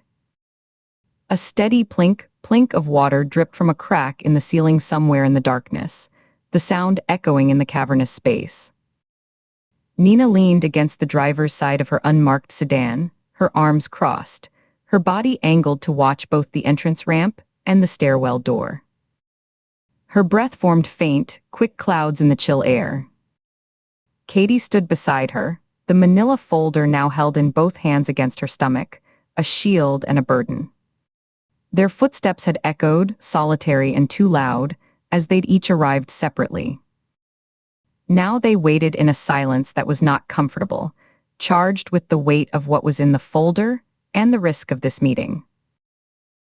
Braddock appeared from behind a pillar, walking with his hands in the pockets of his trench coat, his head down, looking for all the world like just another weary agent heading to his car after a long day. He stopped a few feet away, not approaching closer, maintaining a casual distance. His voice, when he spoke, was low but echoed softly off the vast, low ceiling and the forest of support pillars. It's all in the folder. Kern S on the payroll. The quarterly deposits started exactly 92 days after the 97 seal. The travel to the Sentinel Hub data center and the unexplained Annapolis trips are incontrovertible. I used toll records, parking garage receipts pulled from his corporate card statements, the works. His old buddies from CT are now contractors in the same private security ecosystem that protects Meridian's assets abroad. Nina absorbed it. Her expression was granite, but Katie, standing close, could see the minute details of that stoniness. The way Nina's jaw was locked, the muscles at the hinge standing out, her unblinking eyes fixed on Braddock, the slight, deliberate flare of her nostrils as she took in the information. She was holding herself utterly still. "The money source?" she asked, her voice flat, devoid of its usual raspy energy. "The account that pays him is held by a Luxembourg shell," Braddock repeated, his eyes scanning the dim garage as he spoke. "That shell's registered agent in Delaware is a firm called Hartwell and Chase." He paused, letting the name hang. "The exact same registered agent that filed the incorporation papers for Meridian Logistics in 1995. It's the same financial architecture, the same legal camouflage. The seal, Meridian, and Kern are all wired together on the same circuit board. So we have a corrupt former deputy director," Nina summarized, her words dropping like stones. "A shell company running a murder-for-hire pipeline using federal rest stops as a hunting ground, and a 25-year-old cover-up of a case that, I'm guessing, has Katie's father's fingerprints all over it." She finally broke her stare at Braddock and looked at Katie, a hard, questioning look. "And we can't touch any of it through the Bureau. Not without self-immolating." "The evidence is contaminated," Katie said, her own voice sounding hollow in the damp space. "My actions, this request, anything we submit gets the whole case thrown out on procedural grounds. It doesn't just fail. It gives them the perfect pretext to disappear Kern, to completely sanitize Meridian, and to bury whatever is left of the Mimic investigation so deep it never sees light again. Our best weapon becomes their best defense." Braddock nodded, a sharp dip of his chin. "It's a trap. The official route is a dead end. Maybe that's the point of the whole structure, to make any legitimate investigation trip the alarms and collapse under its own weight before it gets close." A sedan turned slowly down the ramp from the level above, its tires crunching on grit.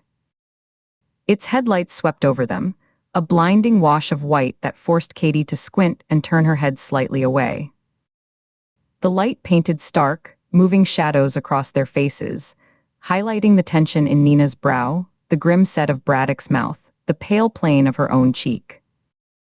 The car moved past, its engine noise Doppler shifting from a growl to a receding murmur as it disappeared into the darker recesses of the garage, its red taillights winking out behind a pillar. They stood in the returned semi-darkness, listening until the sound of its engine faded completely, replaced once more by the distant drip and the hum of ventilation.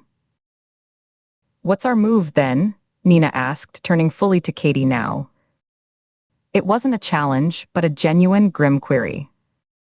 The options were laid bare, and none of them were good. Katie looked down at the folder in her hands. She tightened her grip on it, the cardboard edges digging into her palms. The damning facts were no longer just digital ghosts on Braddock's screen. They were a physical weight in her hands, a tangible thing that could be carried, hidden, or delivered. She had enough to build a case, a real, devastating one. But the courtroom, the grand jury, the official channels, those were closed to her.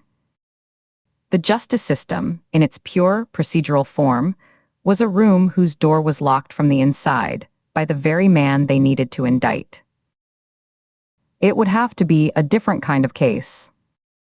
One built in the shadows where Kern and Meridian operated. One that used pressure instead of procedure, leverage instead of law. A case for a different kind of justice. She lifted her head, meeting Nina's expectant gaze, then Braddock's cautious one. "We don't take it to the bureau," Katie said, the words coming out clear and cold in the garage air. "We take it to the network. We use their own architecture against them. They've built a system that is immune to official scrutiny. So we operate outside of it. We find a pressure point in their operation. A person, a shipment, a financial node, something they can't afford to lose, and we squeeze it. We squeeze it until something breaks clean. Until a piece of evidence falls out that we can pick up with gloves on, without our fingerprints already all over it." "That's a hell of a risk," Braddock said, shifting his weight. His breath clouded the air between them. "You're talking about operating completely off the grid. No backup, no official sanction. If you're caught, it's not just your career. It's obstruction of justice at a minimum. Possibly worse." "The risk is already in the folder, Cole," Katie replied, hefting it slightly. "It's sitting right here. We're already compromised just by knowing it. The only choice is whether we let that knowledge paralyze us, or whether we use it. Now we just have to decide who, in their network, is vulnerable. Who gets to see the contents of this folder first, and what they'll do to make it go away." Nina was silent for a long moment, her eyes narrowed in thought. She looked from the folder to Katie's face, assessing, calculating. "A pressure point," she repeated slowly. "Not Kern. He's too insulated, too aware. He'd see it coming a mile away, and lawyer up so fast our heads would spin. It has to be someone operational. Someone who still has skin in the game today." "The handler," Katie said. "The one sending the directives through Signal Vault. Or someone at Meridian who isn't just a temp. Someone who knows where the money really comes from and where it goes." "The contractor," Nina countered. "The shooter. He's the one in the field. He's the one taking the direct risk. If he senses the architecture is crumbling, if he thinks he's being set up to take the fall. He might flip," Braddock finished, though he sounded skeptical. "Or he might just disappear. A professional would have an exit strategy." "Then we have to get to him before he uses it," Katie said. We have to make him a better offer than silence does. And how do we find a ghost? Nina asked, pushing off the car. We couldn't pin him at the rest stop with a full tactical team and surveillance. Katie's mind raced, scanning the data in the folder she hadn't even fully read yet, combining it with everything they knew. We don't find him. We find his pipeline. Braddock, you said Kern's credentials were used to query the Signal Vault server. He was checking something. Maybe he was checking on the contractor's status, cleaning up trails. That server is the nexus. It's how the handler talks to the shooter. It's how Kern monitors the operation. It's the brain. The server in Sterling is a physical location, Braddock said, catching her drift. Heavily secured, but a physical location. If we could get inside. We can't, Nina cut in. A no warrant. Even if we had one, it would tip our hand. They'd wipe it remotely the second the FBI showed up at the perimeter fence. Not if we don't look like the FBI, Katie said, her voice dropping even lower. Not if we go in looking like someone else. Like his people. Like someone sent to do maintenance, or to retrieve a specific hardware module for disposal. Braddock let out a low whistle, barely audible. That's not just off the books, Katie. That's breaking and entering, impersonation, probably half a dozen federal computer crimes. The Sentinel Hub has biometrics, armed private security, the works. Kern has access credentials, Katie pressed. We have his patterns. His travel times. We know when he goes. We know he goes alone on day trips. What if he had an accident on the way? A flat tire, a minor fender bender that delayed him. What if someone else, using a cloned badge and the right knowledge, arrived just before his scheduled time? The audacity of the plan hung in the cold air. Nina stared at her, and for the first time, the granite of her expression cracked, revealing a flash of pure, unvarnished alarm. You're talking about impersonating a former deputy director of the FBI to commit a felony at a secure data facility. That's not a pressure play. That's a suicide mission. It's the only node we've identified that connects all three pieces: Kern, the handler, and the operational traffic, Katie argued, her own heart hammering against her ribs. She was arguing herself into it as much as she was arguing with Nina. The financial trail is international, untouchable.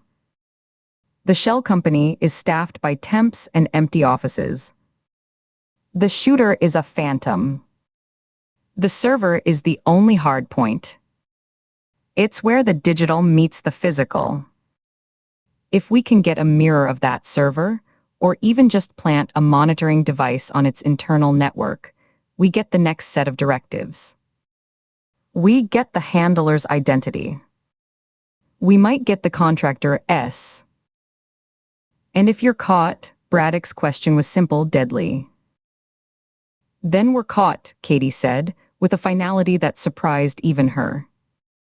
And the folder becomes someone else's problem. But if we do nothing, 2 more couriers are dead. Kern retires to an island, Meridian dissolves into 100 new shells, and my father's file stays sealed for another 25 years. She stopped, took a breath that shuddered in the cold. I can't just file a report and hope it doesn't get buried. Not with this. Nina looked away, her gaze tracking the empty concrete lanes of the garage.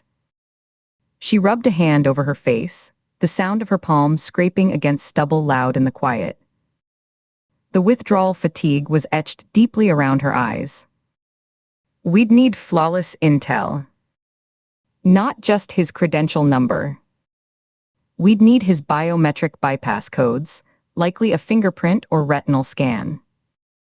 We'd need the exact make and model of his access badge, the security protocols for visitors, the layout of the server room, the shift change schedules for the guards. I can get the technical specs of the facility, standard security vendor information, maybe even blueprints from county records, Braddock offered, his voice hesitant, clearly wrestling with the line he was approaching. The biometrics, that's harder. You'd need a physical sample. A lifted print from a glass he used, something like that. And we'd need a team, Nina said, looking back at Katie. A 2-person job at minimum. One to run the impersonation, one as lookout, driver, contingency. Maybe a third in a vehicle nearby, for comms and rapid extraction if it goes sour. It would be you and me, Katie said, holding Nina's gaze. No one else. We can't bring Harwick into this. We can't ask anyone from the field office. It's us or it's nothing. You're injured, Nina stated bluntly, her eyes dropping to Katie's slingless but still favored shoulder. You can't fight your way out of a paper bag right now. I don't plan on fighting. I plan on walking in, looking like I own the place, doing the job, and walking out. If it comes to fighting, the plan has already failed. Another long silence descended, broken only by the relentless plink-plink of the water. Braddock shifted, clearly uncomfortable with the turn the conversation had taken. He was an analyst, a digital detective, not a field operative plotting a black bag job. I'll get you what I can on Sentinel Hub, he said finally, the words sounding forced. And discreetly. But that's where my involvement stops. I can't be your getaway planner. You've done more than enough, Katie said, meaning it. Just keep an ear to the ground on Vance's audit flags. If you get even a hint that he's looking at your logs, you need to warn us. A clean break. Braddock nodded, already looking like a man who wanted to be anywhere else. He gave them one last, uneasy glance, then turned and walked away, his footsteps echoing with a quick, receding rhythm until he vanished up the stairwell, the metal door clanging shut behind him. Katie and Nina were alone again with the folder and the plan taking shape in the cold, foul air. This is insane, Ford, Nina said, but there was no heat in it, only a weary acknowledgement. As I know. We're going to need more than a cloned badge and a prayer. We're going to need a way to get Kern's fingerprint. That means getting close to him, physically, without him knowing. Katie's mind went back to the quiet street in Annapolis, the well-kept house, the man retrieving his mail. He lives in McLean. He goes to Annapolis. He's a creature of habit. We find a public place he frequents. A coffee shop near his house, a restaurant. We wait. We take a glass after he leaves. It's not rocket science. It's forensics, Nina corrected. And it leaves a trail if anyone thinks to look. Which they will, if the server breach is discovered and traced back to his credentials. Then we have to make sure the breach isn't discovered. Or we have to move so fast after we get the data that it doesn't matter. Katie hugged the folder tighter. We're out of good options, Nina. We're down to bad ones and worse ones. I'm choosing the bad one that has a chance of working. Nina pushed herself fully upright and opened the driver's side door of her sedan. The interior light clicked on, a small, warm square in the vast gray gloom. Get in, she said, her voice all business now, the decision made in her tone if not yet in her heart. We're not planning a felony in a parking garage. We'll use the safe house in Alexandria. We need to study every page in that folder. Then we need to start building a profile on Sentinel Hub and Philip Kern's weekly routine. And we need to do it tonight. Because if Braddock's right about Vance's audit flags, tomorrow might be too late. Katie slid into the passenger seat, the folder resting heavily on her lap. Nina got in, started the engine, and let it idle for a moment, the exhaust adding a new layer of smell to the garage air. She didn't put the car in gear immediately. She just sat, her hands on the wheel, staring through the windshield at the concrete pillar ahead. "If we do this," Nina said, not looking at her, "there's no going back. We burn our careers. We maybe go to prison. We definitely become the people we're supposed to be chasing." Katie looked down at the plain manila cover. Inside was proof that the people they were supposed to be chasing had been wearing suits and sitting in corner offices. "They already are us, Nina," she said quietly. "That's the whole problem." Nina took a deep, slow breath, then put the car in reverse. The backup lights painted the concrete behind them white for a second before she turned the wheel and guided the sedan out of the space, heading for the exit ramp, leaving the echoing drip and the oppressive gloom of the garage behind. Chapter 32. The apartment was too quiet. The hum of the refrigerator was a low, steady drone, a sound so constant she normally tuned it out. Now it was the baseline against which every other silence was measured. A pipe groaned deep in the wall, a metallic sigh of contracting metal. Then nothing. Katie stood in the center of her kitchen, the overhead light a harsh, clinical white that bleached the color from everything. It pooled on the worn formica of her table, a surface she'd wiped clean 1,000 times after solitary meals. Tonight, it was an evidence board. She had spread it all out. Every piece. The Meridian Logistics file lay open, its pages fanned. Post-it notes flagged the shipments, frozen seafood, medical supplies, and the shell company addresses in Delaware and the Caymans. The corporate structure diagram Braddock had appended looked like a spider's web. Beside it was Cole, Braddock's meticulous background packet, on retired Deputy Director Philip Kern. She hadn't just read it, she'd absorbed it. The service record, pristine and decorated. The post-retirement board positions at defense-adjacent nonprofits. The discreet consulting fees that were just a little too consistent. Next to that, the official evidence logs, now containing the inventory sheet for the burner phone from Daniel Severn's safe. Its call records, printed out, formed a damning timeline that ended abruptly.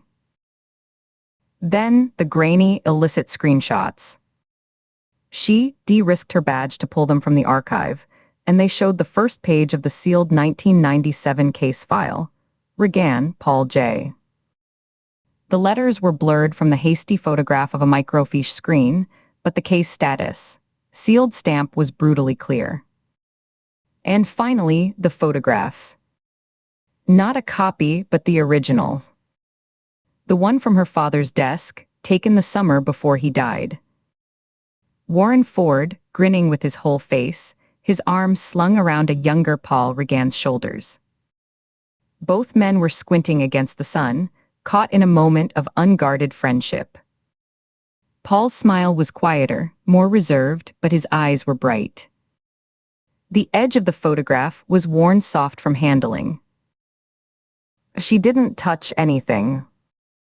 Her hands were braced on the back of a wooden chair, her knuckles pale from the pressure. She just looked, her eyes jumping from one cluster of facts to another, letting the connections solder themselves in the cold light. It wasn't a conscious process of deduction. It was a visceral, clicking alignment, like tumblers in a lock falling into place. Meridian was the artery. It moved cash, the $250,000 in the storage unit proved that, but it also moved silence. It was a service. It served the network. The same network that had identified her father as a threat in 1997. A federal auditor asking the wrong questions in the wrong rooms. They hadn't just killed him. They had buried the investigation, smothered it before it could draw breath. Philip Kern, then a rising star in counterintelligence with a reputation for ruthless efficiency, had authorized the seal. Not to protect national security. To protect the network's participants, the ones wearing suits and badges, the ones whose careers and fortunes were woven into the fabric of the thing. The contractor on I-95 wasn't a random predator. He was a scalpel, wielded with surgical intent. The couriers, Bailey, Severn, Voss, they were loose threads. Because Marin Salas had tried to pull on one. Her attempted exposure through the mimic leak had threatened to unravel decades of careful stitching. So the network had ordered a trim. A permanent one. Clean up the vulnerabilities. Eliminate the links. It was operational hygiene, not madness. And Director Vance. Katie's breath fogged the still air in front of her lips. She watched the faint cloud dissipate. Vance had been a mid-level agent in the D.C. field office in 1997. Ambitious, connected. He would have been aware of the Regan case, even if he wasn't on it. The sealing of an auditor's murder would have been office gossip in certain hushed circles. Now he was the director. He'd assigned her to the I-95 task force, a move that felt, in this new light, like containment. Keep the problem close. Monitor it. He'd also had her followed. He'd debuilt a file on her, a psychological profile. He'd reassigned the Meridian warrants the moment they were approved, shunting the entire case to organized crime, where it would dissolve into a morass of bureaucracy and competing priorities. A killing stroke disguised as administrative procedure. The pieces locked into a terrible, coherent shape. The edges fit with a silence that was more deafening than any sound. Vance was either a knowing protector, a guardian of the old secret, or he was a piece on the board being moved by someone who was. Kern, perhaps. Or someone even higher, a name not yet on her radar. She had no proof of which.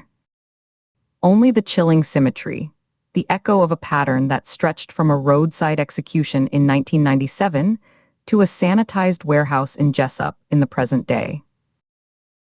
The network that killed her father was still alive. It hadn't died with one murder.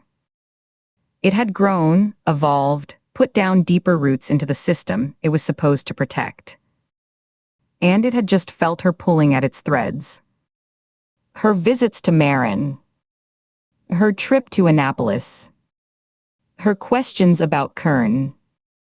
The warrant on Meridian. Each one a tiny vibration along the wire. A buzz shattered the silence. It was a flat, electronic BRRRRT that seemed to tear the air.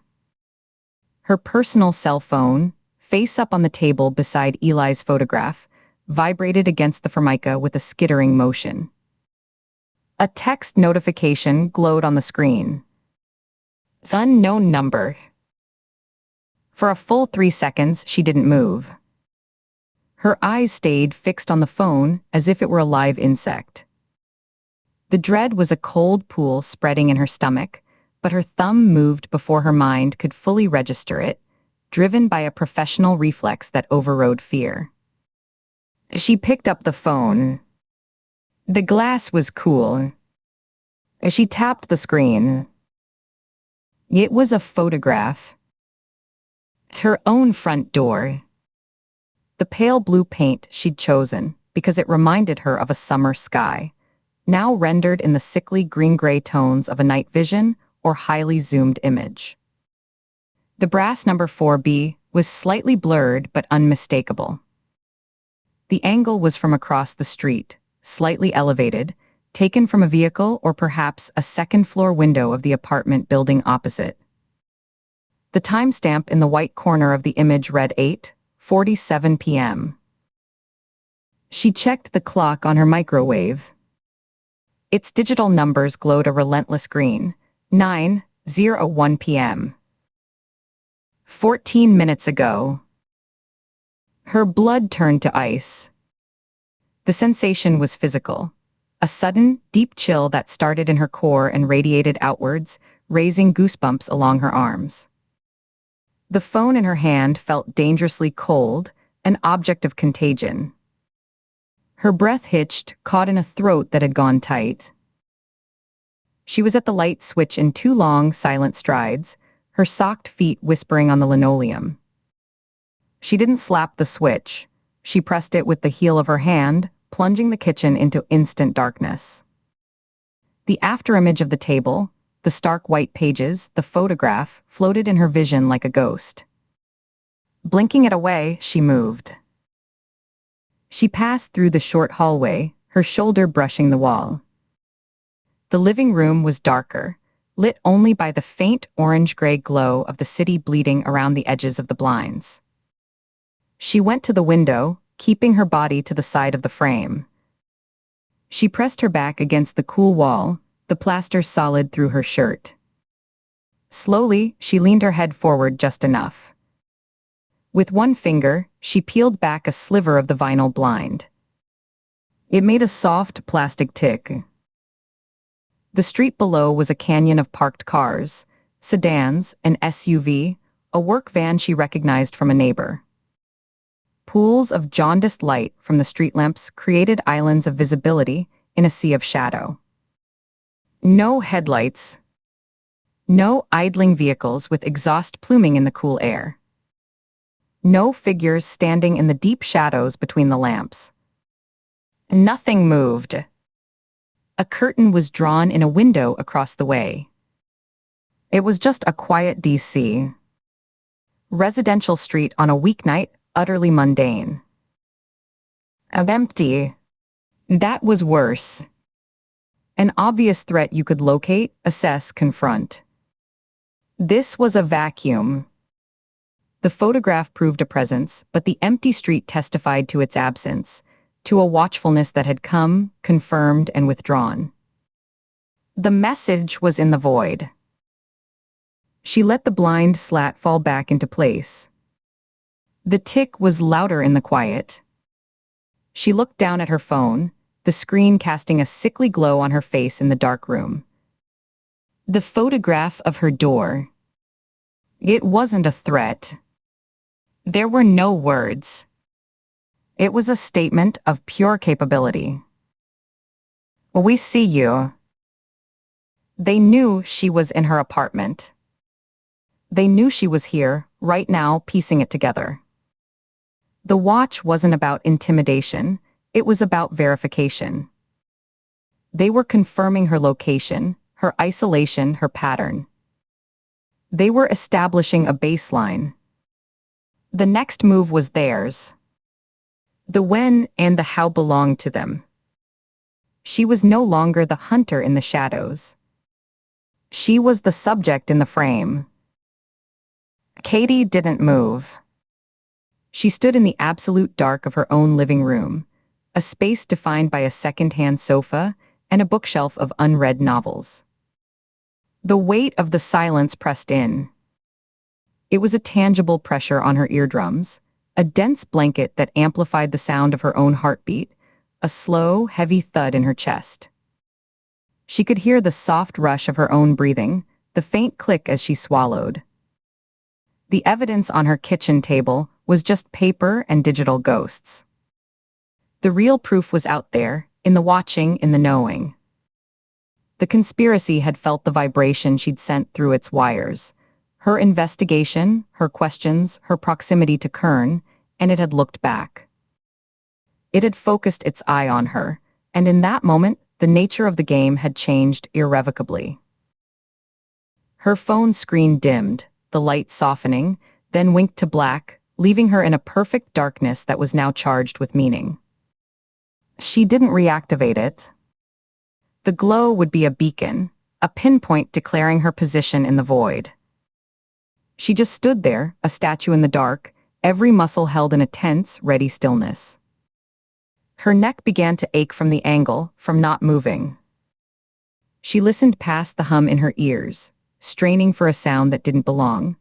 The creak of a floorboard in the hall outside her apartment, the subtle rasp of a key being tried in a lock, the muffled tread of a footstep on the stairwell. As she waited, the refrigerator cycled on again in the kitchen, its motor a sudden, grinding growl that made her flinch. The pipe groaned once more. These were the sounds of her home, now turned alien and menacing. Each one masked a potential approach. She counted her breaths, forcing them to be even and shallow. Again. Out. The digital clock in her bedroom, visible through the open doorway, flipped from 9:07 to 9:08. A minute had passed. It felt like an hour. Her mind, against her will, raced through the tactical options. The service pistol was in the locked box on her bedroom closet shelf. Too far. The kitchen knife block was 10 feet away, past the exposed space of the dining area. Her go bag, always packed, was by the front door. To reach it, she'd have to cross directly in front of the door's peephole, a dark shape against the lighter wall beyond. She dismissed it. Movement was risk. The knock didn't come. No sound of a car door closing outside. No buzz from the building's intercom. The silence stretched, becoming a thing in itself, a waiting room with no exit. Slowly, incrementally, she let the muscles in her shoulders relax a fraction. The immediate, heart-pounding alert began to settle into a cold, sustained vigilance. They weren't coming tonight. Not for a confrontation. The photograph was the operation. The message had been delivered. The purpose was psychological, to let her know the battlefield had been redefined. Her apartment was no longer a sanctuary. It was a known location, a fixed point on their map. She finally moved, not toward the light but deeper into the apartment. She navigated by memory and faint ambient light, avoiding the furniture. In her bedroom, she didn't turn on the lamp. She went to the window, repeated the same careful ritual. Side position, finger on the blind, a sliver of a view. The back alley was a deeper pit of darkness, dotted with the hulking shapes of trash bins. Nothing moved. Returning to the living room, she stood again, listening. The clock flipped to 9:15. She had to make a decision. She could not stand here all night. And she could not leave the evidence spread on her table. Moving with a new, grim purpose, she returned to the kitchen. She didn't turn on the light. She worked by the faint glow from the street that filtered through the pass-through window, her hands moving with practiced efficiency. The photograph of her father and Eli went into its envelope, then into the inner pocket of her jacket hanging on a chair. The Kern file and the Meridian documents were stacked, neatened, and slid into a large, plain, expandable folder. The screenshot printouts went in after them. She left only the official evidence log and the burner phone records on the table, things that had a legitimate provenance. The rest was her private, damning archive. She carried the expandable folder to her bedroom and slid it under the bed, not at the head where one might look, but near the foot, pushed tight against the wall under the dust ruffle. It was a temporary hiding place, but it would have to do. Back in the living room, she finally sank onto the edge of the sofa.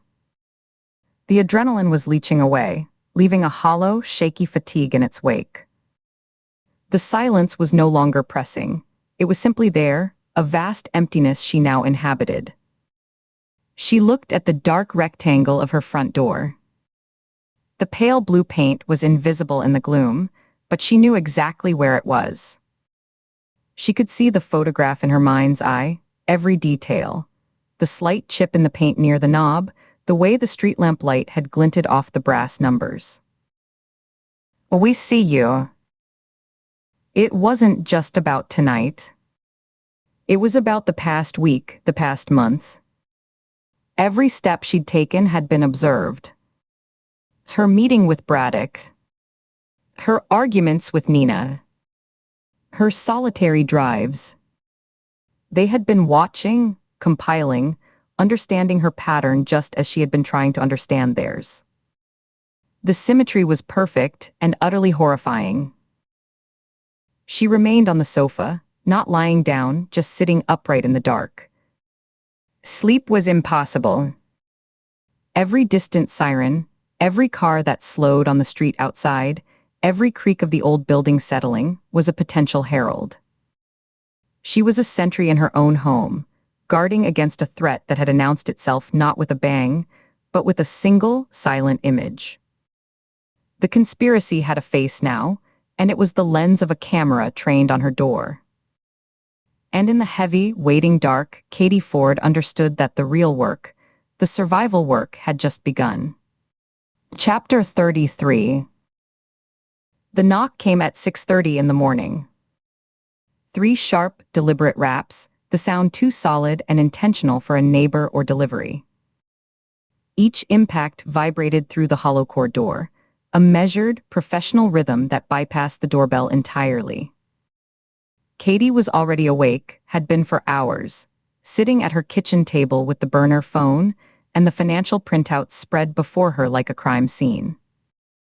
The overhead light was off, the only illumination the gray, watery dawn seeping around the edges of her blinds, and the cold glow of her laptop screen, which she'd closed an hour ago after seeing everything she needed to see. Her back was a solid ache from hunching over the table, a deep weariness in her bones that coffee couldn't touch. The apartment held the stale, recycled silence of the very early hour, broken only by the occasional groan of the building's pipes. She knew who it was before she looked through the peephole. No one else would come here now. She pushed back from the table, the chair legs scraping softly on the linoleum. Her socked feet were cold on the floor. She moved to the door, her body stiff, and leaned into the peephole's fisheye lens. Nina stood in the hallway, a worn leather duffel bag slung over one shoulder. The bag looked heavy, packed full, the strap digging a deep crease into the shoulder of her dark jacket. Her face was pale in the sickly yellow light of the hallway sconce, her eyes dark with a lack of sleep that had nothing to do with the hour. They were the eyes of someone who had seen the same ghost, who had stared at the same abyss in the night. She held up her phone, her thumb pressing the screen to life with a deliberate press. It was a photograph of Katie's own apartment door, taken from the hallway. The angle was from directly across the hall, the numbers 307 clear on the dark wood. The time stamp in the corner was from last night, 11:47 p.m. Katie's breath fogged the tiny glass lens for a second. She unlocked the deadbolt, the mechanism turning with a heavy, metallic clunk. Her fingers cold on the brass, then found the lower lock, the chain. She slid it free, the metal links whispering against the track, and opened the door. She didn't speak, just stepped back to make space. The air from the hallway carried the faint, universal scent of carpet cleaner and dust, undercut by a hint of mildew from the stairwell at the far end. Nina stepped inside, her boots making a soft, gritty scuff on the entry tile. She didn't look at Katie immediately, her gaze doing a quick, professional sweep of the small foyer and the living room beyond, checking corners by reflex. Katie closed the door behind her, engaging both locks again with a series of solid, final clicks that echoed in the quiet apartment. The sound felt like a period at the end of a sentence. For a second, they just stood there in the dim foyer, the weight of the photograph hanging between them like a third presence. Nina's breathing was slightly elevated, not from exertion but from a coiled alertness, the shallow, controlled breaths of someone holding themselves ready. Katie could see the fine tension in the line of her jaw, the way the muscle flexed just below her ear. "They're not even hiding it anymore," Nina said, her voice a low, rough thing, scraped raw from coffee and silence. She walked the few steps to the living room and dropped the duffel by the couch. It landed with a dense, muffled thump that spoke of more than just clothes inside, the weight of something solid, maybe files, maybe a laptop, maybe a weapon. She straightened, rubbing her temples with her thumb and forefinger in a slow, circular motion. "That was in my work email this morning. No sender. No subject line. Just the photo. A courtesy." "A warning," Katie corrected, the word tasting like metal, cold and sharp on her tongue. She turned and walked to the kitchen, needing to move, to do something with her hands. The linoleum was cool under her socked feet. She filled the kettle at the sink, the water rushing loud in the silence, a roaring white noise that briefly drowned out the hum in her head. She set it on the front burner with a click of the dial and the hiss spark of the gas igniting, a blue flower blooming under the steel. The mundane action was a tether, a small ritual of normalcy in a space that no longer felt safe. "They're telling us they know where we live. That the surveillance isn't just digital. It's physical. They can stand outside our doors." She leaned against the counter, watching the kettle, waiting for the first sign of steam. "When did you get it?" 4:12 a.m., Nina said, her voice flat. She sank onto the arm of the sofa, not committing to sitting fully, poised to spring back up. She leaned forward, elbows on her knees, and stared at the worn pattern of the area rug as if it were a map. "I was already up. Couldn't sleep. Checked my phone. There it was. I packed and left my place 20 minutes later. Drove around for a bit before coming here." She looked up, her eyes finding Katie's in the dim kitchen light. "They wanted me to see it. They wanted me to know they could get that close, that quietly." Katie pulled 2 mugs from the cupboard. The ceramic was smooth, familiar under her fingertips, the chipped rim of the green one, the perfect curve of the white.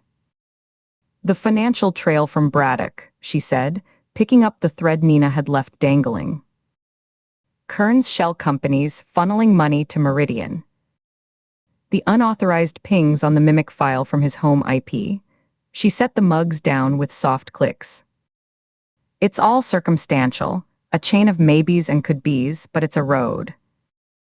A road that leads straight to a retired deputy director, and it doesn't stop there. A road doesn't just end at a guy like Kern. He's a waypoint. It leads to whoever he's protecting," Katie said, reaching for the box of tea bags.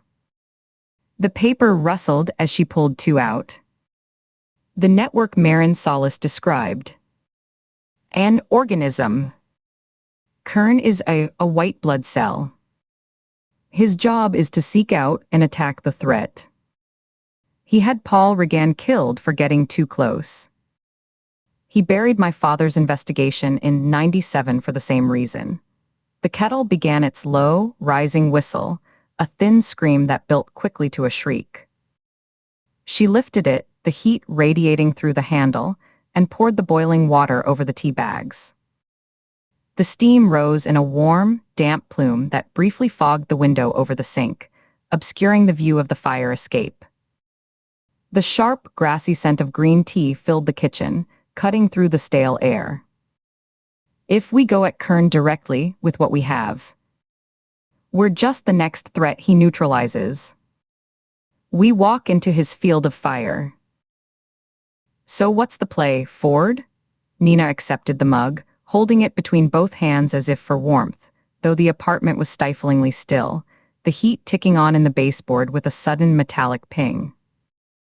She didn't drink, just let the heat seep into her skin, her eyes fixed on the pale green liquid as it slowly darkened. Her eyes over the rim of the mug were fixed on Katie, waiting, assessing. "We can't sit on this. That photo means the clock isn't just ticking, it's in the red. They're not watching anymore. They're presenting their credentials." Katie leaned back against the counter, her own tea untouched on the formica beside her. The edge of the counter dug into her lower back, a grounding, almost painful pressure. She crossed her arms, her mind sorting through the chaotic board of evidence, the printouts, the photo, the memory of her father's file, looking for the one move that wasn't a direct confrontation. "We don't go to Kern. We go around him. Over his head." Vance, Nina's expression was pure, unvarnished skepticism, her eyebrows lifting high on her forehead. She gave a short, humorless exhale, a puff of air that wasn't quite a laugh. "He pulled you off the highway case the minute it pointed to Meridian. He's building a file on you. I can feel it in how he looks at you in meetings. He's part of this, or he's being used by it. Either way, he's a gatekeeper, and the gate is closed. Locked. Probably welded shut." "Not Vance," Katie said, shaking her head slowly. She pushed off the counter and picked up her mug, more for something to hold than from any desire to drink. The heat was almost too much for her cold hands. Someone outside the bureau entirely. Someone whose job is to investigate the bureau. Someone with the authority to look at Kern, at Vance, at the sealed files, and not have to ask their permission.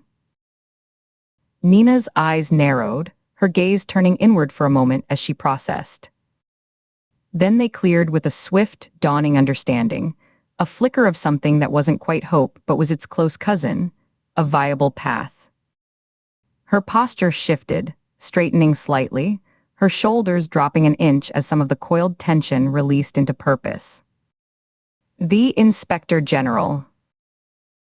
Paul Regan was an auditor for the Office of the Inspector General, Katie said, the pieces locking into place with a cold, logical certainty that felt like ice water in her veins.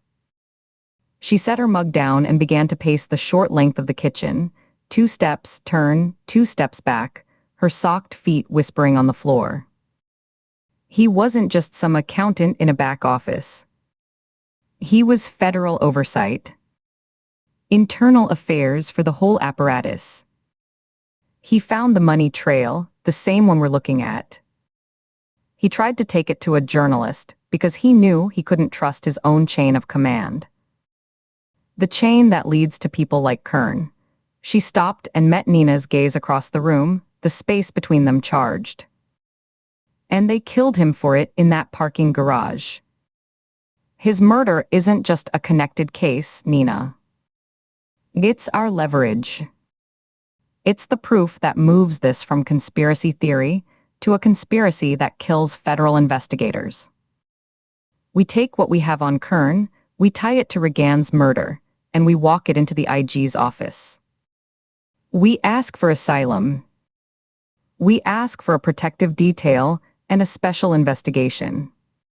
Nina was silent for a long moment, staring into the pale green liquid in her mug, as if reading tea leaves. Her lips were pressed into a thin, colorless line. The only sounds were the hum of the refrigerator, the faint, distant groan of a pipe in the building's walls, and the soft tick-tick of the cooling kettle on the stovetop. Finally, she put the mug down on the coffee table with a soft, definitive click, the sound a period in the quiet room. "It's a smart play," she conceded, her voice low, measured. If we can find the right person inside the IG. Someone not already turned. Someone who hasn't had their career shaped by the same people we're accusing. That office isn't a monolith. It's a bureaucracy. It has factions, loyalties, people waiting for their starched shirt promotion. She looked up, her eyes sharp. We walk in with this, we're lighting a fuse. We need to be damn sure we're handing the match to the right person, or we're just giving them a roadmap to us. We have to, Katie said, her mind racing now, the path forward suddenly, brilliantly clear, illuminating the dark tangle of the last few weeks like a flare in a tunnel.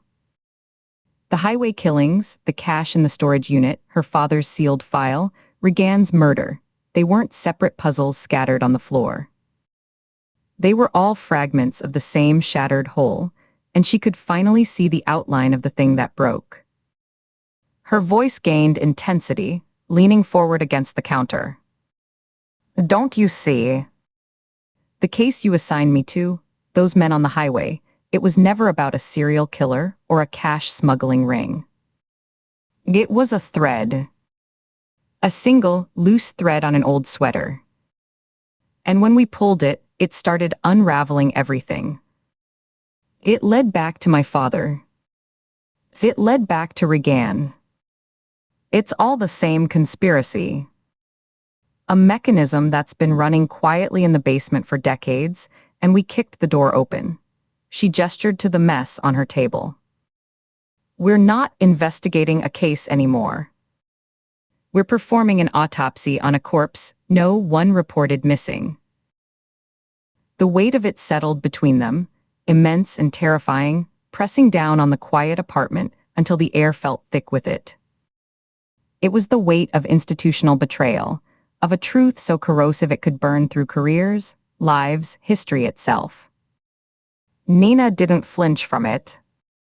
She absorbed it, her face hardening into the mask of resolve Katie had seen in interrogation rooms and at crime scene tapes, the look that meant she was committed, consequences be damned. We need a name, Nina said, her voice regaining a sliver of its old force, the prosecutorial edge returning. A specific investigator. Someone clean. A bulldog with a clean jacket and no friends in the 7th floor executive suites. Someone who might have even asked questions when Regan died. Braddock can help, Katie said immediately, turning back to the counter where their phones lay side by side, dark and silent. He's already off book. He's in the system. He knows how to navigate the personnel directories without leaving a wake. He can dig quietly, find someone in the IG's office with a reputation for integrity, someone who worked with Regan, maybe. A colleague who asked questions when he died. She reached for her burner phone, then stopped, her hand hovering over it. I can text him a code. Something innocuous. He'll know it means to start looking. Nina stood up, restless energy returning to her limbs. She walked to the window and nudged the blind aside with a knuckle, peering down at the street below. The sky was lightening to a dull pewter, washing the color from the parked cars and the brick facades. A newspaper delivery car crept slowly down the block, a plastic-wrapped bundle arcing out of its window onto a driveway. We can't use phones, she said, not turning around. She gestured vaguely toward the kitchen counter with her free hand. Not even the burners now. They'll be expecting that. They'll have every electronic channel monitored, waiting for us to reach out to make a plan. They'll be listening for Braddock's name, for any ping from our devices. She let the blind fall back into place with a soft rattle and turned, her decision made, her body angled toward the door. We go in person. Today. Now. We get to Braddock, we get the name, we go straight to the IG's building. We don't stop moving. We become a moving target they can't pin down, can't corner in an office for a chat. Katie nodded, a tight, sharp motion that made the muscles in her neck protest. Agreed. We shower them with static by moving faster than their protocol. A compliance review needs you to be stationary, in a chair, answering questions. We won't be in a chair. She began gathering the papers from the table, her movements quick but not frantic. She stacked the financials, folded them roughly, tucked the burner phone into an inner pocket of her messenger bag. Before Nina could respond, formulate the next step. What to take, what to leave, which car to use, Katie's work phone, still on the counter, began to vibrate. It wasn't a gentle buzz, but an insistent, shrill ring that sliced through the tense quiet, a jarring electronic warble she'd assigned to work contacts. The hard plastic case skittered a quarter-inch on the formica with each pulse, dancing toward the edge. They both looked at it as if it were a live grenade that had just rolled into the room. The screen flashed, bright and urgent in the dim kitchen, casting a pale blue light on the underside of the cabinets. BRADDOCK. A cold dread, deeper than any she'd felt at the sight of the surveillance photo, coiled in Katie's gut. Her breath caught, just for a second, a hitch in her chest that felt like a stitch being pulled tight. Her hand, resting on the tabletop, tightened into a fist, the knuckles pressing white against the skin. Braddock was meticulous, disciplined. He wouldn't call her direct line, the official FBI-issued phone, unless it was critical. And he wouldn't call this early, on a morning like this, unless it was catastrophic. This was the other shoe dropping. She could see the same understanding dawning on Nina's face, her eyes widening a fraction, her body going perfectly still. Katie crossed the room in 3 quick strides, her heart hammering against her ribs. She picked it up. The device was warm from its own electronics, vibrating against her palm like something alive and terrified. Braddock. His voice was tight, stripped of its usual easy, analytical cadence, compressed by a raw urgency that left no room for greeting. Ford. Listen. Don't talk, just listen. A sharp intake of breath on the other end. Director Vance just pulled your security clearance. Both of you. Yours and Shaw's. Effective immediately as of 6:05 a.m. You're being recalled for a mandatory compliance review at WFO. They're citing pattern of unauthorized inquiries and potential breach of protocol. The paperwork is being expedited. A car is being dispatched to your registered addresses. Do you understand what I'm telling you? The room seemed to tilt, the floor becoming unsteady, the walls leaning in. Katie's free hand found the edge of the counter again, gripping it hard, the laminate edge biting into her palm. She locked eyes with Nina, who was already on her feet, her body tense as a wire, reading the disaster in the pallor of Katie's face and the rigid, frozen way she held the phone to her ear. Nina took a half step forward, her mouth a thin, hard line, her hands curling into fists at her sides. When, Katie managed, forcing her voice into a strange, flat calm. It sounded like someone else speaking, a dispatcher reporting bad weather. The order was signed 20 minutes ago. The cars are probably already rolling. They'll be polite, 2 agents, maybe someone from professional responsibility. They'll ask you to come in voluntarily to sort it out. His voice dropped, becoming almost a whisper, as if he was afraid of being overheard in his own space. It's not voluntary. You need to be gone before they get there. Do you understand? Gone. Not in the building. Not reachable. I understand, the words were ash in her mouth. Katie, his voice cracked, the cool professional facade breaking for the first time she could remember. There was a fear in it and a profound apology and a helpless anger. I'm sorry. I should have seen this coming. The flags on the system queries, I should have known. I'll try to slow the paperwork from here, create some system lag, but it's coming from the top.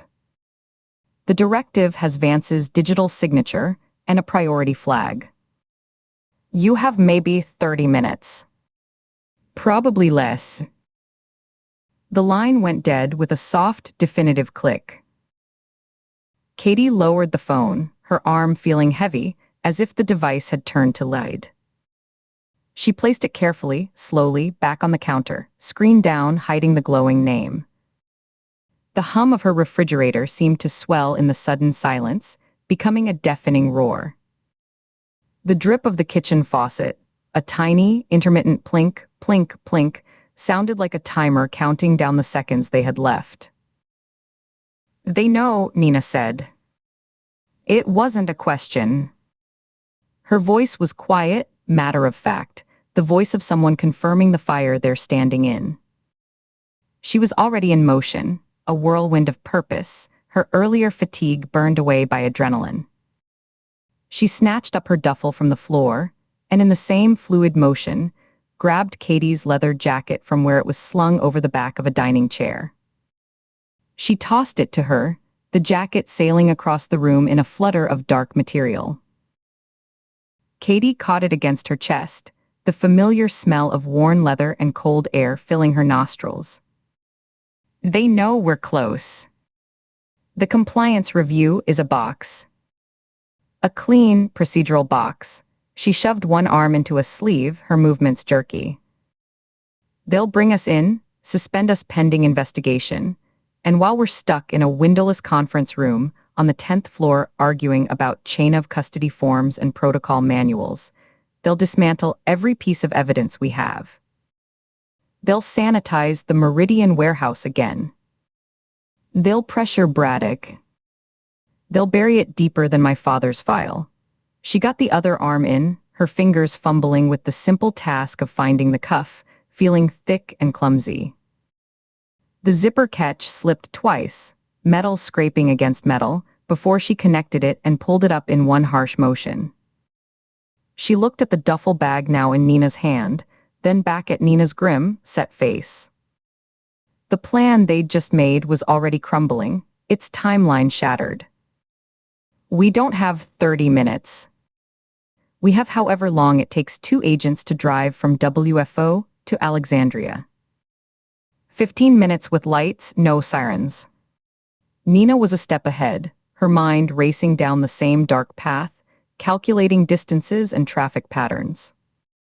"The IG. It's the only move left. It was the only move before, now it's the only move, period. We run toward it. Now. Not later today. Right now." She hoisted the duffel strap higher on her shoulder, the weight making her lean slightly to one side. Katie turned back to the table. The map, the financial printouts, the burner phone. She swept it all off the kitchen table in one chaotic motion, an archive of a truth someone was willing to kill to keep hidden, and shoved it into her own worn messenger bag. She didn't fold the papers, didn't organize. She crammed. The corners bent, one sheet tore. She grabbed her personal wallet from the bowl by the door, left her FBI creds and her service weapon in the locked drawer by the sink. The weight of their absence was immediate, a tangible lightness on her hip and in her pocket that felt like being stripped naked. The apartment, with its quiet morning light now strengthening behind the blinds, painting long rectangles on the floor, the half-full mug of tea cooling on the counter, the familiar couch with its dented cushion, it all felt like a place she was already leaving forever. A museum of a life that was about to be declared closed, its contents inventoried and boxed by strangers. "Go," Nina said, her hand on the door. She leaned her ear against the wood, her cheek pressed to the painted surface, listening intently for a full 10 seconds, her body completely still, her eyes closed in concentration. Katie held her breath, straining to hear any sound from the hallway. The scuff of a shoe, the rustle of nylon clothing, the muffled crackle of a radio, the whisper of a sleeve against a wall. There was nothing but the distant, hollow sigh of the building's elevator shaft, a sound she'd heard 1,000 times and never noticed until now. Nina pulled the door open a crack, the chain lock extending taut. She peered out through the narrow gap, her eyes scanning the hallway left then right. Then she closed the door, slid the chain free with a quiet snick, and opened it fully. The hallway was empty, a long tunnel of beige carpet and identical dark wood doors stretching in both directions. The sconce light was still on, casting its sickly glow. For now, it was clear. They didn't speak as they moved. Nina went first, her duffel a dark bulk in her hand, her head on a swivel, checking both ends of the hall before moving toward the stairwell at the far end, away from the elevators whose illuminated floor indicator showed a steady 1. Katie followed, pulling her door closed behind her, hearing the latch click and the deadbolt engage automatically with a solid thunk. She didn't look back. Their footsteps were muffled by the thick carpet, but in the utter silence, each soft thud felt too loud, a broadcast of their flight. The air in the stairwell was cooler, several degrees colder, smelling of concrete, stale air, and the faint, acrid tang of cigarette smoke from a long-ago break.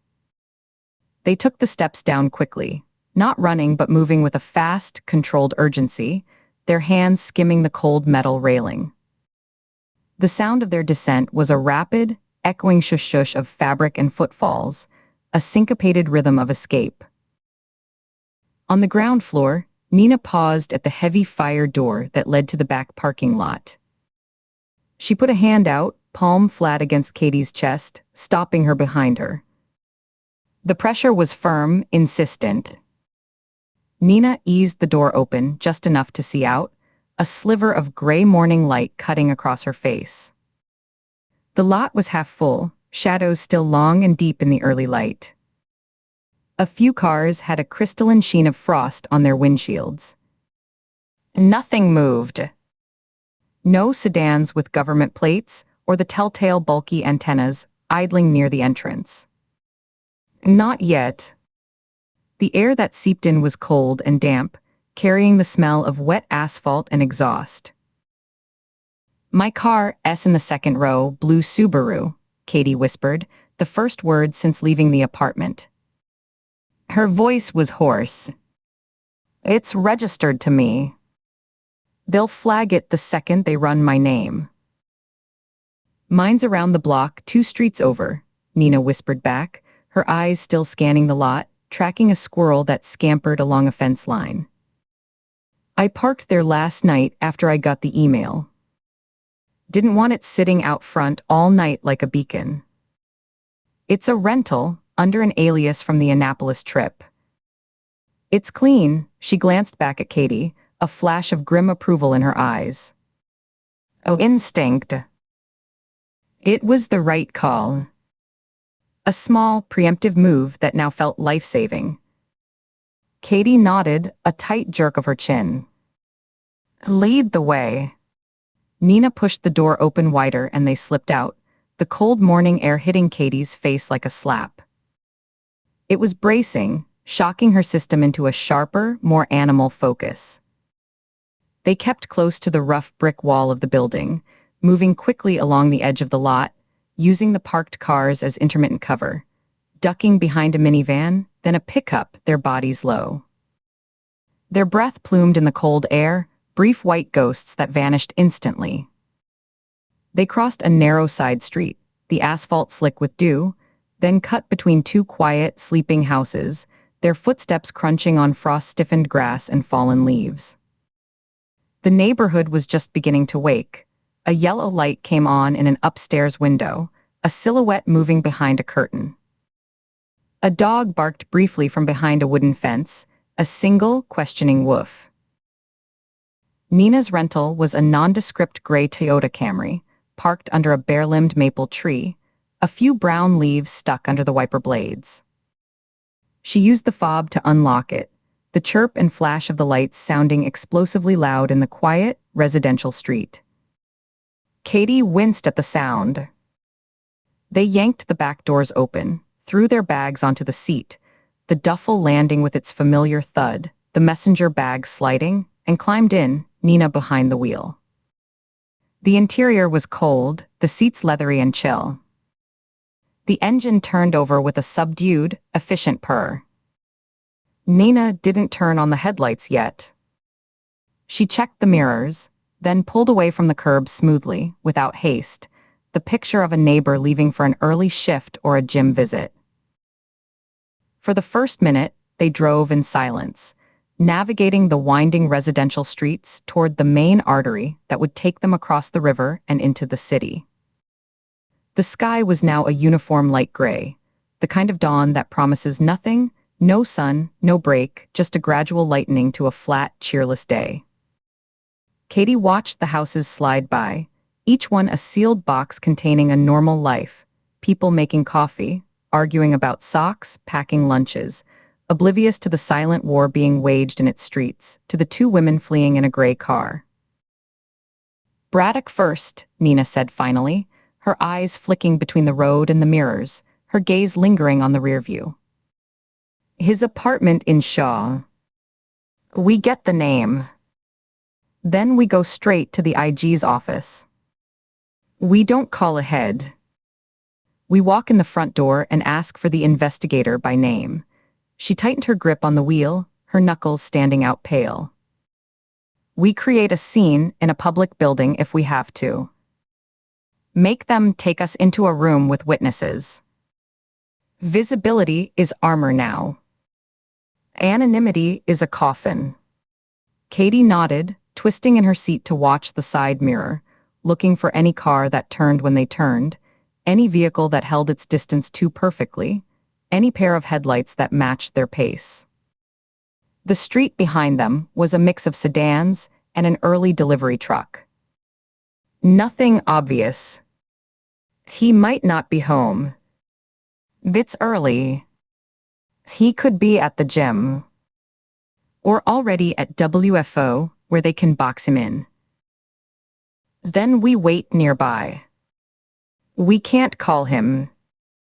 His line, his apartment, his office, they'll all be monitored now that the recall is active. They'll be watching him as the obvious point of contact. Nina's jaw worked, a muscle ticking. He's a risk. They might already have people on him. Sitting in a car outside his building, waiting to see who shows up. The thought was a cold stone in Katie's stomach, sinking deep. Braddock, with his sharp mind and his quiet loyalty, now a liability in the system's eyes, a piece to be contained or removed. He knew the risk when he gave us the Kern file. He knew what he was walking into. He did, Nina agreed, her voice grim. She switched lanes, her signal clicking a rapid metronome beat in the quiet car. And now we're going to drag him deeper into it by showing up at his door. But we don't have a choice. We need that name. It's the only key we've got, and the lock is on a door that's about to be welded shut behind us. She glanced at Katie, her expression stark in the gray light. You ready for that? It's to put that on him. Katie looked out the window at the blur of bare trees and concrete barriers. He's already in it. We're just making sure he's on the right side of the door with us. The words felt inadequate, a poor shield for the guilt they carried. They merged onto the highway, the traffic still light but building, a steady stream of red taillights stretching toward the city. The Capitol dome was a pale ghost in the distance, emerging from the morning haze like a forgotten artifact. The plan was gone, shredded by the early morning phone call.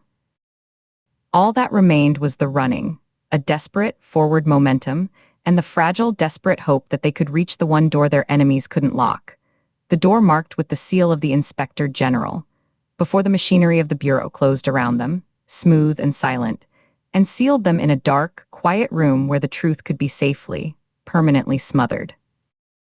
The car sped east, into the rising, colorless light, carrying them toward the next fragile chance, the only chance they had left.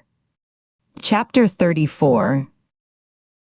The air in the conference room was cool, recycled, and utterly still, smelling of lemon-scented wood polish and the faint, metallic tang of filtered air. Underneath that was a stale, papery odor, like the inside of a long-closed filing cabinet. The only sound was the low, persistent hum of the HVAC, and the soft, rhythmic click-click-click of Director Vance's pen as he tapped its capped end against the polished mahogany table. Each click was a tiny, precise hammer blow, perfectly spaced, a metronome measuring out the silence.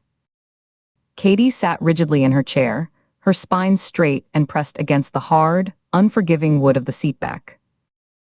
Her hands rested palms down on her thighs, fingers splayed to keep them from curling into fists or trembling. She could feel the individual muscles in her shoulders and neck pulled tight as cables, a familiar ache settling deep into the scar tissue on her side. She focused on the grain of the table, dark whorls in the reddish-brown wood, a path for her eyes to follow to keep from looking at the door, at Vance, at the damning folder. Nina was a mirror image of controlled tension beside her, her own breathing shallow and measured through her nose. Katie could see the pulse beating a rapid rhythm in the side of Nina's neck, just above the collar of her crisp white shirt.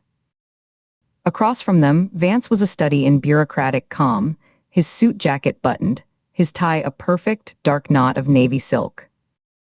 A bureau attorney, a severe woman with a sharp gray bob and wire-framed glasses, sat to his right, a closed, beige folder aligned perfectly before her, its edges parallel to the table's edge.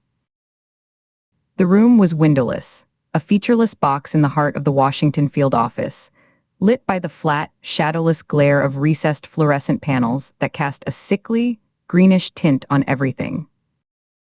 The walls were a muted taupe, blank except for a single, generic seal of the Department of Justice, its gold frame slightly tarnished. The carpet was a dense, navy blue that swallowed sound, making their presence feel muted, insulated from the world. It felt less like a room and more like a sealed chamber, a tomb designed for the quiet interment of careers. The drive over had been a study in silent preparation. Katie had stared out the passenger window of Nina's sedan, watching the gray streets of D.C.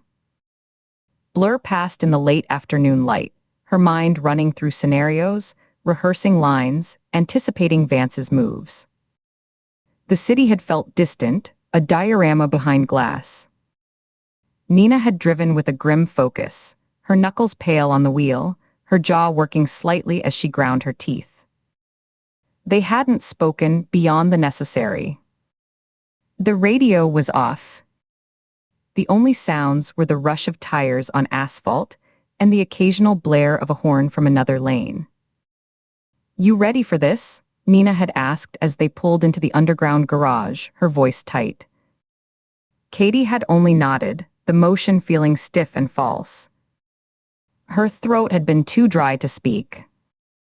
The walk from the garage to the elevator, through the security turnstiles with their familiar beep and green light, and down the long, echoing hallway to this conference room had been a march, their footsteps synchronized on the linoleum, their faces set in identical, unreadable masks. Katie had felt the weight of her service weapon against her hip, a comfort and a reminder of the authority that was now in question. They had been left to wait in the room for 7 minutes by the stark, black numbers of the wall clock. 7 minutes of silence, broken only by the hum and the occasional rustle of Nina shifting her weight, the creak of her leather chair. Katie had used the time to inventory the space, the table's glossy surface reflecting the lights in twin, elongated ovals, the empty water pitcher with its beaded condensation, the 4 chairs precisely arranged. She watched the door, a slab of dark wood with a brushed steel handle, waiting for it to turn. Nina had caught her eye once, a quick, searching glance that asked a dozen questions Katie couldn't answer. Are we doing this? Is he going to bury us? What's the play?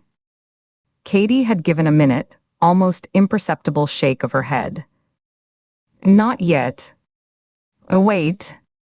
She had then looked down at her own hands, studying the faint scar across her right knuckle, a relic from the mimic investigation, until the door finally opened. "This is a procedural review, agents," Vance began, his voice a neutral, calibrated instrument, neither warm nor cold. He stopped tapping the pen and laid it down parallel to the edge of his folder with a deliberate finality. Not a tribunal.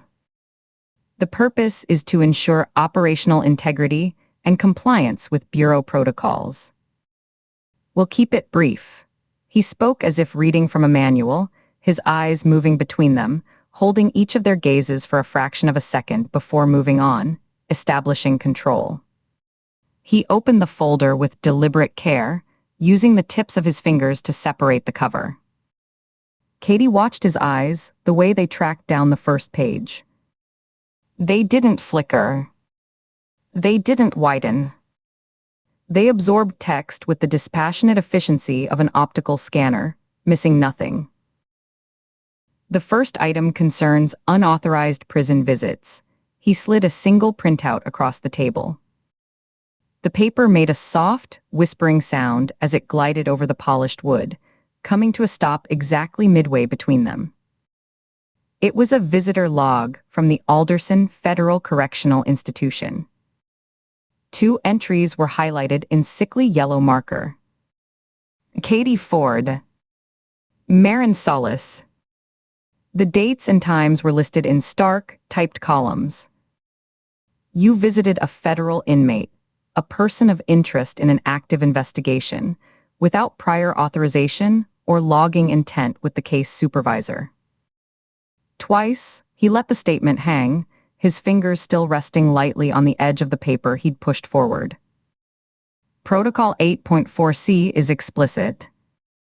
Contact with incarcerated individuals with potential ties to an open file requires a documented predicate and supervisory approval. You obtained neither. Katie kept her gaze on the paper, on her own name in black and white. She felt the heat of a flush trying to climb her neck, but she willed it down. She felt Nina shift slightly beside her, a minute adjustment of her jacket, the sound of fabric tightening across her shoulders. Katie didn't move. She regulated her breathing, in through the nose, a slow count of 4, hold for 2, out through a barely parted mouth for 6, willing her heart rate to slow, to become a steady, undetectable drum. Vance didn't wait for a response. He produced another sheet from his folder, the paper making a crisp sound. The second item, he continued, his tone unchanged, a flat recitation of facts, is the unauthorized surveillance of a retired bureau official. GPS telemetry from your assigned vehicle, a blue Ford Explorer, registration on file, places it conducting stationary surveillance outside the residence of retired Deputy Director Philip Kern on 3 separate occasions. Durations of 47 minutes, 22 minutes, and 1 hour, 8 minutes. He looked up briefly, his gaze sweeping over them. No 302 was filed. No investigative predicate was established with, or approved by, this office prior to these actions. This constitutes a significant breach of operational security and a violation of the privacy protections afforded to retired personnel under Bureau Policy 12.7a. The attorney to his right leaned forward slightly and made a note on her legal pad. The scratch of the pen's tip was absurdly loud in the quiet room, a sharp, tearing sound on the paper. She wrote in neat, vertical script, her head tilted, the lenses of her glasses flashing white under the lights. Vance's hand went back into the folder, emerging with a third sheet. The third item is the failure to log material evidence in a timely and transparent manner. He looked directly at Katie now, his gaze flat and penetrating, a physical pressure. A cellular device, recovered from the residence of homicide victim Daniel Severn. It was logged into the Washington Field Office Evidence Control System 3 full days after its documented recovery at the scene. The chain of custody for that 72-hour period is, he paused, letting the word hang in the still, cool air. He leaned forward an inch. Unclear. The evidence voucher lists only secure storage as its location, with no secondary signature, no log of access, no documentation of its analysis prior to formal submission. He tilted his head slightly. Where was the device, Agent Ford, between its recovery and its logging? And what was done with it? He closed the folder with a soft, definitive thump and steepled his fingers before him, his elbows resting on the table.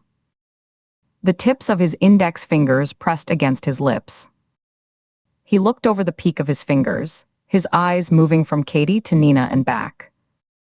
These are significant breaches, agents. Individually, they are matters for counseling and corrective action.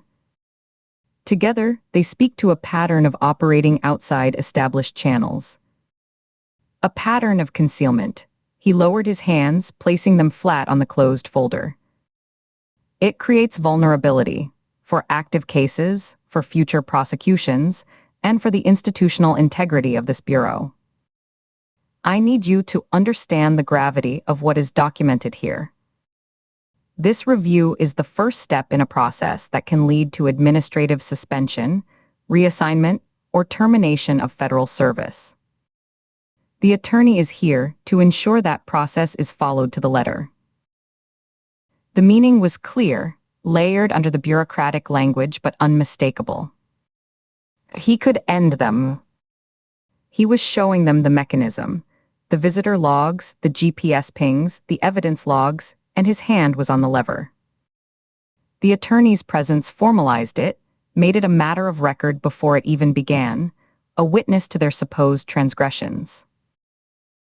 The silence that followed was thick, pressurized by the hum of the vents. Katie let it stretch. 1 beat. 2. 3. She could hear Nina breathing beside her, a shallow, controlled rhythm.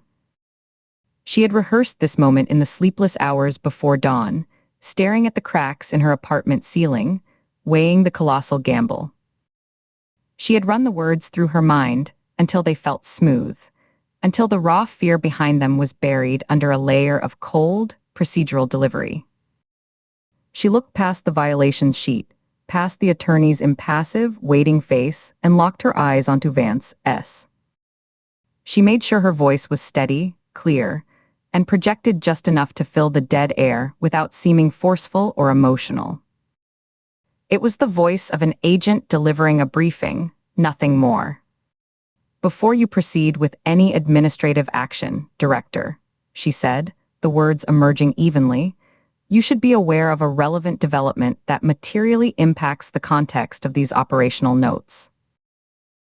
Vance's expression didn't change, but a new stillness came over him. It was in the set of his shoulders, the cessation of all minor movement, the slight sway, the almost imperceptible tap of a foot under the table. He became a statue. Agent Ford, he said, a note of mild, corrective warning in his tone, a teacher addressing a student who's spoken out of turn, this is not the forum for case updates. This review pertains to your conduct, not the details of your investigation. You will have an opportunity to provide a written response to these points. At approximately 9:17 this morning, Katie continued, overriding him just enough to be noticeable, but not enough to be outright insubordinate, keeping her tone factual, the Office of the Inspector General received an anonymous, cryptographically secured data package via a blind digital drop. Its contents are comprehensive. She paused, ensuring she had his full, arrested attention. The attorney had stopped writing, her pen hovering a quarter-inch above the paper, a small dot of blue ink forming at its tip. The package includes the full, unredacted financial trail for the shell company Meridian Logistics, LLC. This includes international wire transfer records from correspondent banks in Luxembourg and Singapore, Shell account registrations in the Cayman Islands, and the complete transaction history of a dedicated operational account used to pay contractors. She leaned forward an inch, placing her own hands flat on the cool table, mirroring his earlier posture. That operational account is linked, through a series of 3-layered offshore trusts, to a retired deputy director of this bureau. Philip Kern. The attorney's pen lowered silently to the pad, leaving a small blue smudge. She was no longer looking at her notes, but at Vance, her professional composure cracked by a flicker of naked alarm. Her lips parted slightly. Katie didn't relent. She kept her eyes on Vance, watching for the cracks in the marble, the tiny tells. The same data package contains the notarized Delaware corporate filing for the registered agent who formally petitioned for, and obtained, the 1997 judicial seal on the Mimic case file. The seal placed on the investigation into the shooting death of FBI agent Warren Ford. She let the name hang in the air between them, a ghost given substance. She saw Vance's right eyelid give the faintest twitch. That registered agent, a lawyer named Arthur Claiborne, is also listed as the incorporator and sole signatory on the original Meridian Logistics Formation documents filed with the Delaware Division of Corporations. The same hand that sealed my father's case created the corporate vehicle used to pay for the murders we're investigating. The hum of the HVAC seemed to grow louder, to vibrate in Katie's teeth, in the fillings of her molars. Vance's pen, lying beside his folder, was perfectly still. His face remained a mask of professional composure, but Katie saw it, a minute involuntary tightening of the skin at the outer corner of his right eye, a fleeting blankness behind his gaze as the implications connected and cascaded. It was the look of a man watching a carefully built wall develop a sudden, catastrophic crack, seeing the whole structure's fragility exposed in an instant. His nostrils flared slightly with a slow, controlled inhalation. "The OIG," Katie finished, her voice dropping slightly, becoming more final, more grave, "now has a direct, documented financial link between a retired senior official of this bureau, an active conspiracy involving the murder of a federal auditor and the homicides of multiple private contractors, and the illegal sealing of the investigation into a fatal on-duty shooting of an FBI agent. They have the account numbers. They have the dates that correspond to key events. They have the name. They have initiated a preliminary inquiry. Any administrative action taken against the agents who uncovered this link would, of course, be reviewed by the OIG as part of their scope. It would raise questions of motive." The room was utterly silent, the air now feeling thin and used up. The attorney's eyes were wide behind her glasses, fixed on Vance, waiting for a cue, a direction that wasn't coming. Her hand, still holding the pen, had gone limp on the legal pad. The polished table seemed to reflect their frozen tableau back at them. Two agents leaning forward, a director turned to stone, an attorney caught in the blast wave. Vance slowly, very slowly, leaned back in his leather chair. It gave a soft, protesting creak under his weight. He looked from Katie to Nina, his gaze assessing, calculating the new board state with a speed that was almost visible. The calm professionalism was still there, but it was thinner now, stretched taut over something much colder and more dangerous. The bureaucratic mask remained, but the eyes behind it had changed. They were no longer the eyes of an administrator conducting a review. They were the eyes of a strategist whose flank had just been exposed, calculating damage, assessing threats, searching for countermoves in a game that had suddenly escalated beyond procedure. He held Nina's gaze for a long second, a silent question, "Did you know? Are you part of this?" Nina met his look without blinking, her own face a blank wall, giving him nothing. Several seconds passed, measured by the relentless hum. He reached for his pen, not to tap it but to hold it, his fingers curling around it tightly, the knuckles whitening. He looked down at the closed folder containing their supposed violations, then back up at them. "This meeting," he said finally, his voice devoid of all inflection, a flat, dead sound that seemed to absorb the room's light, "is adjourned." He stood in one fluid, decisive motion, gathering his folder and his pen. The attorney scrambled to her feet, her chair legs scraping harshly, a jarring shriek against the floor. She fumbled for her own pad and folder, her movements uncharacteristically clumsy. Her glasses slipped down her nose, and she pushed them back up with a jerky motion. Vance didn't look at them again. He turned and walked toward the door, his steps measured and firm on the sound-killing carpet, leaving no imprint. The attorney followed in his wake, a half-step behind, like a subordinate trailing a commanding officer leaving a battlefield, clutching her belongings to her chest. Vance pulled the door open without hesitation, and a slice of brighter, harsher hallway light cut into the room, illuminating swirling motes of dust in the air. He stepped through without a backward glance, his silhouette disappearing into the glare. The attorney followed, pulling the door shut behind her with a hurried tug. It closed with a soft, definitive thump, followed by the barely audible, precise snick of the latch engaging. Katie and Nina sat in the sudden vacuum left in their wake. The echo of the latch faded, absorbed by the hum and the thick walls. The two highlighted violation sheets still lay on the table between them, suddenly looking trivial, pathetic, like childish notes passed in class in the face of a hurricane. The yellow highlighter seemed garish and stupid. The air still smelled of lemon polish and fear. After a long moment, Nina let out a slow, controlled breath that trembled slightly at the end, deflating like a punctured tire. She ran a hand over her face, her fingers pressing hard into her closed eyelids, leaving red marks on the pale skin. She dropped her hand and stared at the door, her brow furrowed. "Jesus, Katie," she murmured, the words muffled and thick with a mix of awe and dread. You actually did it." She shook her head slowly, as if trying to clear it. They stood almost in unison, pushing their chairs back. The legs made a dull, dragging sound on the dense carpet. They gathered nothing because they had brought nothing in with them. No notebooks, no files, just themselves and the story they had just detonated. Katie's legs felt unsteady, a delayed reaction to the adrenaline crash, a hollow, watery feeling in her knees. She placed a hand briefly on the table to steady herself, feeling the cool, slick wood under her fingertips, the solid reality of it. Her palm was damp. She wiped it surreptitiously on her slacks.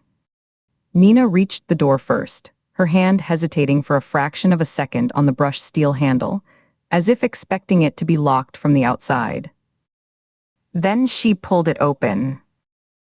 The hallway beyond was sterile and bright, lit by harsher, more glaring fluorescence than the conference room.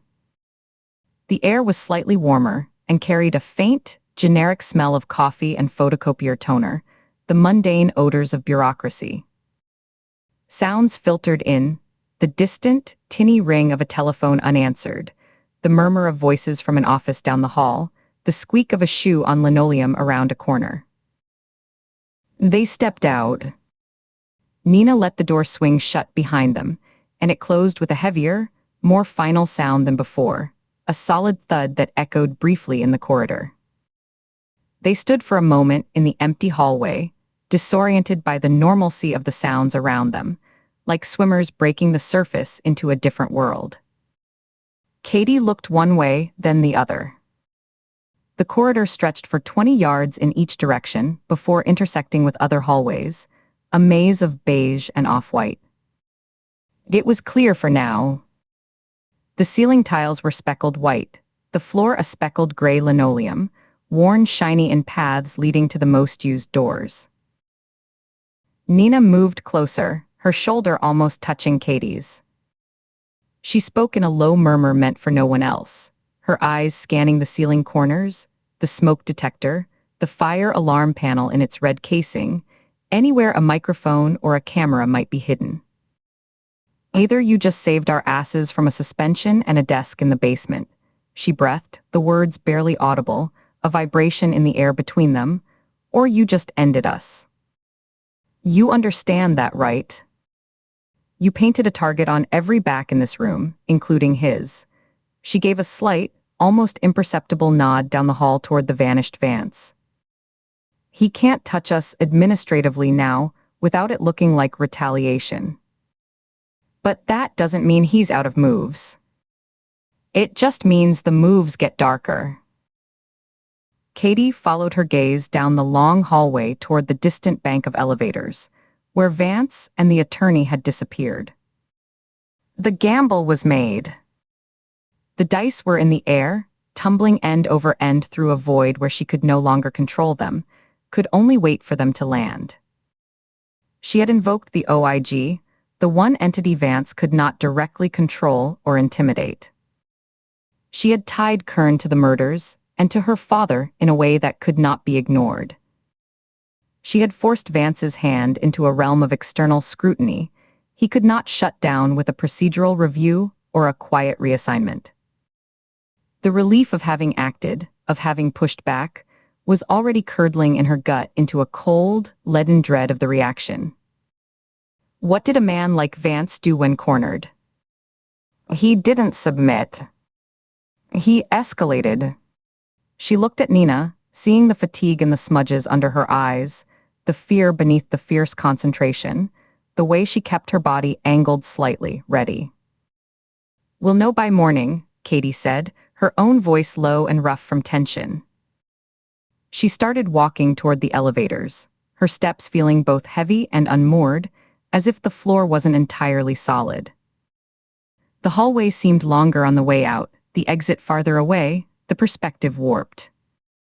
Every closed office door they passed, with its nameplate and little window of frosted glass, felt like a watching eye. They passed a janitor's cart, smelling of ammonia and wet mop, standing empty outside a supply closet. The normalcy of it was surreal. They reached the elevator bank, and Nina pressed the call button. The button lit up with a soft yellow glow. They stood in silence, listening to the faint mechanical whir and clunk of machinery behind the walls, both of them staring at the polished steel doors, waiting for them to open, half expecting Vance to be standing on the other side. The doors slid open with a soft chime. The elevator was empty. They stepped in. The doors closed, sealing them in a new, smaller silence. The hum of the car's descent the only sound as they rode down together, not speaking, each alone with the consequences of what had just been set in motion. Chapter 35. Dawn broke over the district, a pale wash of gray light that seeped through the slats of the blinds in Katie's apartment, painting faint, parallel stripes across the foot of her bed and the floor. She had slept in fits, her body refusing true rest.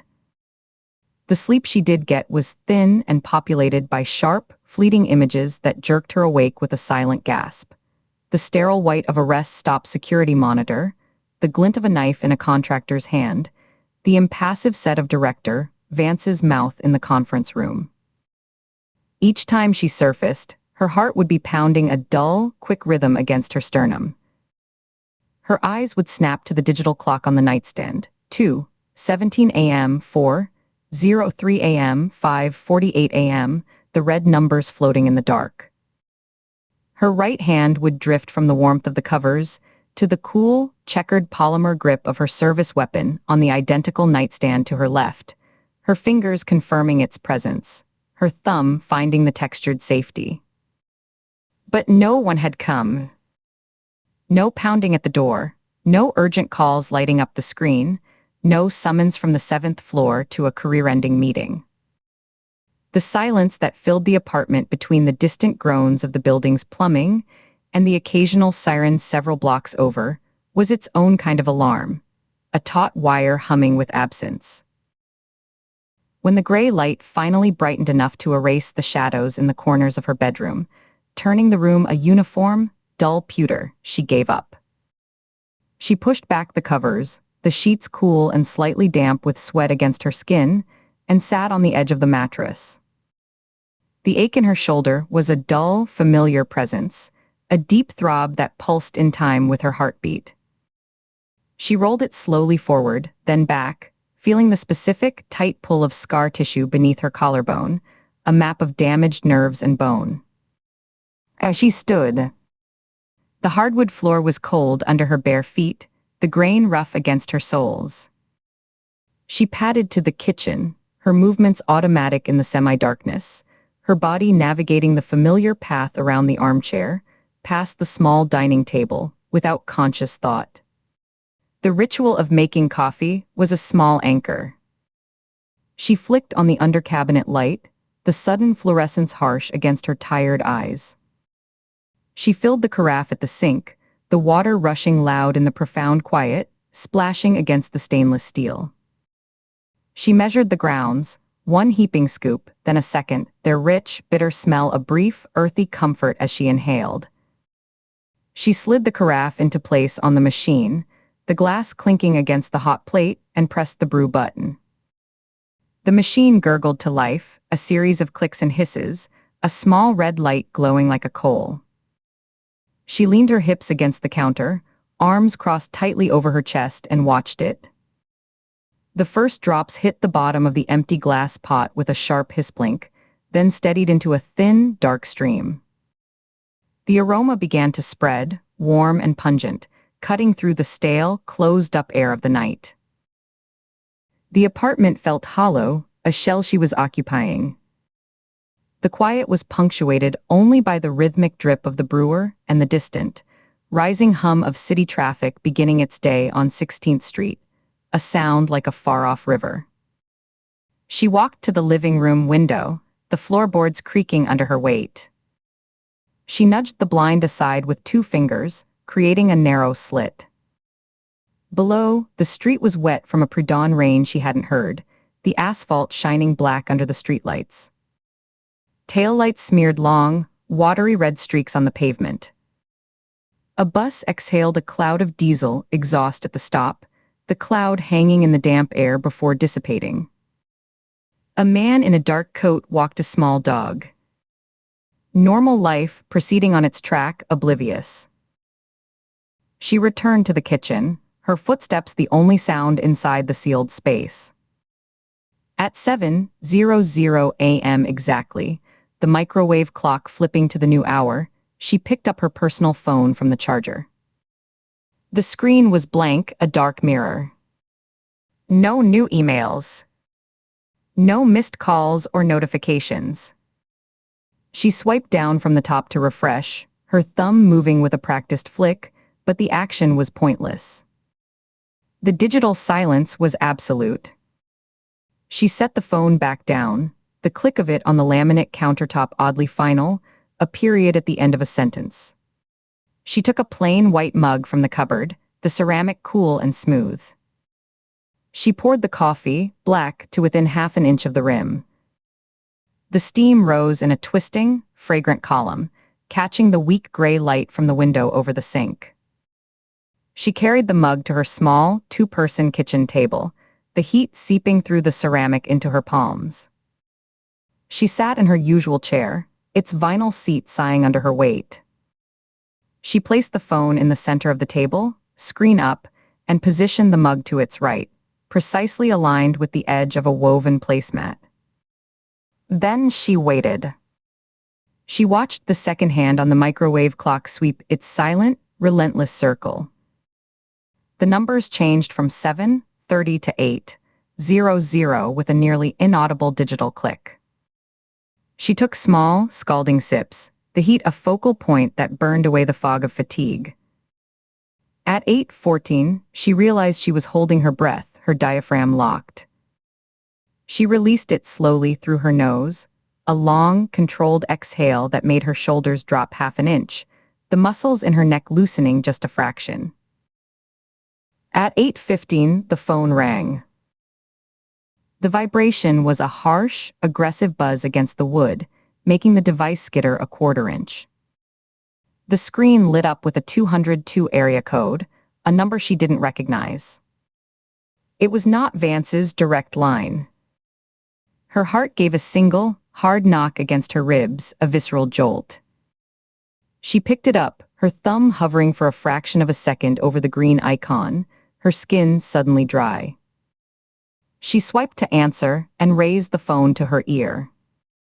She kept her voice level, neutral, a professional mask. Agent Ford. Agent Catherine Ford. The voice was a woman's, crisp, professional, devoid of warmth or identifiable regional accent. It was the voice of a government directory, of recorded menus and formal correspondence. And yes, this is Deputy Inspector General Margaret Hale, Office of the Inspector General, U.S. Department of Justice. Do you have a moment to speak? Katie's grip tightened on the phone, her knuckles pressing white against the black plastic case. She shifted in her chair, her back straightening, her free hand coming to rest flat on the tabletop. I do. Go ahead. There was a brief pause, the hollow sound of an open line, then the faint rustle of a page being turned. We received your materials, delivered by your colleague late yesterday afternoon. We also received a separate package, delivered under seal to our office this morning by a court officer. It was recovered from the personal safe deposit box of our late colleague, Paul Regan. Katie closed her eyes. Behind her lids, she saw the empty sublevel of the federal garage from the case file photos, the lonely pool of light from a single fixture, the dark shape on the concrete. Paul Regan's, the federal auditor, murdered in a parking garage before he could meet his journalist contact. He'd been methodical. He'd gotten a copy out, a backup plan, and it had sat in a vault for years waiting for someone to connect the dots, waiting for her. A slow, deliberate breath escaped her nose, flaring her nostrils slightly. The two packages corroborate each other in significant detail, Hale continued, her tone measured, each word chosen with care, placed like a stone on a scale.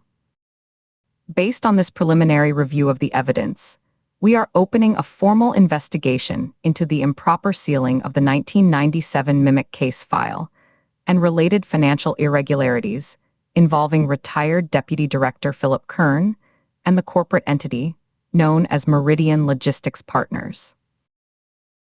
The words landed not with a crash, but with a profound, quiet finality, like a heavy door clicking shut in a distant, soundproofed room. Katie felt the complex tension in her shoulders, the wire-strung anticipation, the fear of being too late, the anger, unlock not in relief but in a transfer of weight. It was out of her hands. The great, slow, deliberate machinery of oversight was now engaged. Her part, the reckless, unauthorized, bleeding in the dark part, was theoretically over. She opened her eyes, staring at the pale wall across from her, at a small scuff mark near the baseboard. What happens now? Katie asked. Her own voice sounded faint to her, slightly blurred at the edges. The investigation will proceed through proper channels. Hale's voice was implacable. It will be methodical. It will take months, likely longer. You may be called as a witness. You will be contacted by an assigned investigator to schedule a formal, recorded interview. Until then, my instructions to you are clear, a pause for emphasis. You are to have no contact, direct or indirect, with Philip Kern. You are not to discuss this matter with Director Vance or any personnel within the FBI chain of command regarding its substance. And you are to conduct no further independent investigation into these matters. Is that understood? The orders were a cage, its bars spelled out in clean, bureaucratic language. A cage of procedure. Understood, Katie paused, her mind working, choosing her next words with care. Our security clearances. Director Vance suspended them. Will the investigation address that? That is a bureau personnel matter, Hale said, her tone not unkind but firmly delineating boundaries, a line drawn in administrative sand. I have no jurisdiction over the FBI director's administrative decisions. My purview is the investigation of misconduct. I cannot compel him to reinstate your access. That is between you, your chain of command, and the security division. I see, the two words were flat. We will be in touch, Agent Ford. Thank you for your service. The line went dead with a soft, definitive click. Katie held the phone to her ear for another 2 seconds, listening to the dead air, before lowering it slowly. She set it down carefully on the table, aligning it perfectly with the edge of the placemat, the screen now dark again. The coffee in her mug had gone lukewarm, the surface still and oily looking. She wrapped both hands around the ceramic, absorbing its residual warmth, the heat almost gone. As she took a sip, the liquid was bitter, almost acidic now, and the taste grounded her in her body, in this kitchen, in this moment of suspended animation. The IG had the evidence. The investigation was official. It was the outcome she and Nina had aimed for once they understood the conspiracy reached the 7th floor. Once they knew, they couldn't trust the very architecture of their own organization. It was a victory of a sort. A validation that they hadn't been chasing ghosts, that the rot was real. But as she sat there, the quiet of the apartment pressing in from all sides, thick and expectant, it felt like surrender. A month. Kern and Vance would have months to lawyer up, to obscure trails, to maneuver behind walls of procedure and privilege. And she was sidelined, benched, ordered to stand down and watch from the bleachers. The professional crisis was now in a holding pattern. The personal one churned on, unanswered, a cold current beneath the ice of official procedure. Her gaze drifted past the kitchen doorway into the living room, drawn there as if by a magnet. It came to rest on the simple, brown cardboard box sitting on the floor beside her sofa. The box of her father's things.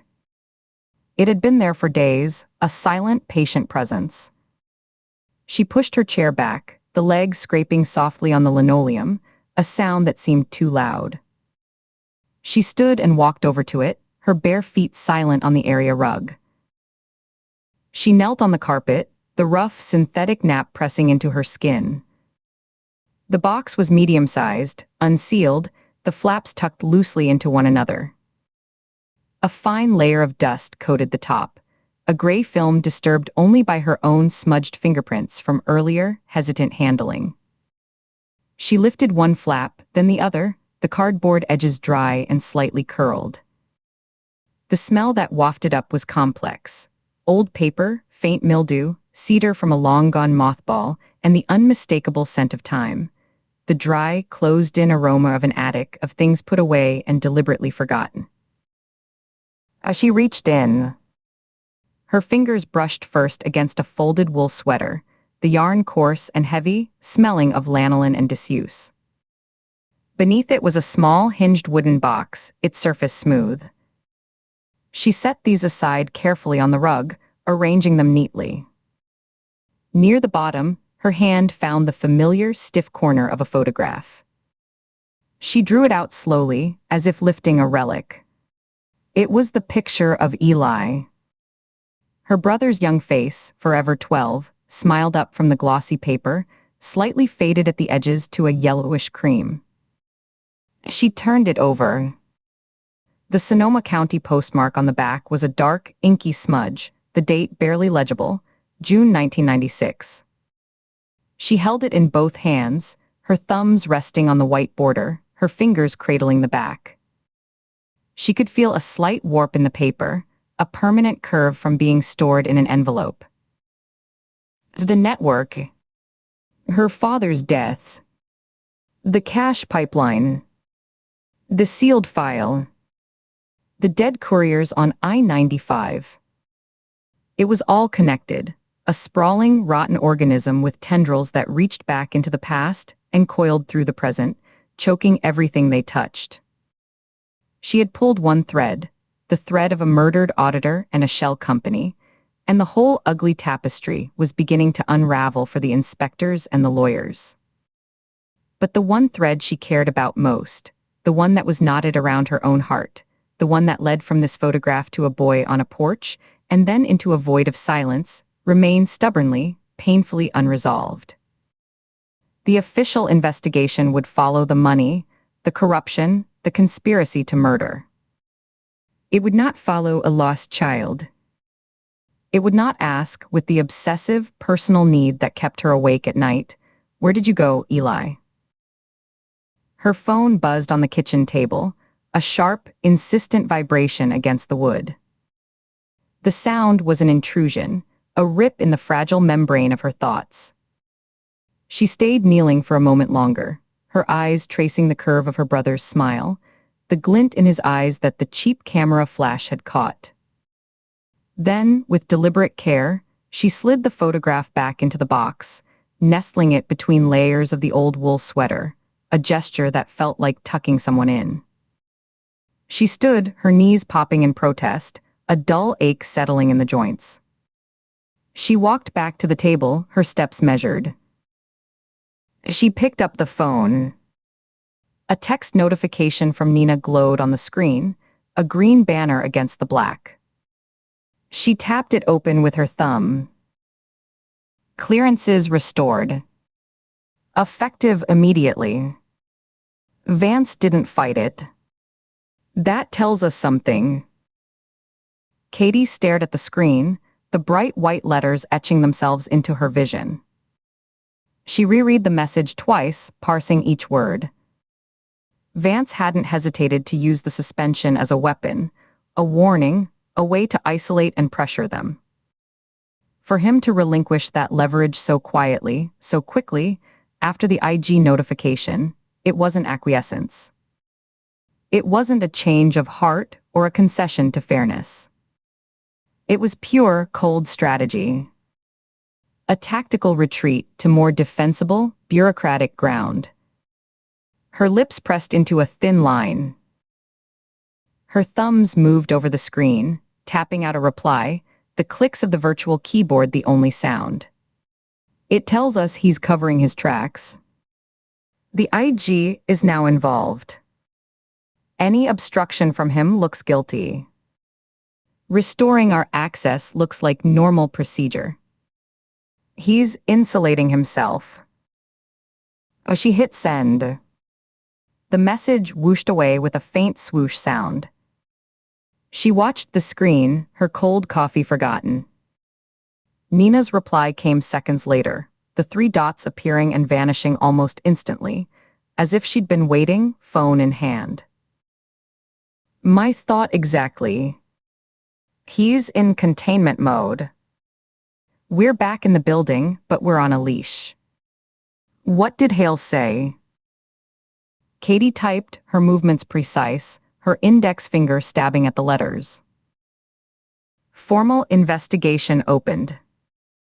No contact with Kern, no discussion with Vance, no independent action.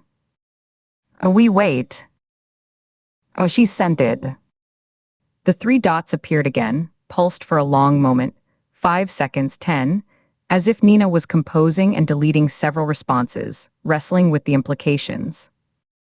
Then her final text arrived, blunt and resigned. Then we wait. But we watch. See you at the office. Katie didn't reply. She placed the phone face down on the table, the screen against the wood, muting its presence, turning it into just another inert object.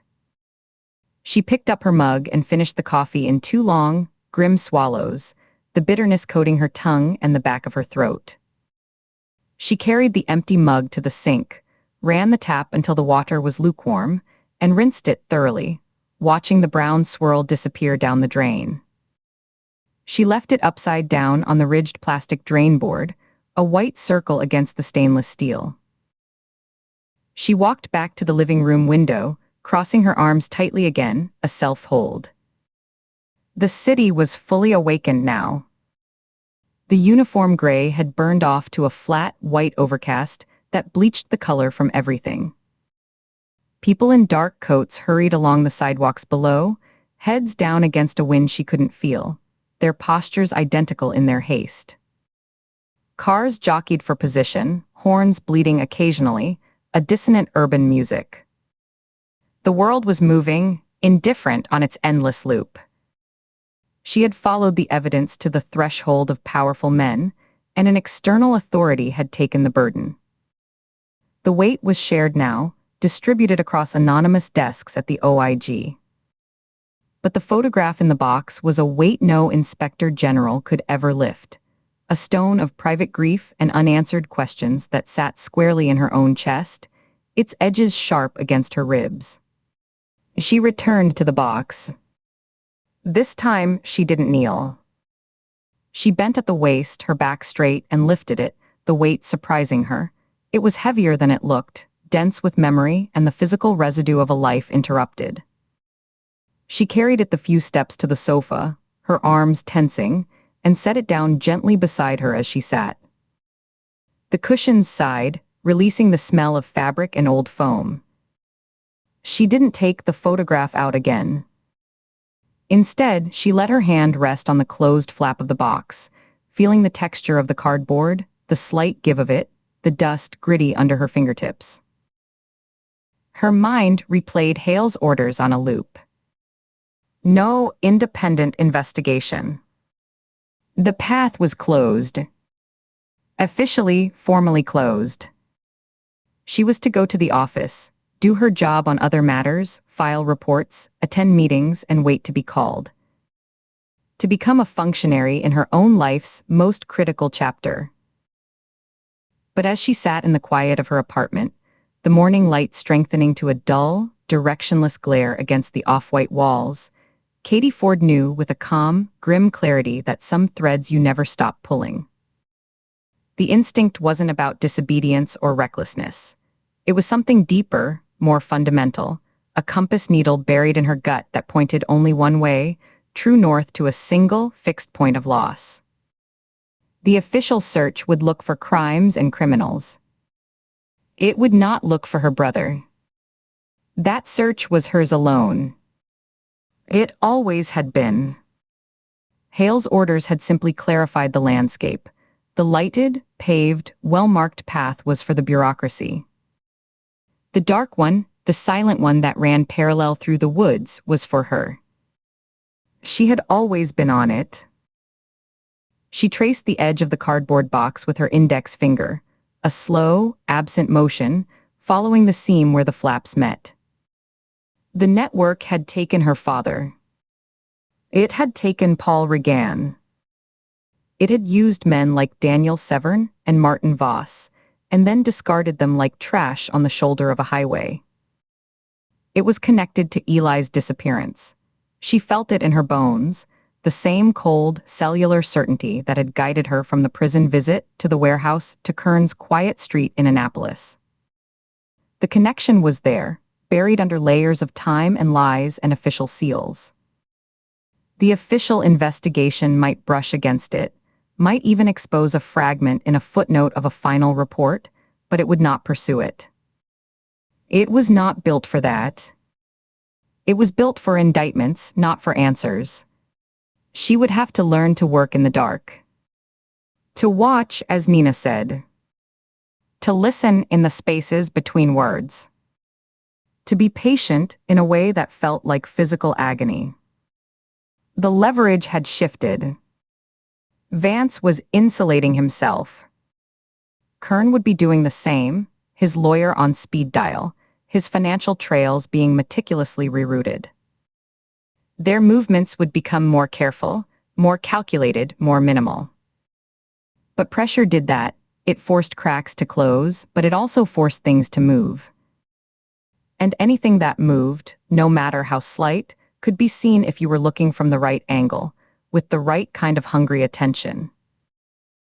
She stood up, leaving the box on the sofa, a silent companion.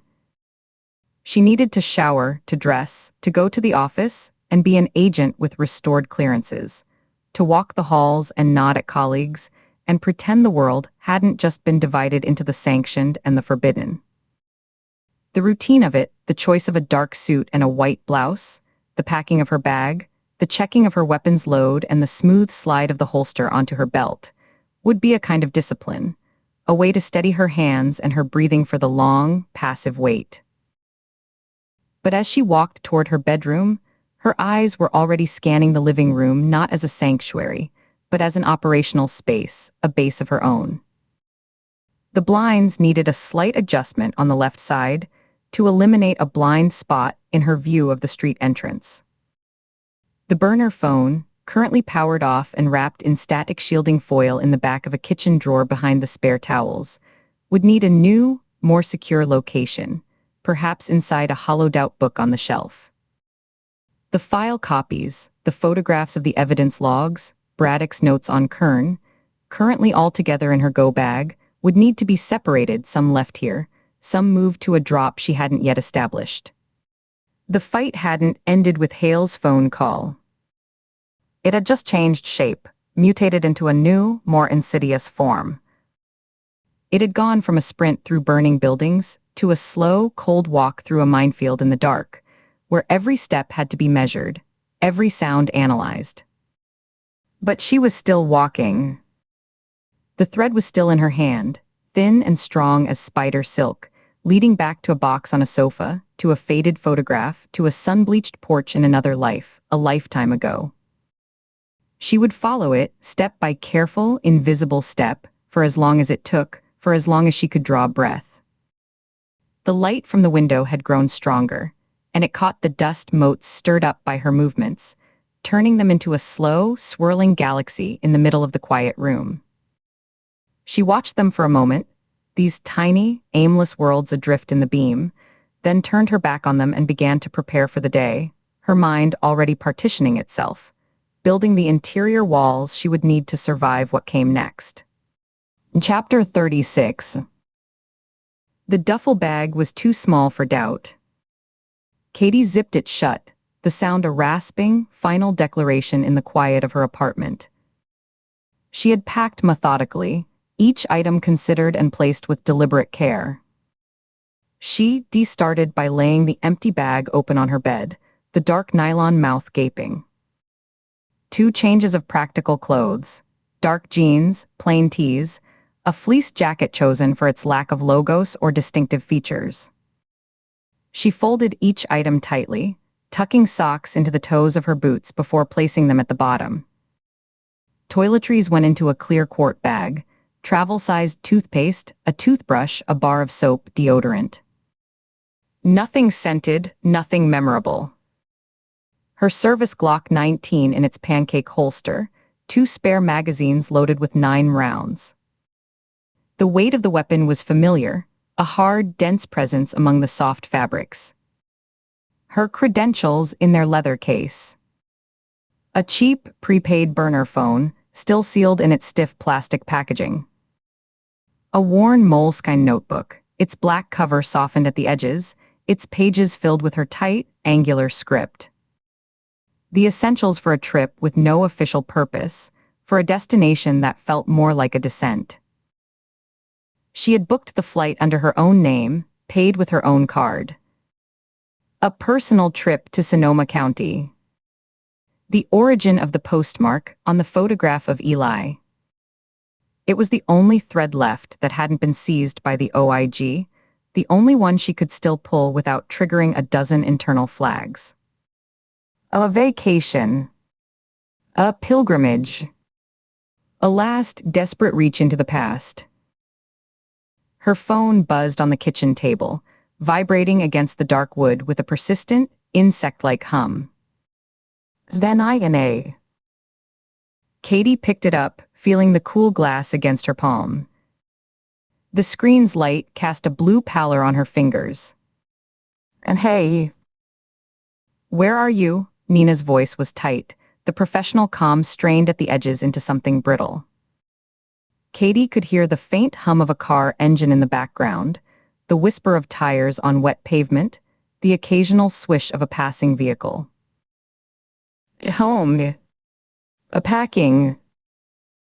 A beat of silence, thick with everything unsaid. Katie could hear Nina take a slow breath, the air hissing slightly between her teeth. Nina knew. Of course she knew. The silence stretched, filled with the memory of their confrontation in the musty barracks office, the ultimatum, the fragile truce that had followed. Katie, it was just her name, but it carried the weight of a warning, a plea, and a rebuke all at once.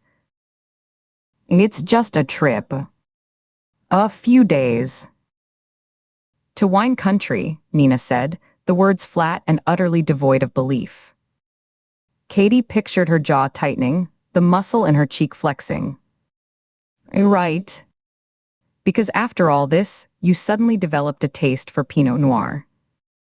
You're a terrible liar, Ford. Always have been. I need to see it, Katie said, her eyes fixed not on the window or the room, but on the sealed manila envelope on the table. She traced a finger along a groove in the wood grain. I need to stand there. I need to know if he was really there, if any of it was real. It's a postmark, Nina. That's all I have left. The OIG said stand down. Nina's voice sharpened, cutting through the static. That means stand down. They have the file. They have Kern. They have the whole damn rotten tree. Let them run it. It's their job. They'll run it into a committee, Katie said, her own voice dropping low, barely above a whisper, as if the walls themselves might be listening, and then into the ground. Meetings, reviews, jurisdictional squabbles. Or worse, Nina. Worse, they'll bury it again. A quiet word, a lost memo, a lack of prosecutorial merit. I can't wait for another 25 years. I can't. Nina sighed, a long, ragged sound of pure exhaustion that crackled over the line. Katie could picture her, one hand on the wheel of her sedan, the other white-knuckled around the phone, driving through the DC. Night toward some empty apartment.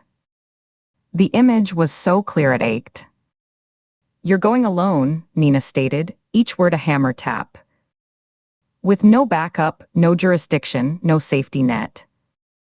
You're a federal agent walking into a potential hostile situation with zero protocol. If you trip, there's no one to catch you. If you fall, there's no one to even report you missing for days. You know what that makes you. A civilian with a gun and a grudge. And they eat those for breakfast out there. It's the only way, Katie repeated, the phrase feeling hollow even as she said it. It wasn't a strategy, it was an instinct, a gravitational pull she could no longer resist. She pressed the heel of her free hand against her forehead, where a dull pressure was building. Another pause, longer this time, filled with the ghost of their partnership. The shared coffees in pre-dawn diners, the silent watches in cold cars, the unspoken trust that had been their armor. Katie heard the faint click of Nina's turn signal, the sound of her slowing, maybe pulling over. When Nina spoke again, her voice had softened into something grim and resigned, stripped of its professional veneer. Be careful out there, it wasn't just a platitude. It was an acknowledgement, a blessing, and a farewell. I mean it. Check in. Use the burner. Don't be a hero. Just look and come back. In one piece. Your piece. I will, Katie said, and for a moment she almost believed it. Her throat felt tight. The line went dead with a soft click. The silence in the apartment rushed back in, deeper and more profound than before. It was a physical presence, thick in the still air. Katie placed her personal phone down on the table beside the envelope, with a deliberate tap. She wouldn't take it with her. It was a leash, a tracker, a liability. A glowing breadcrumb leading straight back to her. She picked up the envelope. It was thick, heavy with photocopies and printouts, a tangible accumulation of her obsession. The weight of it pulled at her wrist. Everything she had managed to copy before the OIG lockdown. Braddock's financial links tracing Kern's Cayman payments, the labyrinthine shell structure of Meridian Logistics, the heavily redacted pages of the 1997 Paul Regan case file that she'd risked her career to photograph. The grainy, haunting photograph of a smiling boy who might be her brother. On the front, she had written in clear, uncompromising block letters with a black Sharpie, Nina Shaw, if I don't check in within 72 hours, open this. She placed it squarely in the center of the kitchen table, using the edge of her hand to align its corners perfectly with the wood grain. A white rectangle on the dark, empty surface. It was a message and a confession, a will and a testament. Her entire case, her father's ghost, her brother's mystery, handed over. She stared at it for a full minute, her eyes tracing the block letters of Nina's name, committing its position to memory, centered between a faint water ring and a small scratch in the varnish, as if its placement was a ritual that could guarantee her return. Then she turned, the floorboard creaking under her weight. She slung the duffel over her shoulder, its weight familiar, a detective's burden, and flipped the light switch. The room plunged into darkness, the envelope disappearing into the gloom, swallowed by the shadows of the chairs and the countertop. She didn't look back. She opened the door, felt the cooler air of the hallway brush her face, and stepped into the dim, carpeted passage.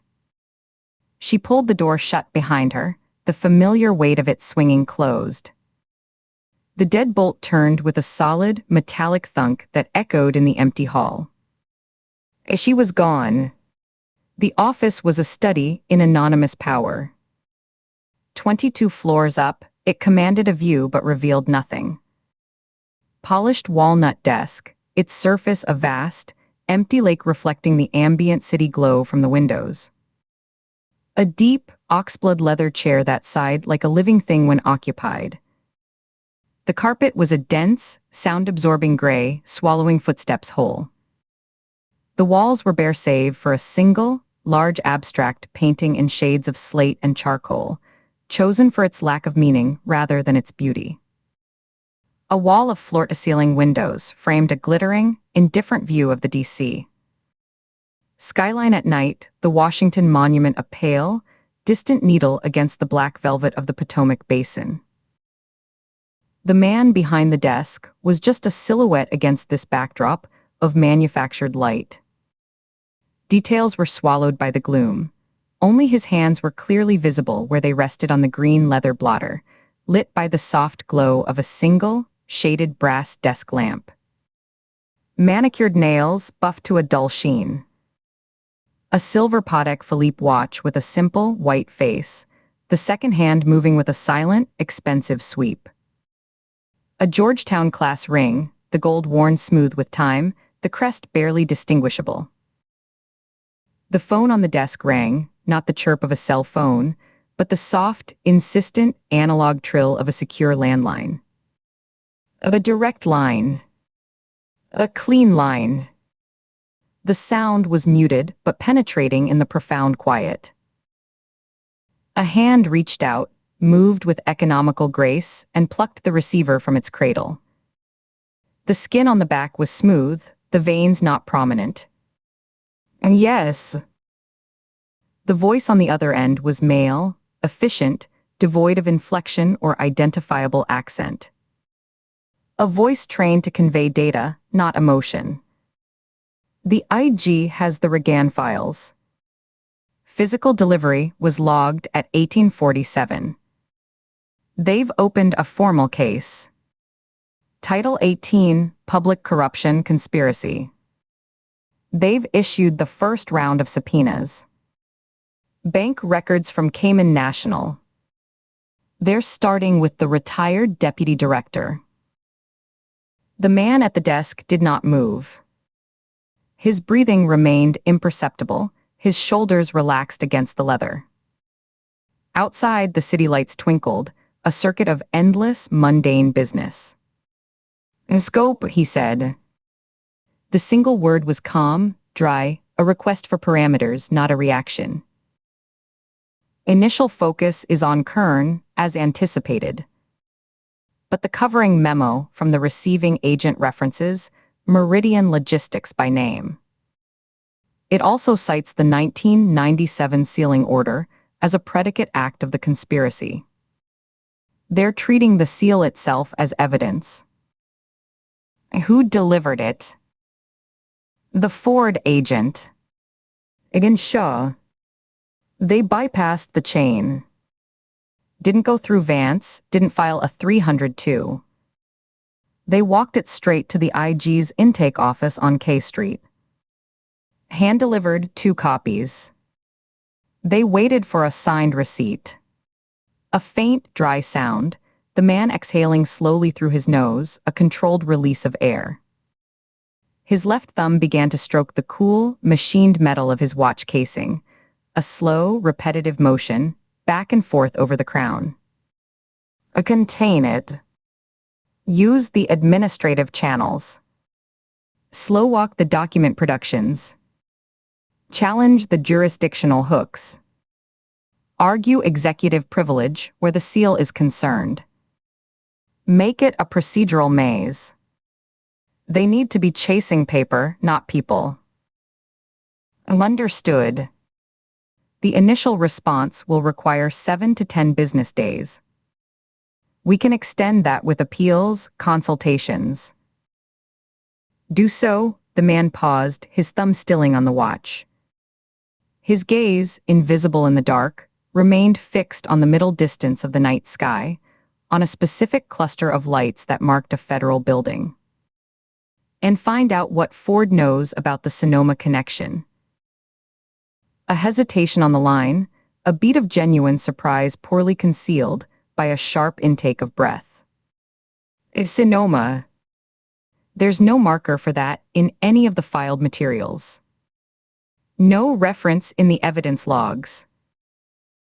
She's digging, the man said, his voice dropping a fraction, becoming more precise, each word a carefully placed stone. A personal flight was booked this evening. Washington dulls to San Francisco, connecting to Santa Rosa. It's under her own name. Find out why. What catalyst, what fragment led her there? What she believes she's looking for. Report directly. No intermediaries. Use the travel desk, the airline records. I want her itinerary, her seat, her rental car confirmation. Everything. Yes, sir. The call ended without a farewell. The receiver was placed back in its cradle, with a precise, quiet click that echoed in the soundless room. For a full minute, the man did not move. He became part of the office's stillness, a statue of shadow and intention. The only movement was the gradual sweep of the second hand on his watch, a tiny, relentless engine in the dark, and the slow rise and fall of his chest, so slight it was almost imperceptible. Then, with deliberate slowness, he leaned forward. The leather chair whispered, a soft exhalation. He pulled open the top, right-hand drawer of the desk. It moved smoothly on well-oiled runners without a sound. Inside, against a backdrop of pristine black Montblanc pens, lined up like soldiers, a leather-bound daily planner, and a silver letter opener shaped like a miniature dagger, was a single manila folder. Its edges were worn soft from handling, its color faded to a pale, dusty tan. The tab was typed, the letters faint but perfectly legible in the lamplight. Ford, KNNETHJ. 1997. He did not open it. He did not need to. He knew every word, every redaction, every photograph within. He simply looked at the name, his expression unreadable in the dark, his face a mask carved from the same material as the night outside. The folder was an artifact, a tombstone. After a long moment, His fingers, which had been resting on the drawer's edge, flexed once. Then he pushed the drawer closed. The well-made latch engaged with a quiet, definitive snick, a sound of finality. The past was filed away again. But the present, in the form of a daughter on a westbound plane, required a new kind of attention. He steepled his fingers, the tips pressing together with gentle pressure, his gaze returning to the glittering grid of the city. He began to think in terms of interception and correction, of channels and controls, his mind mapping the distance between this office and a small airport in California, calculating the vectors of a threat he had believed neutralized a quarter-century ago. Katie found her seat, 17A, a window in the dim cabin of the red-eye. The plane was sparsely populated, a ghost ship heading west. A few business travelers already asleep, necks crooked at awkward angles, mouths slightly open. A student with oversized headphones on, the glow of a laptop illuminating tired eyes and the pages of a textbook. The air was cool and carried the faint, sterile smells of recycled air, disinfectant, and distant coffee from the galley. Underneath it all was the faint, oily scent of jet fuel. She stowed her duffel in the overhead bin, having to push aside a crumpled blanket from a previous flight. The compartment door clicked shut with a hollow, plastic finality. She sat, the seat upholstery sighing under her weight, and buckled the belt, pulling the strap tight across her hips. The fabric was stiff and slightly abrasive. She pressed her forehead against the cool, slightly curved plastic of the portal window. Her own faint reflection, pale face, dark circles under eyes like smudges of ash, superimposed itself over the view of the rain-slicked tarmac and the glowing terminal, where tiny ground crew moved like ants under the brilliant work lights. Below and behind, the lights of Washington receded as the plane pushed back with a jolt and began to taxi, the engines whining to a higher pitch. A sprawling circuit board of power and secrets, of decisions made in rooms like the one she'd just left, of files stored in drawers with quiet latches. It shrank with terrifying speed, transforming from a world into a model, then into a vague, glowing smear on the vast palette of the dark earth. She watched it fall away, feeling a strange, weightless detachment. It was the sensation of cutting a tether, of feeling a constant, background tension suddenly go slack. She was leaving the grid, stepping off the map that the OIG and Vance and the faceless man in the shadows believed they controlled. She was a moving point now, unplotted, her signal fading into the noise. She didn't know about the office high above the fading glow. She didn't know about the phone call, the calm orders given, the worn folder with her father's name that had just been consulted in the dark. She didn't know her trip had already been noted, her destination already a subject of inquiry, her purpose a new variable in a very old equation. The ignorance was a kind of shelter, thin and temporary. The plane turned onto the runway, lining up with the long corridor of blue guide lights. The engines rose to a deafening, all-consuming roar that vibrated up through the floor and shook the fuselage, making the plastic panels rattle. The force pushed her back into the seat, a firm, insistent hand. Lights streaked past the window in blurred lines of white and red. Then the weight in her stomach, the lift, the moment where the earth let go and the wheels thumped up into their wells. Washington vanished entirely, swallowed by the vast, unlit country below, a continent of darkness punctuated only by the occasional lonely flare of a factory or the string of headlights on a distant highway. Ahead lay only the black void of the Midwest, punctuated occasionally by the lonely, orange constellation of a small town, grids of light that looked fragile against the immense dark. The compass needle in her chest, the one that had swung erratically for months between duty and obsession, between case and family, now felt steady. It hummed, pointing true. True north was west. A county of vineyards and coastal fog she'd never seen. The postmark on a photograph. A ghost of a boy, forever 9 years old, waiting in a place called Sonoma. A flight attendant moved quietly down the aisle, her shoes whispering on the carpet, offering thin, plastic-wrapped blankets and thinner pillows. Katie shook her head, kept her gaze fixed on the window, on the nothingness outside. The attendant moved on. The cabin lights dimmed further, plunging the rows into a submarine gloom broken only by the occasional reading light and the glow of seatback screens. The man across the aisle, a middle-aged man in a rumpled suit, snored softly, a rhythmic, congested sound. The plane leveled off with a slight change in the engine pitch. The seatbelt sign chimed, a soft double ding, and went out with a click. The hum of the engines settled into a steady, white noise drone that filled the cabin, a sound so constant it became silence. Katie unbuckled her belt, not to move, but to feel less constrained, to allow herself a deeper breath. She pulled the burner phone from her jacket pocket, felt its lightweight, plastic casing. It was cool and anonymous. It's her only line back. She powered it on. The screen glowed a cheap, harsh blue in the dark, asking for activation for a network. She would do that on the ground, find a big box store or a pharmacy, buy minutes with cash from a different register. For now, it was just a talisman, a promise of connection she hoped she wouldn't need to use. She powered it off, the blue light dying, and slipped it back into her pocket. She leaned her head back against the seat, but her eyes stayed open, staring at the textured ceiling just visible in the gloom, at the tiny, glowing exit signs that cast a faint green haze. Sleep was impossible.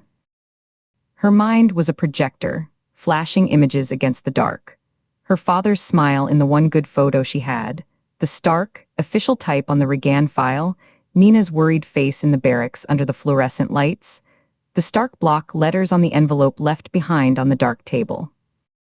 It's the boy. It's always the boy. His face from the photograph, frozen in a sunny moment that no longer existed anywhere but on paper. The plane banked gently, a long, slow turn westward that pressed her slightly against the window. Somewhere below were the Appalachians, then the plains, then the Rockies, all invisible, known only by the slight bumps and shudders that traveled up through the frame of the aircraft, the occasional pocket of turbulence that made the wings flex and the overhead bins creak. She was crossing a secret geography, flying over the sleeping heart of the country toward a personal frontier, her journey marked not in miles, but in layers of buried truth. Her brother was out there. Or the truth about him was. The answers were waiting, buried in the dirt of a wine country town, hidden in the memories of people who had no idea a federal agent was coming to ask questions they'd forgotten how to answer, or had been paid to forget. She closed her eyes, not to sleep, but to watch the darkness behind her lids, to feel the immense, silent speed of the journey. The vibrations of the aircraft traveled up through the seat, into her bones. The dawn would find her over Nevada or California, a slow seep of gray, then pink, then gold light into the cabin, washing out the darkness on the other side of the window. It would find her changed, already further from the person who had boarded, the agent giving way to the sister, the investigator to the seeker. She waited for it, suspended between one life and the next, between the case and the quest, a woman alone in the metal shell, hurtling toward the past on a vector set 25 years ago. The night held her, and the engines droned on, a lullaby for the lost and the searching. This concludes the audiobook recording of Ghost by Sam Barron. Narrated by Virtual Voice Sky. We hope you enjoyed this audiobook. Visit bookempathy.com for free books daily. Thank you for listening to this free full-length audiobook recording. Please support the author by buying a copy of the book and by subscribing to the BookEmpathy channel here on YouTube. I hope you enjoyed part one of that audiobook. Again, please consider subscribing to the channel Book Empathy on YouTube so that you can keep listening to my audiobooks free of charge. And do consider buying a copy of this book to support the author. Thank you.